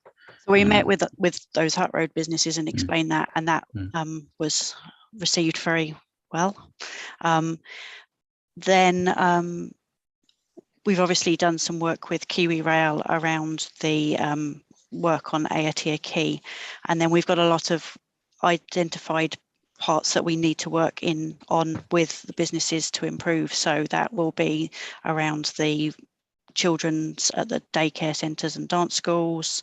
That will be with the businesses around the parking types and hours, and some other things that we've identified in the business case. Okay, thank you. So just going back to Kiwi Rail and the number of times you need to punch them on the nose, can we give you any help? Because would just solve so many problems, and it's only a very small, what is it, 2 metre strip you need? No, it would need to be a 5 metre strip, at least, and that's just for the facility itself. Look, I think that horse is bolted, to be honest, Councillor Young. Unfortunately, I mean, we have been through this and numerous times, and we've pushed it quite hard. I mean, you can try all your, I mean, I'm more than happy for you to try, but unfortunately, I think you're right. It's just so disappointing. If only they were just a little more flexible, and it would just be so good for our city. But they don't care. So. Well, I mean, there's a much simpler. I mean, we're trying to deal with a connection to Te Aratupua, which is much simpler in terms of the impact of. That's the cycleway, the major cycleway between Naranga and Pōneke. And, there's a solution that actually makes that much better from a connection point of view. And they're not having a bar of that, are they, Hannah? So, we try on a lot of fronts. Their corridor is quite important to them. What about going over their heads to their minister or, Yeah, well, yeah. It's certainly above my pay grade. Perhaps we can get the mayor to take over, because this would make so much sense. I'll stay out of that discussion. David, no, thank you. I don't want to put you on the spot. Thank you, but I'm just hoping that Andy might take the baton up and go and charge. I might ask you some questions about that, Dave. Yeah, I mean, we've explored it over and over again, and it's been Waka Kotahi have tried it through their channels as well. So it's not unique to just the program. It has been elevated to governors within the Let's Get Wellington Moving Board. Councillor Condi. Thank you. David, I guess my last question is just, this paper that's come to us seems to have really created a huge amount of stress and angst in the business community, that perhaps was a bit unnecessary, given the decision we're making today is actually kind of boring and technical and just kind of moving from one stage of a business case process to the next stage of a business case process. Can you give any thought, or do you have any thoughts about how in future, when we have papers like this come to us that are essentially like that, where we're just moving through a gate in a business case process, how we can do that in a way that signals more clearly to the community, there's not a massive decision here, there's not spades going in the ground. Do you have any thoughts about that? Yeah, look, it's a real challenge. We've certainly encountered it on numerous occasions on the program. So we do need to get better at dealing with it. Ideally, we'd have a really, really strong relationship with the Chamber and Retail NZ, and they'd be obviously making sure that their messaging going out is in line with our messaging and that where things are at. So that's certainly something we do need to work on and continue to work on. We have, we're building that relationship, and as Moana said, we're looking at plans of how we're actually going to deliver this and trying to minimise impacts in the delivery phase. So, look, I guess we do, as a program, have work to do. You will note that when we bring the transformational program to you, that will actually involve a major decision. But then we are proposing that the actual business case itself doesn't go through another round of decision in the public forum, because it's just a process thing. It is this business case is just about getting money. To actually move to the next phase, so it's around that. But obviously, we do want to make sure that they are aware of decisions that are coming, and have a chance to influence when appropriate.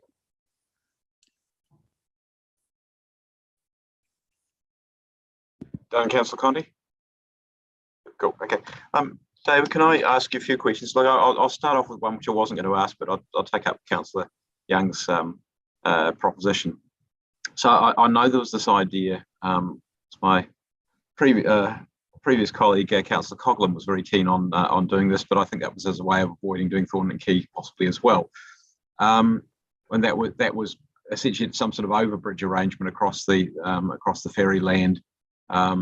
And we always thought that the one possibility of being able to deliver that was when there was a major change being proposed to the ferry area, which was either going to be the widening of State Highway 1 southbound, new Aotea off ramp, ferry terminal redevelopment. So we've got ferry terminal redevelopment in the planning process at the moment. Is that possibility a real possibility or not? Because if we talked about it before the ferry terminal location decision was made, then I can imagine Kiwi Rover going, well, we don't want to be there anyway, so kind of none of our business. But given that it is, and that area is going to be significantly changed, is it a possible revisit? The obvious question is, does it make any difference being a possible revisit, given that Thorn and Key is not the same route as Aotea? Not quite anyway. Yeah, well, yeah, good point, Mia. Look, it's been through along this process. I mean, this is what the business case is all about. You look at all the options, you look at the viability of all those options, the pros and cons of them all, and this is where it's landed as the best solution. So that's at a high level. And I guess I could get into a whole lot of detail about the specifics of, this is still a busy corridor, serving Kandala, Nio, and those communities. So yes, it might not tie in as directly if it went all along the coast, all the way through in the same way that Te Arotupa is actually going to link up. But that's that's a huge investment as it is. And that the current proposals for the ferry terminal don't go as far as obviously extending all the way through, or widening the state highway, I might add, all the way through that corridor. So I think I would say no, that's completely outside of the scope and the remit of where we're at now. And you would need, the business case is closed. You would need, if I recall correctly, some significant reclamation of land along a good chunk of the distance between sort of Nio Gorge-ish, and actually not Nio Gorge, probably Onslow Road sort of area, and the ferry terminal. Yep. Correct. Yeah. Correct. Okay. Cool. Yep. But second question is, Councillor Calvert, who is not able to be with us at this part of the meeting, has proposed an amendment. That amendment involves a 3-month delay certainly in the engagement process. Can you just give us a bit more detail about what the implications of that will be in terms of the overall program, what messages it would send to our partners and the minister, if you're willing to answer that, and what the costs might be, given it's already been the hiring of consultants? Yeah, I mean, if it was in its entirety, including the Aotea Key, it would be really problematic from a reputation perspective, but also the fact that we've got designers, ready to go and in amongst that. So that would be problematic. 3 months delay, as we talked about earlier, I think the key is to work with those businesses, because some of them are crying out to get that, as we've said, crying out for us to engage with them. So it's about being flexible in how we work with them, and just putting a wholesale 3-month delay on it will have an issue in terms of expectations around the entire program. As I mentioned, there is a real desire to see things happen.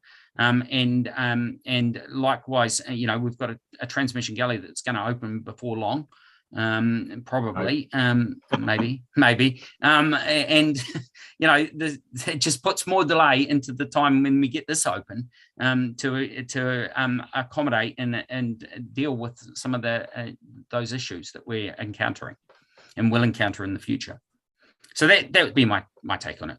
So and just in terms of the timetable for actual the engagement around detailed design with the local businesses, when would that be? Hannah, we wanted to have it staged. We've got a number of steps we want to work through. Hannah, do you want to talk through some of the detail around that? Yeah, absolutely. So look, we're looking to engage particularly around the further changes to the parking and how to protect those vulnerable users, the children, and we really want to have those conversations from sort of April onwards, along with the ones for the Hutt Road median. We do, as Dave talked about, really need to progress Aotearoa quickly.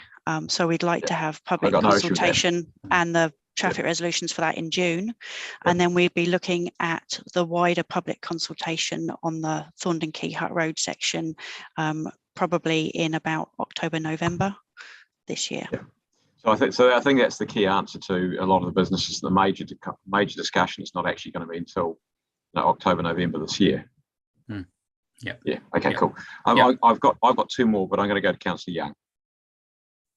My understanding from Councillor Calvert was that she understood the importance or priority for the Aotearoa roundabout, and she was happy to, I'm speaking on her behalf. So, she was happy to let that one go through, but put the hold on the other part of it.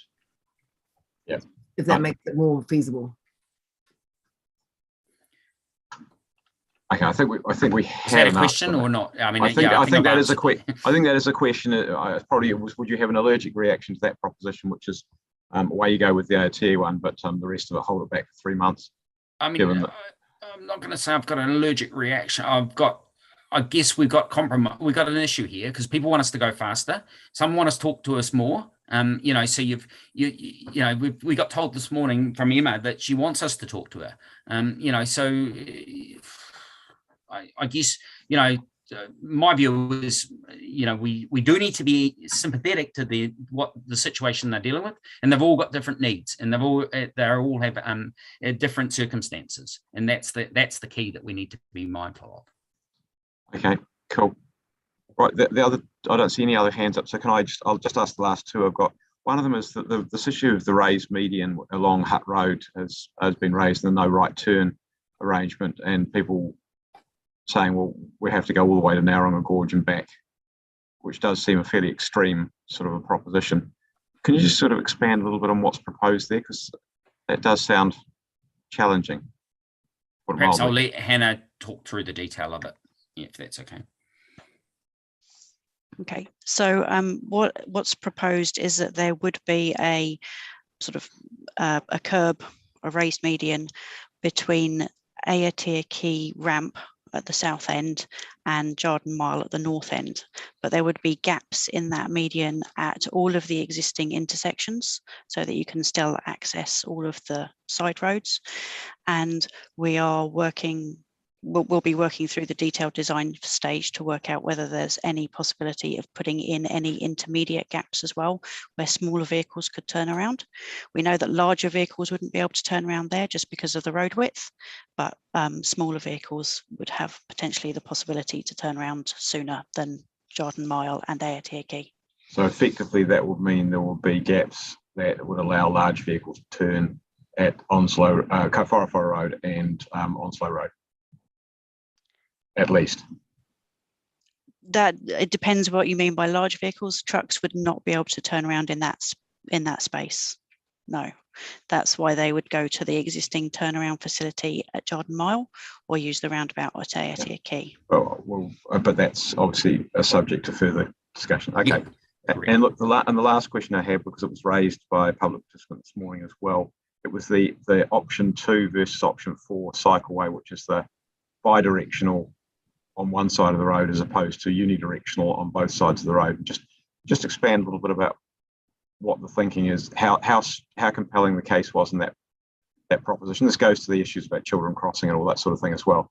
How strong the case is for that particular proposition, and benefits of one versus the other. Again, I think I'll leave Hannah to do. I can step in and provide some input, but from a strategic, wider perspective, it's quite important that it's consistent from a usability perspective. So that's probably my view. And Te Ara Tupua is obviously going to be a two-way cycleway and a dedicated space on the side. So Hannah, do you want to just expand on that in any technical details around it? Yeah, absolutely. So both the bidirectional and the unidirectional cycleways scored very closely.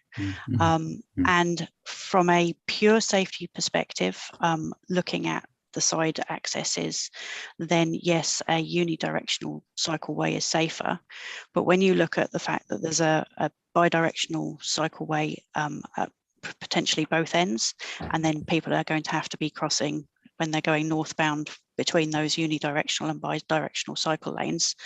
And when you look at the connectivity and the importance of connectivity in cycle lanes, it's on balance, it was decided that the bidirectional cycle lane would be the better proposition. So is that something that's still a discussion part for the detailed design? No. Oh, no. That's a decision. Yeah, that's a decision. Yeah. Right. Yeah. Okay. Otherwise, we get into too much scope uncertainty. Cost, too much work. Well, too much cost uncertainty, and yeah. Okay, cool. Any other questions, councillors? Okay, well, Councillor Free, Deputy Mayor Free. Yeah, just a quick question on that the choice between the two. Wouldn't it be the case that the unidirectional cycleways would actually take up more space as well? That's absolutely the case, and also with the peak nature of the cycle flows, with the bidirectional cycle lane, it actually allows more room for cyclists to pass each other when they're travelling in the peak direction, whereas the two unidirectional cycle lanes would make it a lot harder. Okay, cool. Thank you for the questions. Right, we'll go to the paper. Look, I think I should look to. I've introduced enough of them today, so I should probably look to either Deputy Mayor or Councillor Condi, if either of you want to move the paper. Deputy Mayor. Yeah, it gives me a lot of pleasure to move this paper, and I think Councillor Condi made a useful point that this is just another step along the road, the very important project which we've been working with our partners, and I'm very pleased to hear that it's been approved. We're the last stage in that process of finding all the partners' approval. So I was actually blown away by the work that had been done. As I said before, there's an immense amount of work that's been done on this. So I have a lot of confidence that we're working through a very methodical process. And I personally have a reasonable amount of, I have a lot of confidence in the solution, actually. We can't have everything we might want because we're not able to just commandeer land from other parties. I think we're making the most of what we've got, and we're connecting this with a very strategic and big investment that Waka Kotahi is making, a big and a very important connection that's been waited for 100 years between Wellington and Hutt City. And this is very consistent, and I like the fact that it's bi-directional, because I think it will send a very seamless, it'll be a seamless pathway, which is what we want. It'll be an amazing commuter facility and an amazing economic opportunity to really promote our region and the connectivity by walking and cycling, and the environmental bits and pieces that I know will come, and the placemaking. So, there's just so much to like in my view. I know that it's going to take a while for some people to come to terms with change that's involved. And I think that the points were made about working with businesses are good ones. Businesses, especially, really pleased to hear that there'll be a lot of attention given to the delivery phase once we get there. But again, we're not at that phase. we're still very much in approving some more funding so some more work can be done on this design. Looking, of course, there's still quite a bit of uncertainty about some of the benefits and disbenefits in terms of the actual numbers, but I do note that there's a BCR predicted between 0.4 to 1.8, and points are made too that it could easily exceed that 1.8 number. There's a lot we don't know yet, but there is a reasonable confidence that this is a good spend. Without having a crystal ball, we will not know, but I have confidence myself that this is a really good investment for our city and the way forward for us to go. So I'll stop there. But yeah, I do commend you to all approve this. Thanks, Deputy Mayor. Councillor Condi. Thank you. I'm really pleased to be able to second this paper, and it's great to see these projects continuing to sort of chug along and make progress. I think that's what we've been asking for a long time, and we've certainly heard that message from our communities very strongly when we were out talking about MRT and other things. One of the main things that came back was just get on with it.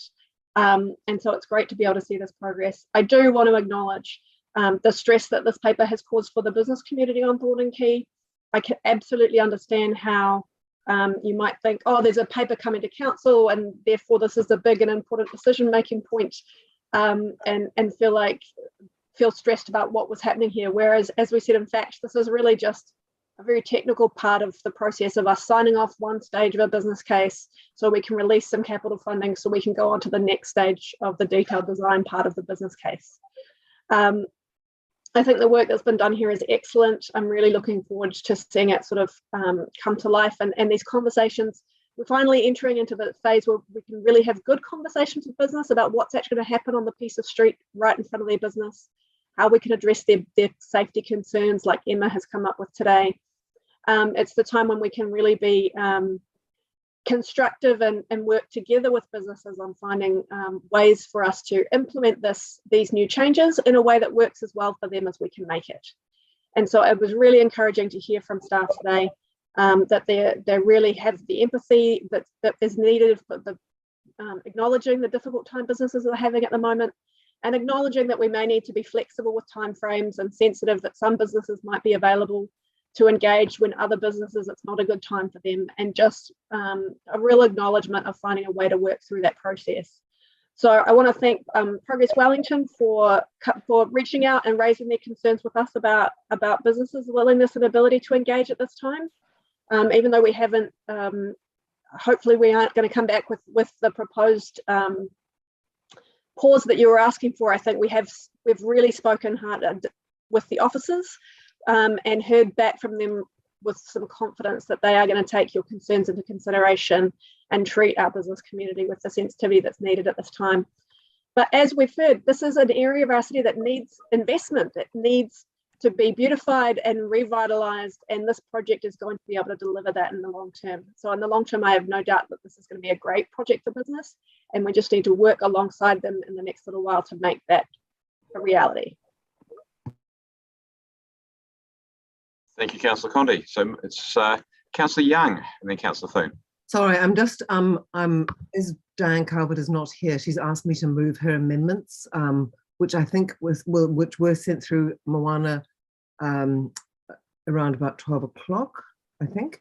Or Moana replied about 12 o'clock. There are 4 of them. I wonder if they could be put up, please. Sorry, Councillor Young, I don't have those amendments, so I can't put them on screen, but I will source from Rowana shortly. Oh, okay. So so the one thing I would say is, well, maybe when you've got them, shall I have a talk with you offline, Hetty? Yeah, you can send me an email or a text, whatever's easiest. No, I couldn't send you a text because I haven't got your mobile number, but I'll send you an email. Okay, I'll send it. So Councillor Young, shall I go to Councillor Thune first, and then I'll put you back on? Yeah. Okay, thank you. Councillor Thune. Yeah, kia ora. There's not much to add after Councillor Condi and Mayor Deputy Mayor Free's statements, but I think one thing I did just want to bring up, as well as empathy for our business community, I think they really need to hear how valuable they are to us at the moment. And I don't know that that's something that they've got from Let's Get Welly Moving, you know, in our communication style. So that's something I'd really like to ask the communication team to acknowledge. But I did just also want to bring up that there is a lot to like about what's going on here. And so, yeah, we're also seeing the bus priority, slower speeds will be looked at, and $6 million was confirmed that is going into placemaking and trees and amenity and nice to make this a really nice place. So thank you, Let's Get Welly Moving team. It's been really good to hear everything that's going on, and we appreciate your work. Thanks, Councillor Fern. Councillor Young, are you back again? Your hand's still up, so just want to check. Sorry, I'm just sending this through to Heidi because I thought she had them. So I'm just just ignore me. I've just emailed them through. Sorry, Councillor Young, and sorry, Heidi, I should have copied you in. Right. Okay. Can we pop those? 5-minute adjournment. Sorry.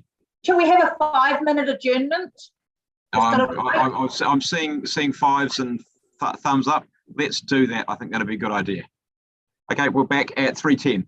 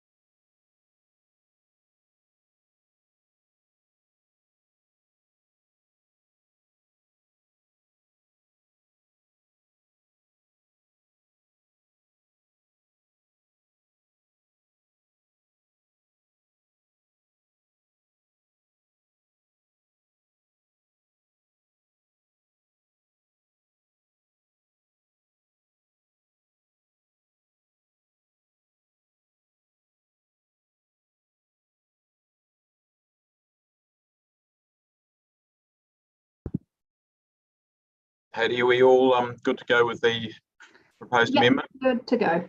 Okay, cool. Could you share the amendment there, please?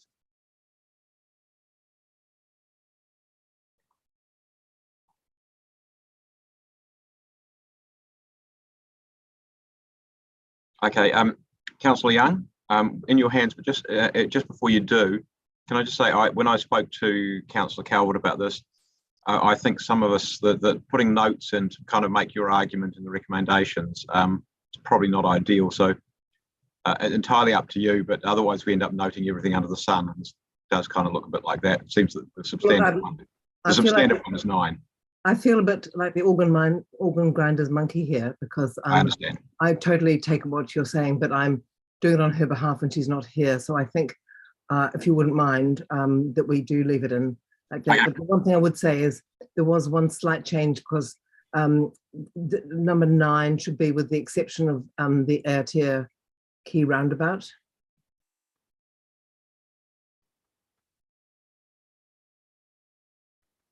Just to be clear, are we proposing there to agree to defer further work on Thorn and Quay, or Hutt Road and Thorn and Quay? So it's a bit mucky. Well, it just says Thornton Quay, and as I'm the organ grinder's monkey, we better go with what she put. Oh, okay. Right. Where you go. Try organ grinding. Well, except, of course, it does say then with including a decision on Thornton Quay, Hutt Road. That's why it's a bit organ grinding. Right. Well, maybe we should be consistent and just stick the Hutt Road in the second. Yeah. That makes more sense. Yep. Right.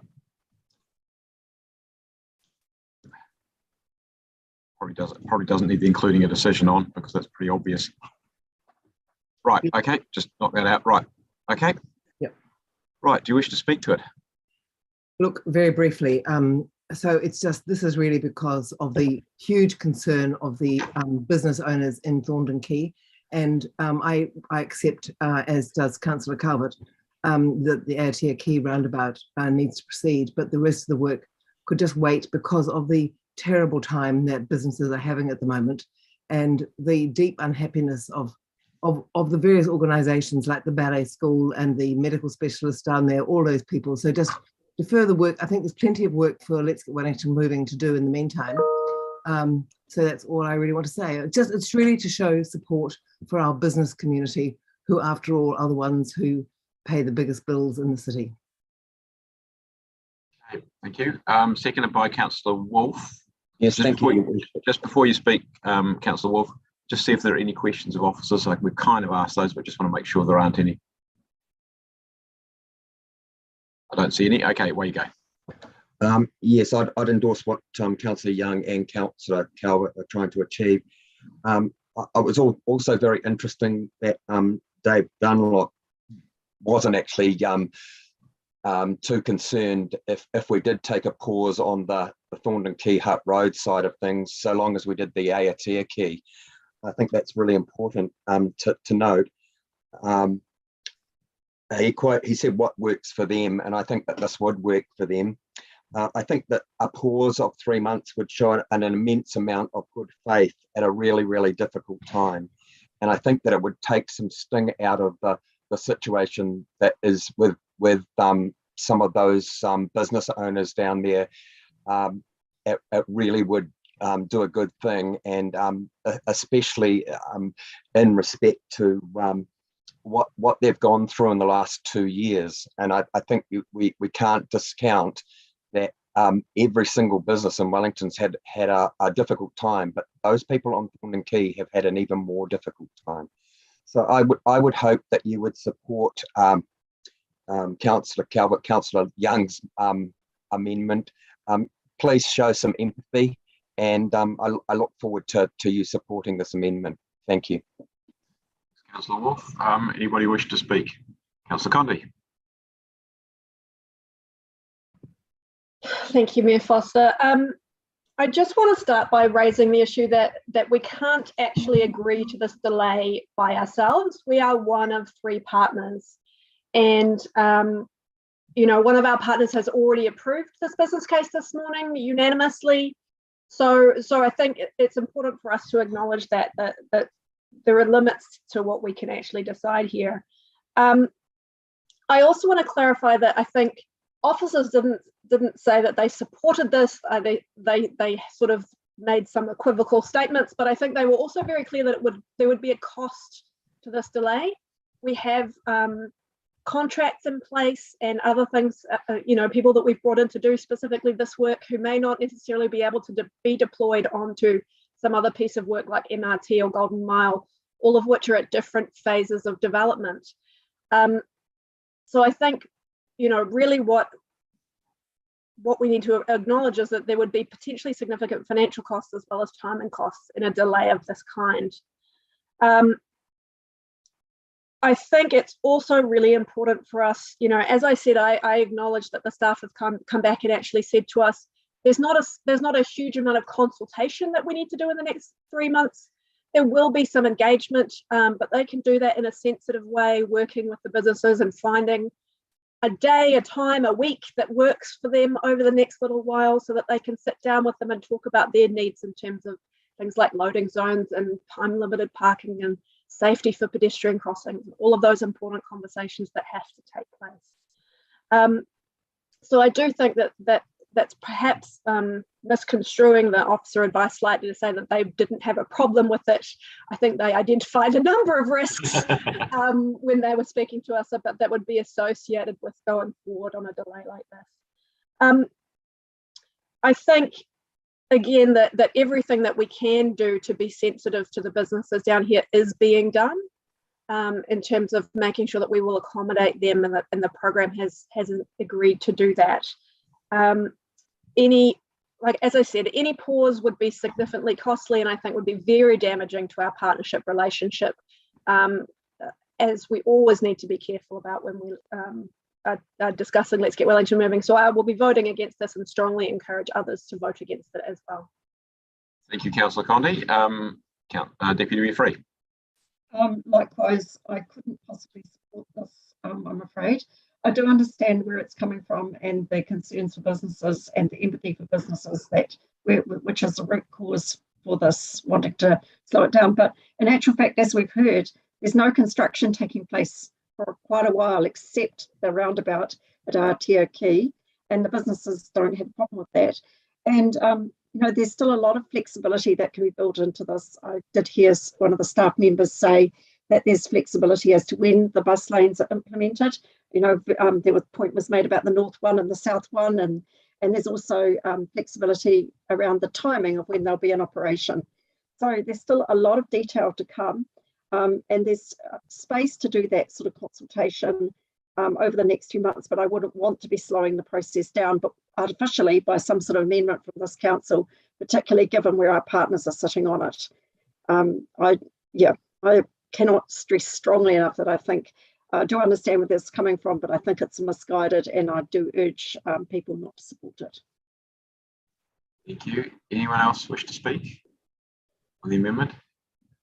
But can I just join Deputy Mayor and Councillor Condi? Obviously, as the three of us sit on the GRG, and just say in terms of the message it would send, I think will be an unhelpful one.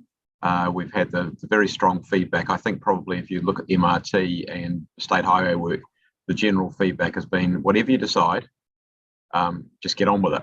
I think people just want to see action, and Pōneke has been a place where we actually did something recently. We moved the parking around. That was we've got a bit of adverse feedback for that too. That's happened every time we've tried to do anything on Pōneke. So and I think I agree with the points which have been made that there'll be some limited engagement starting in about April. Hopefully people might be in hopefully in a better place by the end of April, maybe. We'll see. Don't know how the crystal ball's looking. But certainly the major consultation is later in the year, sort of Octoberish. So I think that should be enough time for people to be able to get in a place where they can engage with us in a really good way. So I just think we're in a place where you have to make progress, and I think there are some questions which I've got about some aspects of the proposal, but the way to deal with those questions is through the engagement and the detailed design process. Anybody else? Okay, Councillor Young, right of reply. Okay, pretty short, I hope. So I accept that this will have a cost to Let's Get Wellington moving, but they have been pretty good at spending money, so a little bit more probably won't do too much harm to the overall budget, because this is about the survival of our small, medium businesses, which are the city's lifeblood. And we have to be seen to be listening to them, because at the moment, people think that Let's Get Wellington moving has its fingers in its ears. And we have to remember that as city councillors, we represent our city. That is our job. That is what we are elected to do.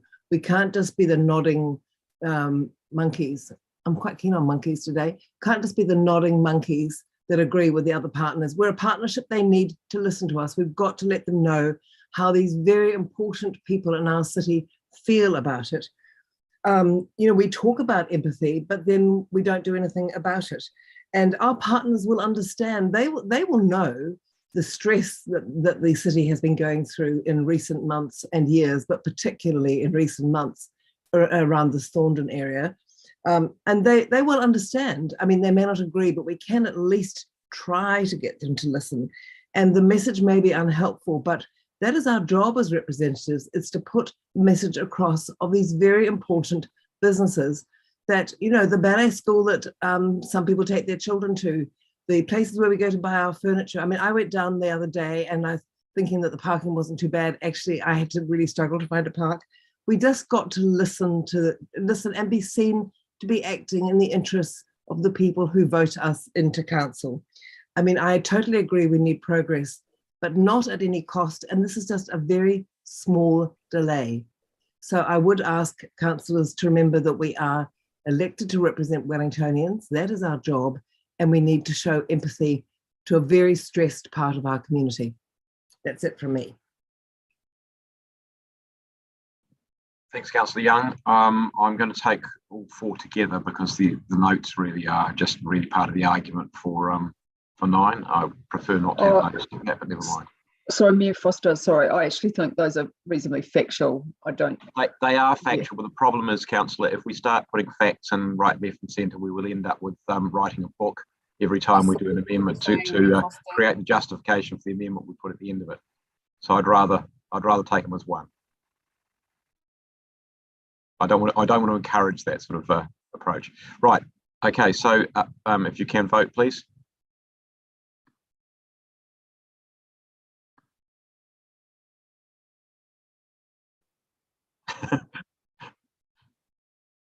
So a quick change there, Councillor Condi. So that's lost. 2 votes in favour, 11 votes against. Those in favour, Councillor Young and Councillor Wall. Thank you. Right, back to the substantive. Does anybody else wish to say anything on the substantive? No? Okay. Deputy Mayor, do you want to write a reply? Sorry, I've got my hand up. Oh, sorry, Councillor Rush. So I'm going to probably upset a few people here, but I'm going to firstly start by saying to Dave and his team, outstanding work. I can tell a lot of diligence and effort have gone into it, and to the Wellington City Council staff as well.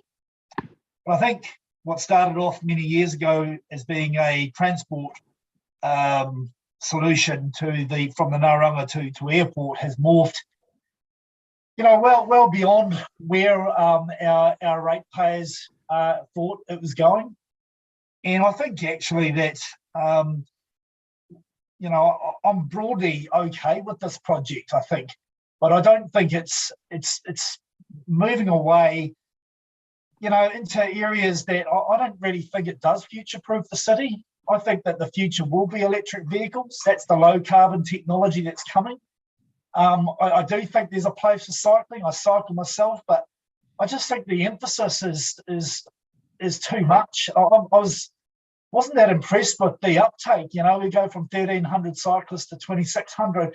I mean, I guess that's doubling, but it doesn't even, in terms of emissions, that doesn't even keep pace with population growth. So, and that's a big plank of our, of the business case.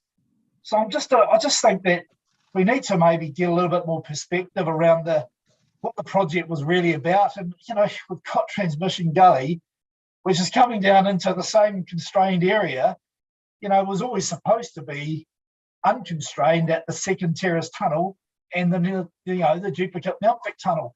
And until both of those projects are done, we're not going to have a chance of moving cars off Aotea Quay. Even this project will remove cars back onto the motorway, which is what we want. But there's no point if they all end up constrained, at the terrace tunnel. There's still 11 traffic lights to get through to the airport. There's a massive carbon footprint as a consequence of all those traffic lights. Vivian Street is a disgrace. Wouldn't it be great for that to be walkable and cyclable without cars on it? So, I'm just, I guess, Dave, I'm signalling that, I really appreciate the work, and I know that you're working according to instructions that this council and others have signed off on. But unfortunately, I'm signalling today that I've lost support for Let's Get Wellington Moving in terms of the key projects, and I guess I'm not going to support this business case going further. Just before we go on, Haiti has advised me that we are just about to hit our 6 hours, breaks included, etc. So we need to vote to take the meeting beyond that. So I'm going to move that. Seconded by Councillor O'Neill, saying that you're the next to speak. Thank you. Can we vote, please?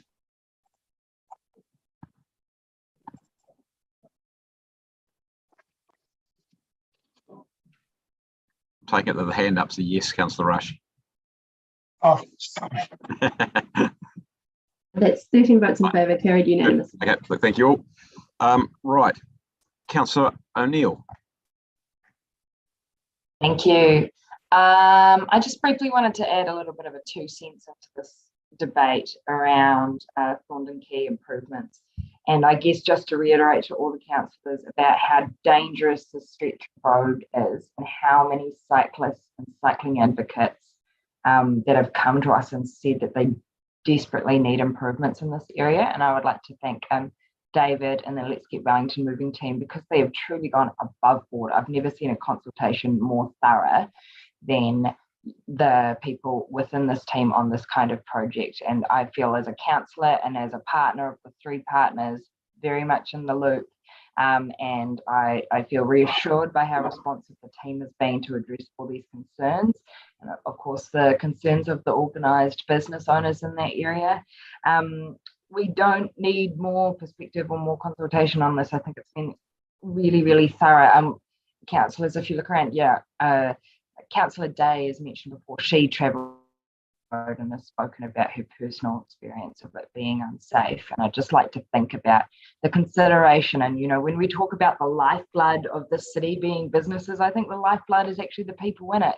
We should be doing everything we can and our positive strategies to be able to encourage and look after that. I don't think lifeblood looks like a series of more and more concrete overhead flying bridges filled with EVs.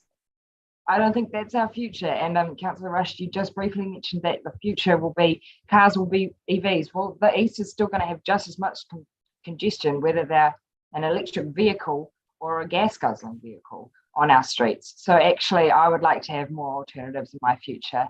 And I would love to be able to ride my bike safely around the city. I'd actually be able to love to ride my bike full stop, but at the moment I am not confident doing that without the cycle lane infrastructure. And I'll just leave it with that. Thank you, Mayor Foster. Anyone else?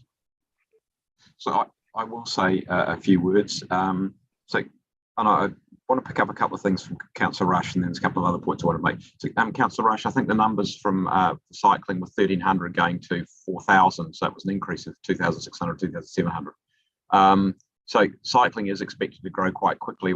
Main reason, or one of the reasons for that, of course, is the Pōneke link, and that collection from Kaunihera through Hutt Road and through Thorndon Quay and into the city becomes a really powerful link, linking the two cities together. And if you look at the growth, and you were quite right when you asked questions at the beginning, the growth that's expected there now, it's a good crystal ball, is virtually entirely cycling and bus bus passengers rather than motor vehicles. We'll see what happens in the future. But in terms of constraining the car, at the moment there's only 1 lane each way. That isn't changing. The thing that's affected is parking at peak times.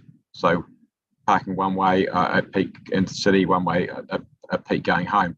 And I suspect if you look at the congestion, I actually was interested in seeing it's on page 197, buses are taking 13 minutes at the moment. It'll take 14 minutes without improvements by 2026. Well, if it only makes a minute's difference, that's not a particularly compelling case for making the intervention, unless you're either making the intervention now because of the problem now, or you're probably still good for a fair few years anyway. Couple of other things to say. This, just to be clear, I think we probably all are, but the businesses, I think we need to make sure are clear on this. I think we do need to make sure, and you're right there, Councillor Rush, that the engagement is done with empathy and with good listening. The single stage business case is really largely about unlocking the funding for doing that detailed design rather than anything else. It's not the final say, although we heard that it is clearly the final say on the option approach, i.e. the bi-directional cycleway as opposed to two unidirectional cycleways. I think the other thing is that clearly this isn't the end game. There will be more decisions for us to make, and there'll be more touch points for the community as we go through this process. So that really is all I wanted to say. Just other than that, just say, David, thank you to you and your team for all the massive amount of work that you continue to do, not just on this part of the program, but on the program as a whole. It's a very, very challenging program, and there are a lot of interdependencies, a lot of balls in the air with some of those big things. But Councillor Rush, you should take some comfort. There are decisions that we will make in the middle of the year about those big issues. It won't include a terrace tunnel, although I think a number of people have asked one. But there are decisions to be made about state highway improvements and about mass transit, and so we look forward to making all those. They will be decisions which require a whole lot of complicated information and a whole lot of things which come together in there before we can be in a credible place to make good decisions on those. Today is not about those. Today is about Thorn and Key and Hutt Road. Over to you, Deputy Mayor. Okay, Mayor Foster. Well, I have to say actually a big thank you to Councillor O'Neill for reminding us that people have died on this road and been seriously injured. And that actually is the crux of it, we mustn't forget. So that actually thank you. That's a really important point. That ties back, and I think a little bit with Councillor Rush pointing out that a lot of the benefits are to cyclists. And even if they weren't in big numbers, there's a huge benefit to preserving a life or preventing serious accidents. But there are also, of course, benefits for walkers, cyclists, walkers and buses. The buses are a big benefit in terms of the reliability and the speed. But actually, we also hope there are benefits for businesses. And I think that brings me to just a response to some of you who did raise, again, the issues about business and showing we care. I think we've done that today with our pandemic response plan. But more importantly, in terms of this project, I know how hard our staff work to actually look at the details. Today we heard that the pedestrian crossings, the location of the pedestrian crossings has been carefully thought through. We know that there will be placemaking that will make it more attractive for clients to come and customers to come to the businesses in Thorn and Key. At the moment, it's a hostile environment. It's not an attractive environment. There are lots of very important businesses down there, but we can do better by them in terms of the road that we provide and the urban environment that we provide. One thing I didn't mention is how delighted I am that iwi are having quite a big involvement into the design, and it will become a special place. And I remember when we engaged with businesses, they actually wanted a better street. They're obviously nervous around the car parking. I think there is some sensitivity that we need to have towards that. But we've shown before that we can use our car parking really intelligently to support businesses. And I remember how agitated the businesses were down Hutt Road. We took every skerrit of parking that was on that footpath and removed the whole lot. And yet businesses managed to find workarounds and people found workarounds. That's the sort of thing that our staff do incredibly well. I think we've got collectively as council, we've got to uphold our staff and provide reassuring support to them and to our businesses that we are determined to see this project through, but to see it through well. And I having been in this kind of work now for 8 years as a councillor, it's been my passion. I've seen some really good work done. So I have a lot of confidence in our staff and our city and the creativity of businesses and the adaptability of people. But you are right, these are difficult times, and I'm sure we'll be sensitive to timing and when the right time to make these changes is. But that's down the track. What we're doing today is just continuing to set the groundwork so that we can continue to make progress. And to the people who said we're just asking for a very small delay, well, my experience has been that a very small delay, there's never really a great time to make some changes. It's always hard, and very small delays quickly add up to big delays. So I don't want to see that. I really want us to get on with this. This is a great project. It really is. We have to have confidence in it and vote for it. Thank you. Thanks, Deputy Mayor. Right, well, we will vote. Right, take them all as one.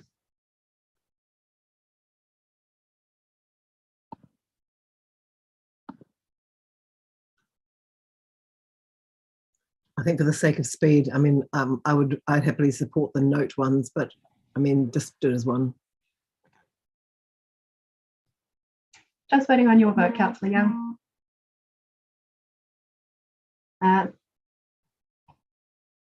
So that is 10 votes in favour, 3 votes against. Those against, Councillors Rush, Wolf and Young. Thank you. Right, that takes us to the last substantive paper anyway. The feedback on the resource management system discussion document.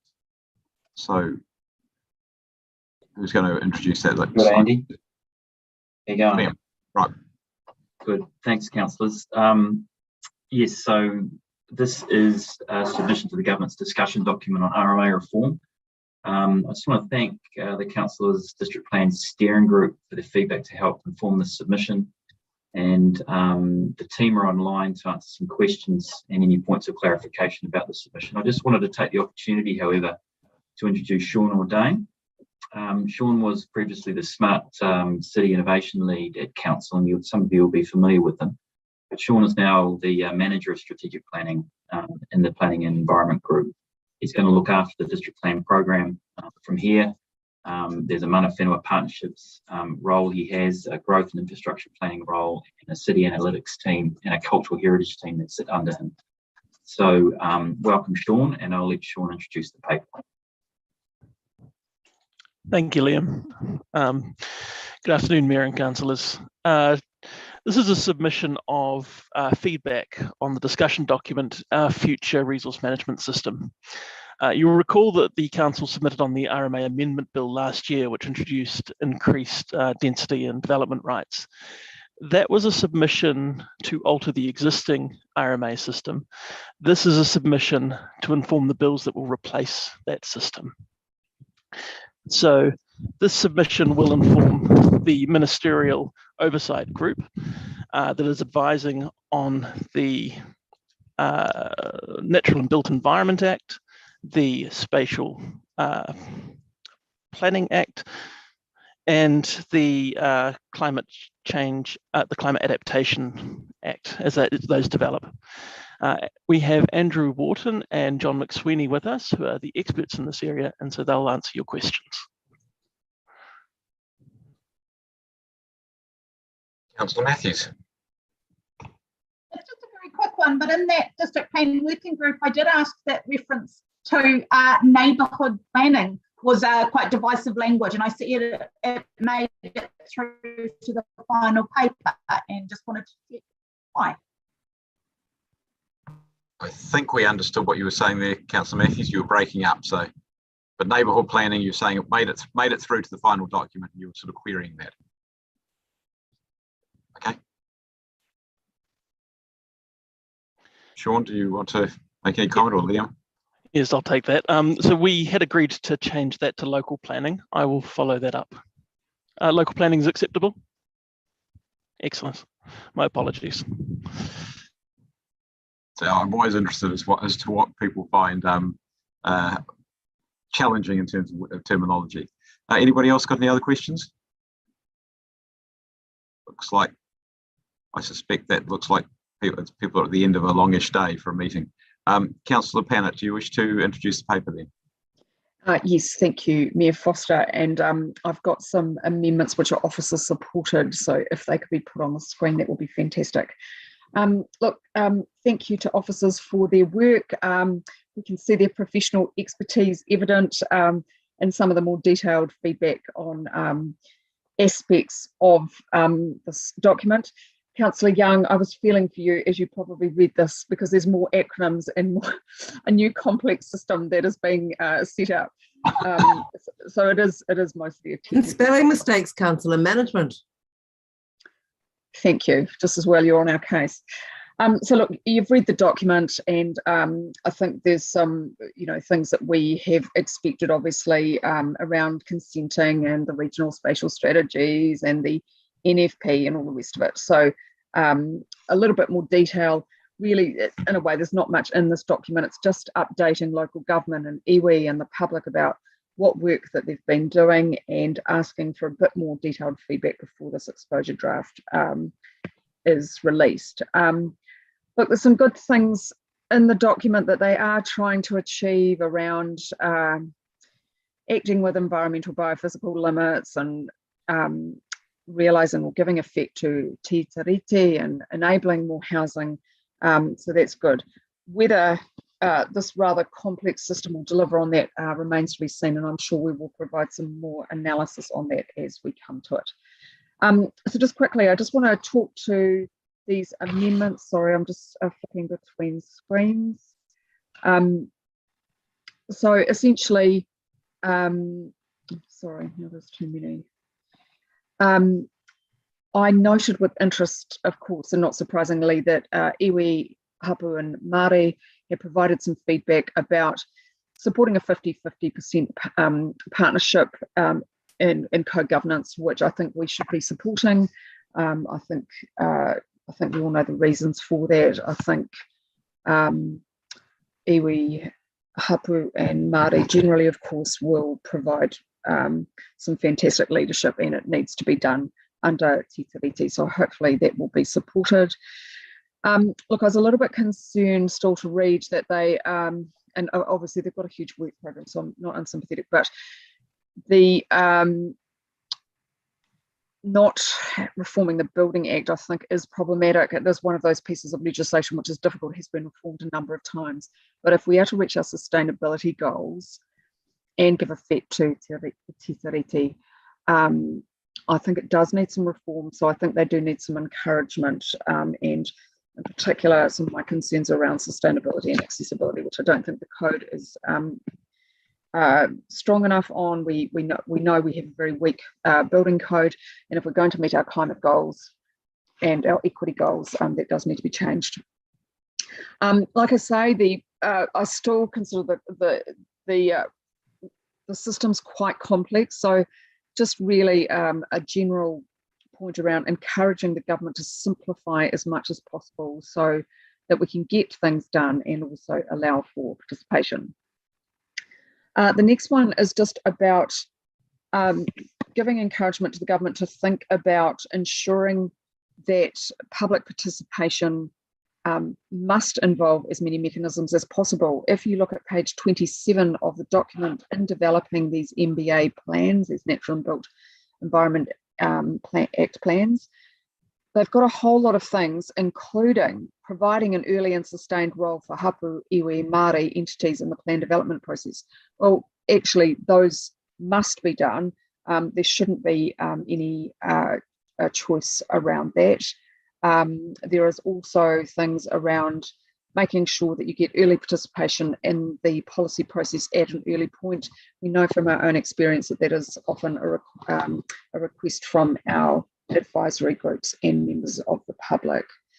And just this last one, which is always tricky, is that this document still struggles with about meeting competing policy objectives. And when the environment is at stake, often we see that that human and material needs are put up against it at the environment's expense. And really what this should be about is, from an environmental point of view, is how we meet human need within the strict environmental limits that we can have. So it's just a point about that. So I'm moving those, and Councillor Finn will second. Kia ora. Thanks, Councillor Pannett. Councillor Matthews, is that a question about the? Yep. Okay, that's fine. Okay, so let's take questions of the amendment. Yeah, I'd just like to get some officer advice. I'm fine with them except for D and E. And put D and E back in, please. Yeah, so D was about the changing the may to must. And, you know, I guess I'm just kind of concerned that both D and E, especially E, because environmental limits is, you know, that may be a somewhat subjective term, and I'm concerned that both D and E are a little bit anti-housing, to be honest with you.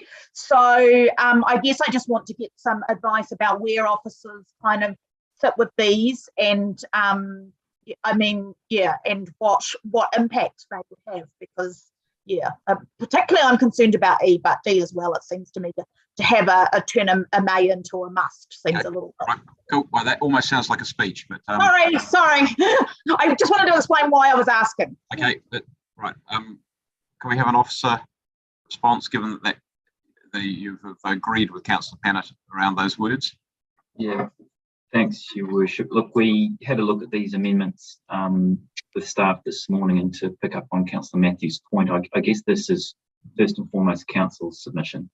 There are reasons why I believe the government's worded those particular phrases the way they have, and so there are going to be a number of circumstances in which the way communities engage with and feed into the MBAs are yet to be sort of actually articulated by the government. So that's really Councillor Pannett's suggested amendment is surfacing that. And I say that because I was party to a briefing of the Mayoral Forum, which I believe, Andy, you were there for a short time as well, and MFE were indicating that it's still a bit of a woolly area. Of course, Councillor Pannett has a certain view, and she's putting that forward, and that has to be debated by council, but there is an intent certainly that those MBA plans will involve some community participation in the making. The last one I'm not so clear on. The environmental limits has been a real issue, more importantly for the regional councils, but I'd look to perhaps John McSweeney or even Andrew to comment in any detail about that, but I know it has been a concern for the regional councils, perhaps not so much for district councils. Can we have some further advice on that one, John or Andrew, please? The councillors. Andrew's probably better placed. I think he's online. Okay, but he's there. If you want to have a go. Yes, yeah, the RM reform does look to give greater emphasis to protecting bottom lines, environmental bottom lines. So that's consistent with that, and also to give better national direction, such as in the national planning framework about when you do have conflicting objectives, which one should apply. So they're doing that alongside also trying to manage the urban development, but still keeping those environmental bottom lines. So that's been a consistent theme throughout the review. So we're relatively supportive of that position. So Councillor Pannett is essentially just reinforcing what the legislation, the intended legislation, is trying to do. Is that correct? Yes, that is. Sorry, Councillor Paul's sending me some suggested wording. Yeah, that's great. I think can we, when we put amendments up, especially when officers have had a go at them, we should actually go, that's the wording we want. Stop mucking around. Yeah. So I'll get Councillor Paul to ask officers next. Thank you. Okay, right. Okay, I have questions from Councillor Fitzsimons and then Councillor Rush. Yeah, just a follow-up question to Councillor Matthews, really, and it's probably to you, Liam. When Councillor Pannett said officer supported, is that kind of more that they kind of make sense in the general thrust of it, rather than that they're consistent with previous decisions and your professional judgment is more a kind of they work if that's what you want to do, rather than officers? Yeah, that's right. That's right, Councillor. So I mean, I mean, I've mentioned this to councillors before. When you're checking wording, it's really just it's innocuous to us. It's a council decision. So just to clarify, that's right. We're not necessarily supporting, but we've vetted the detail. So Liam, can you just be clear? Does that mean you think that they are all good things, that if we were asking you to vote on them, you go yes, yes, yes, yes, and yes, or you go don't care, or you go no? Oh well, look, we're impartial on that. It's innocuous for us. I mean, in the sense that it's a council decision whether or not they take that position or not. It doesn't have any legal ramifications or any matters that might undermine our current position, both in policy and in plan. So that was my feedback. So perhaps we should say acceptable to officers rather than supported by officers. Yeah, well, Mayor Foster, Okay, right. Mr. Hodgetts did say he was happy with them. So sorry, I just think we I'm just need to be clear. I'm merely trying to understand what is being said here, because there were two questions being asked about them. One very specific question being asked about them. Councillor Rush. Yeah, I'm not sure if this is one for officers or one for the mover, but just want some clarity over the first proposed amendment. What does that? Can you put them up again, please? Partnership actually, what does that mean in practice? So, I mean, is the new legislation setting up some sort of resource governing body or entity to which this arrangement would apply, or can you maybe help me a little bit more, Councillor Pennant or others? I think we ought to have that from officers first. If there is what is being conceived in the legislation, I think it's probably the question that Councillor Rush is asking.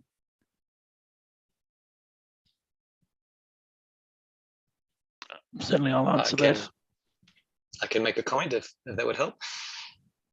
So yeah, the RM reform is looking to bring greater Māori involvement at all levels. So at a national level, that they would set up a national Māori entity to help provide content into the national level documentation and regulation. And then at a regional level for the spatial plans and for the NBA plans, like the rules, that there'd be a committee made up of not just the local authorities in the region and central government, but also iwi authorities. So part of the questions in this discussion document is should the parties be able to determine that committee composition? How is that made up? What should the ratios be? So the ratios could be anything. The ratios could be anything. This amendment is suggesting 50-50. That's correct. So the government hasn't specified a particular preference at this point. I think as staff, we were wanting some certainty across the country, so that if we are meant to be giving effect to partnership as a principle of te tiriti, that it's done consistently. We're not having different arguments in different regions. And so we supported that component. But I think that the proposal 50-50 partnership, I guess, is again a political call. Yeah, thanks, Andrew. I guess just on that last point about consistency, you know, I'd see that the concluding paragraph talks about lining up with a Tau Māori worldview or Tau Māori principles or something like that. As I understand it, that differs from hapu to hapu and iwi to iwi, and I'm just a bit concerned that we're going to lose the certainty that we will require of our legislation in order that we can comply. Have you got any comments on that? Concerned? The overall one of the thrusts of this reform is to bring in some of the principles that are consistent nationally. And you're right, in terms of how they're worked out locally, of course there will definitely be differences. But I think the government and our council is seeing it as important to reflect those values at each level. And Liam and Sean can speak as well. That's right, Andrew. We'd add to that, councillors. I mean, the draft district plan has had a Te Ao Māori lens facilitated by Joe Takata all the way through, both from Taranaki Whānui and Ngāti Tawa. So we've lensed their worldview, if you like, through all of the chapters. And I think when you read the documentation, district plan, it is quite a marked change to where we were in the past. It's a big step for for this council. And what was the first generation RMA plans, new plan is very much up to date and contemporary in that regard. I have got another question. It's unrelated to this topic though, so I'm happy for Councillor Condi to ask you. If it's unrelated to this topic, you mean it's unrelated to the paper? No, I was just going to ask, is the proposed legislation based on any international precedents, or is this a Kiwi thing that we're making up as we go along?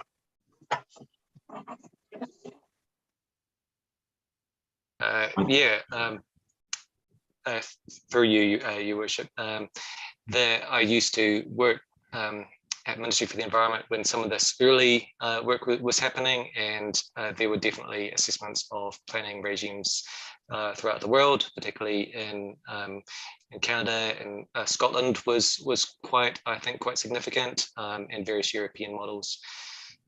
But it was principally focused on the problems with the system in New Zealand. We have our own unique, in some ways, unique ways of doing things with a lot of consultation, a lot of third-party involvement, partnership with with Māori, all those kind of things. So. Okay, thank you. And there are actually papers on that online as well. Okay, Councillor Condi, and then I really do want to actually get onto the paper itself. Thanks. I just had a quick query about D. What it seems to me, and Liam or staff, kind of your interpretation, what it seems to me is that D almost would be requiring, for example, that when we were consulting on an MBA, that we had to do so on every channel possible. Like it would be illegal for us to not consult on Twitter, for example, or that it might be illegal for us not to do a letter drop, and that there's no kind of consideration about cost or value or what channels are the most useful. Am I being overly pedantic in how I'm reading it, or does that seem like a possible interpretation of that phrasing?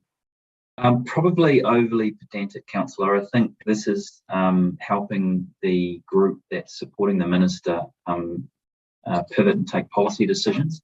So ultimately there will be a legislative framework that we'll see and we'll be able to comment on.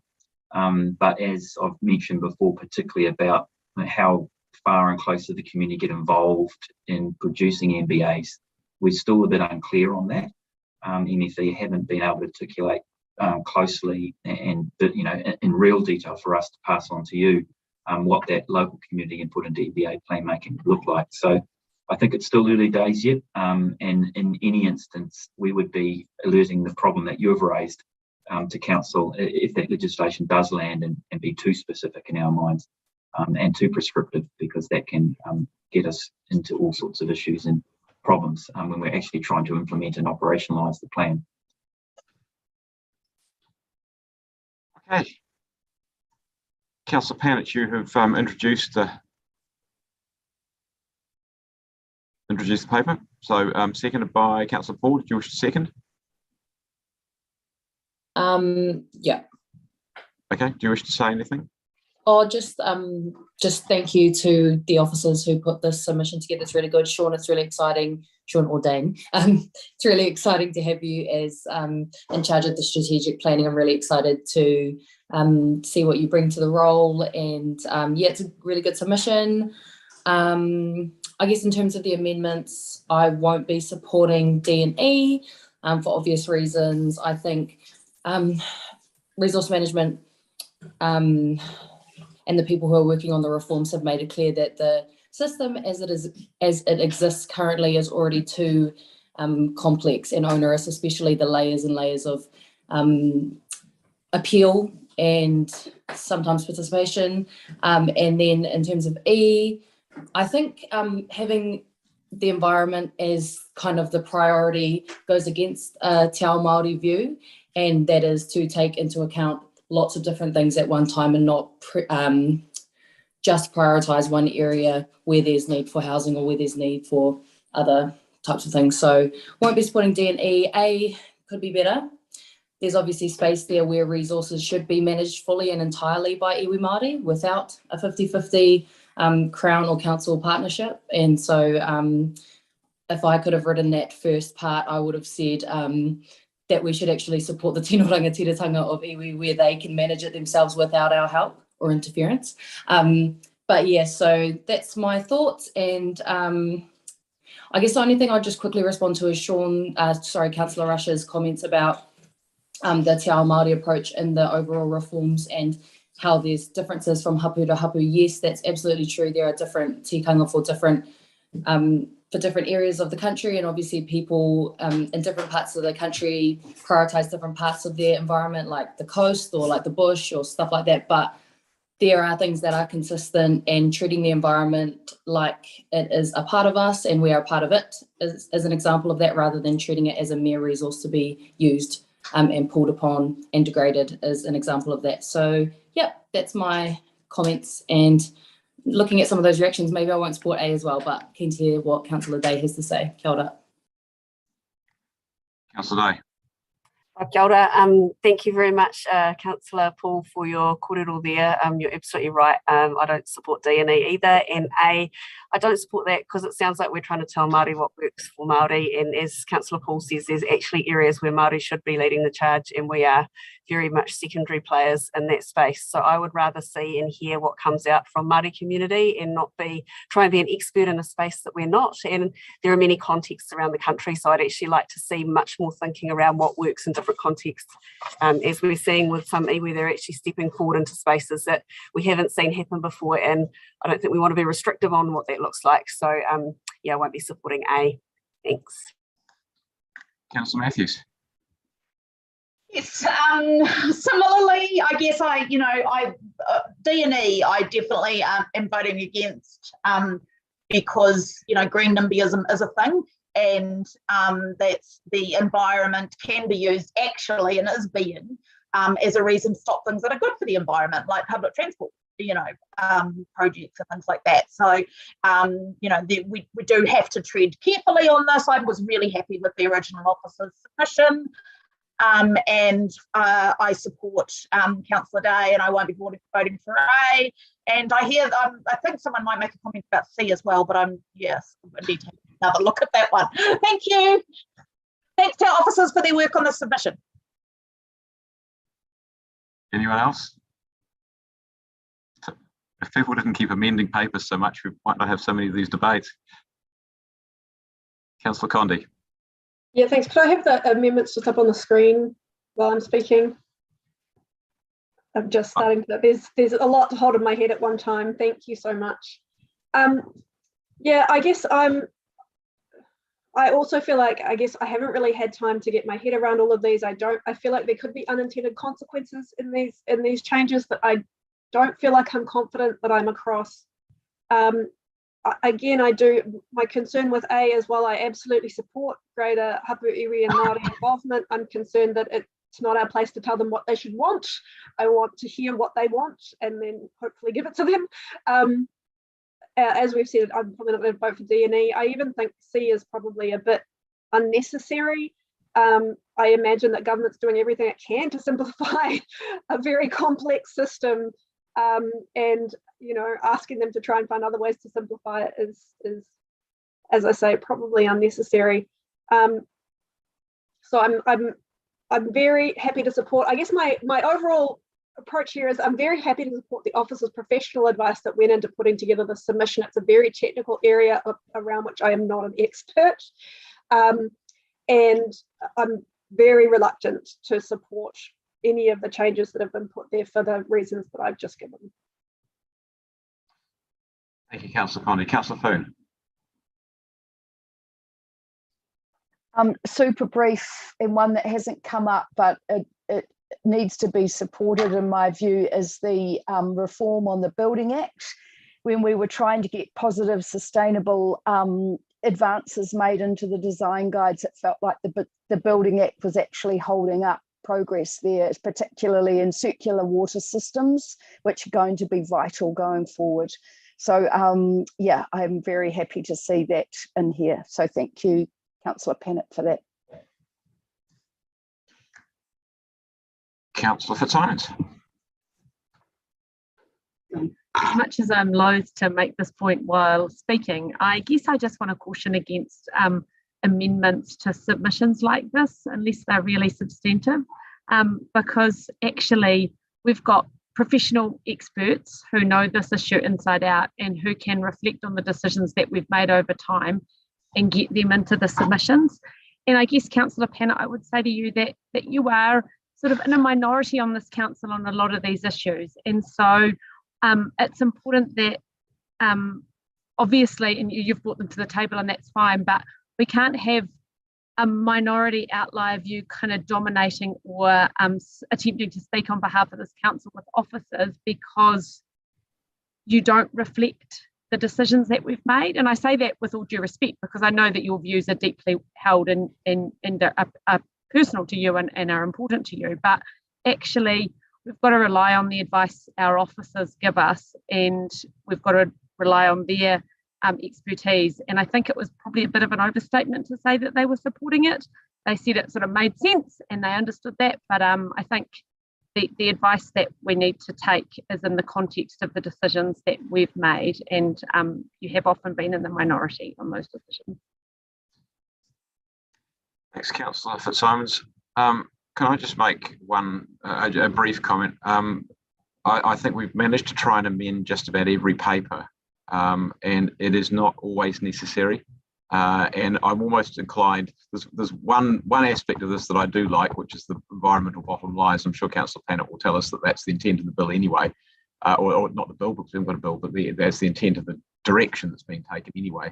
I'm comfortable with that, because if you go below a bottom line should be something that you just don't go below. And if they're identified, you don't do it.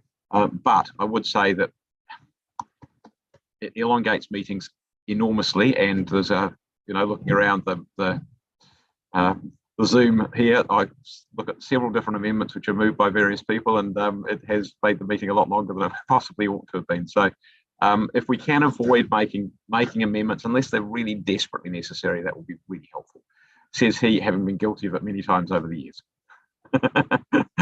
Councillor Pennant, right of reply. Thank you for your feedback, and I will respond given some of the criticism. Can you please put the amendments up, because I'd like to address A first.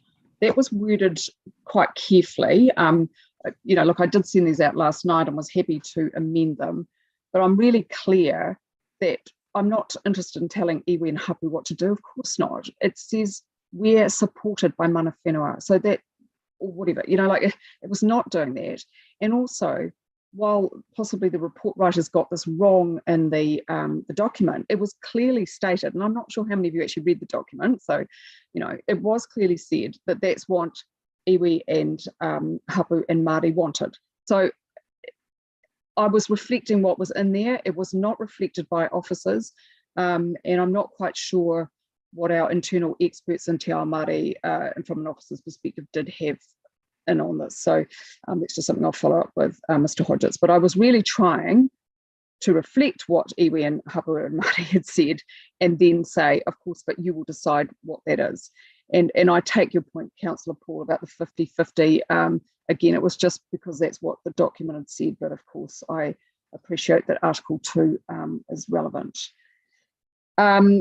Councillor Fitzsimons, I will remind you that I have stood in the minority many of times, but also, as you know, people have come round to sometimes a minority view. I have stood very hard on the environment. Remember, we've had lots of arguments about parking and transport, and we have been vindicated on that. And I guess what I really worry about is that this movement has adopted climate change as a serious, modern environmental movement as a serious problem, which is good. But it's not the point. The point really is about how our relationship to our planet and whether we consider that the limits are there or not. They're not subjective, Councillor Matthews, with due respect. They are backed by good science. And in fact, the environmental limits are going to be set with a lot of technical advice. So it is not true to say that they are subjective. They are not about anti-housing. It is about respecting the planet so that everyone can have a home and have the resources that they need. And at the moment, that has not been done. And we are trashing our planet, which is extremely dangerous.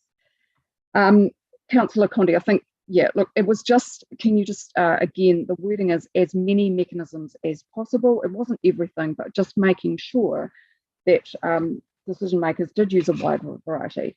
And I'll just remind you, when we're talking about public consultation, that does mean potentially missing out disabled people, and and I don't think non-disabled people should have a right to say that, or missing out iwi and hapu, which is also not appropriate. So I think, yes, there are maybe the system has been balanced with some groups of people, but it should be balanced so that it meets the needs of everyone. Councillor Fitzsimons, just last point. Of course, I respect professional experts, but I also have challenged those experts in court and won. So with due respect, while I believe experts should be on tap, I do not believe they should be on top. And I am happy to challenge and will continue to challenge, because we have not got it right. And our planet, as I said, is in peril, and we need to take urgent action. Thanks, everyone. Thank you, Councillor Pannett, as feisty as ever. Right, now, councillors, I get the impression that there's a number that people would like to take separately. Am I okay on that, taking some separately? Yes, I want at least B to be taken separately, please. Sorry, which ones? B. B. Okay. I want to take E separately. Anybody else want to take any of the others separately? Can we just do all of them? Sounds like it. Yeah, sounds like all of them. Right, okay. Amendments. Right, okay. A.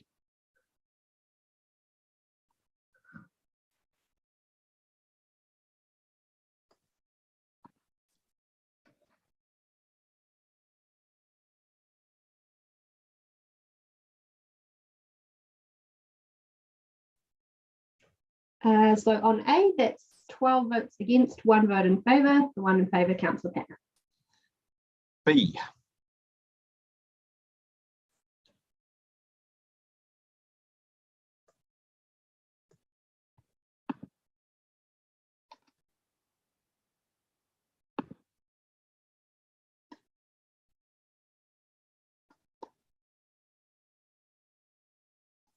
Just waiting on Councillor Rush.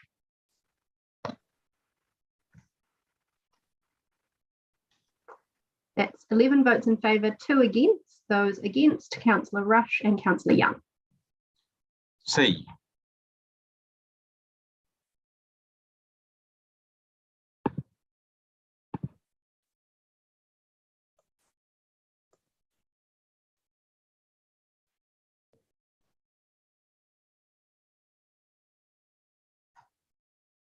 So that is 7 votes against and 6 votes for. So that's Mayor Foster, Deputy Mayor Free, Councillors Foon, Pannett, O'Neill and Wolf, 4. Thank you. D.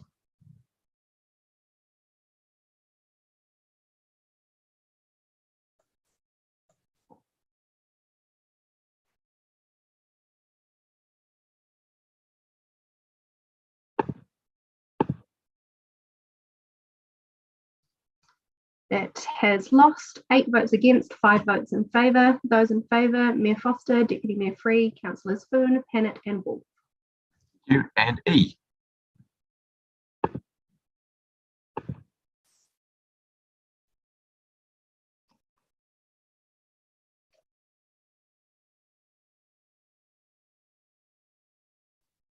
That has lost 5 votes in favour, 8 against. Those in favour, Mayor Foster, Deputy Mayor Free, Councillors Foon, Pannett and Wolf. Thank you. And now we'll take the substantive, the rest as a whole, including the one which got through, which was B, wasn't it? Is that right? It was B, yes. B. Okay, right.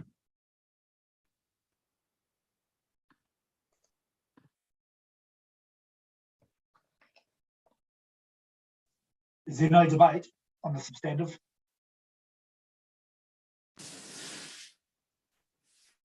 Because these have been moved as part of the substantive, we've always been on the substantive. Oh, okay. And I did my right of reply. I didn't realise. Yeah, okay. Well, it's my fault. Sorry, can we see the substantive, the rest of it, or is that? No, that is it. All right. So basically, all you've got is 1, 2, with no amendments. 2B. With B included. Oh yeah. So if you vote against it, you're suggesting we don't put a submission in at all.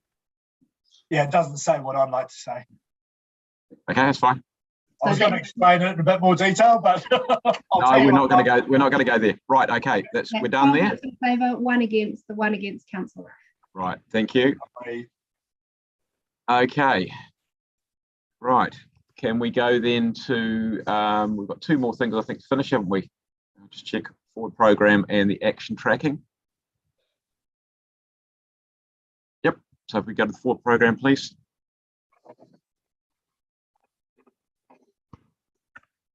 Can we take it as read? We will take it as read. Yeah, absolutely. We always take everything as read. We could do them together. That sounds like a very good idea. Has anybody got any questions of any of them? Beautiful. I don't see that. Right. Okay. We will receive the information on both of them. Hayley, are you happy that we take them both together, or do you insist that we take them separately? No, you can take them together. That's fine. Excellent. Right. Well, I'll move them. Seconded by Councillor Fitzsimons is very keen there, so we'll do that. Thank you. Right. If you can vote, please.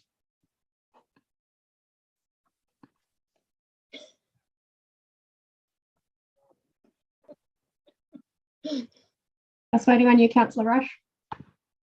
That's 13 votes in favour, carried unanimously. Thank you. And that takes us to, I've got to just scroll down. I think that's it. That's us, other than closing karakia. I'm going to hand over to somebody else to do the closing karakia if they want to. Councillor Day, would you like to do that? Hang on, have you got the... So we have to do mic change over here, otherwise you get like an echo, but yes, I can. Oh, I see. Yes, of course, the 2 of you in the same room, yes. Yeah. Me karakia tātou. Unuhia, ki te uru tapunui. Kia wātia, kia mama, te ngākau, te tinana, te wairua, I te ara takatū. Koia rā e rongo, whakairia ake ki runga. Kia wātia, ai rā, kua wātia. Thank you, Councillor Day. And look, thank you, everyone. Thank you, officers. Now, just before we finish off, councillors, I know that we were going to have a briefing. I don't know what people's state of mind is about a briefing.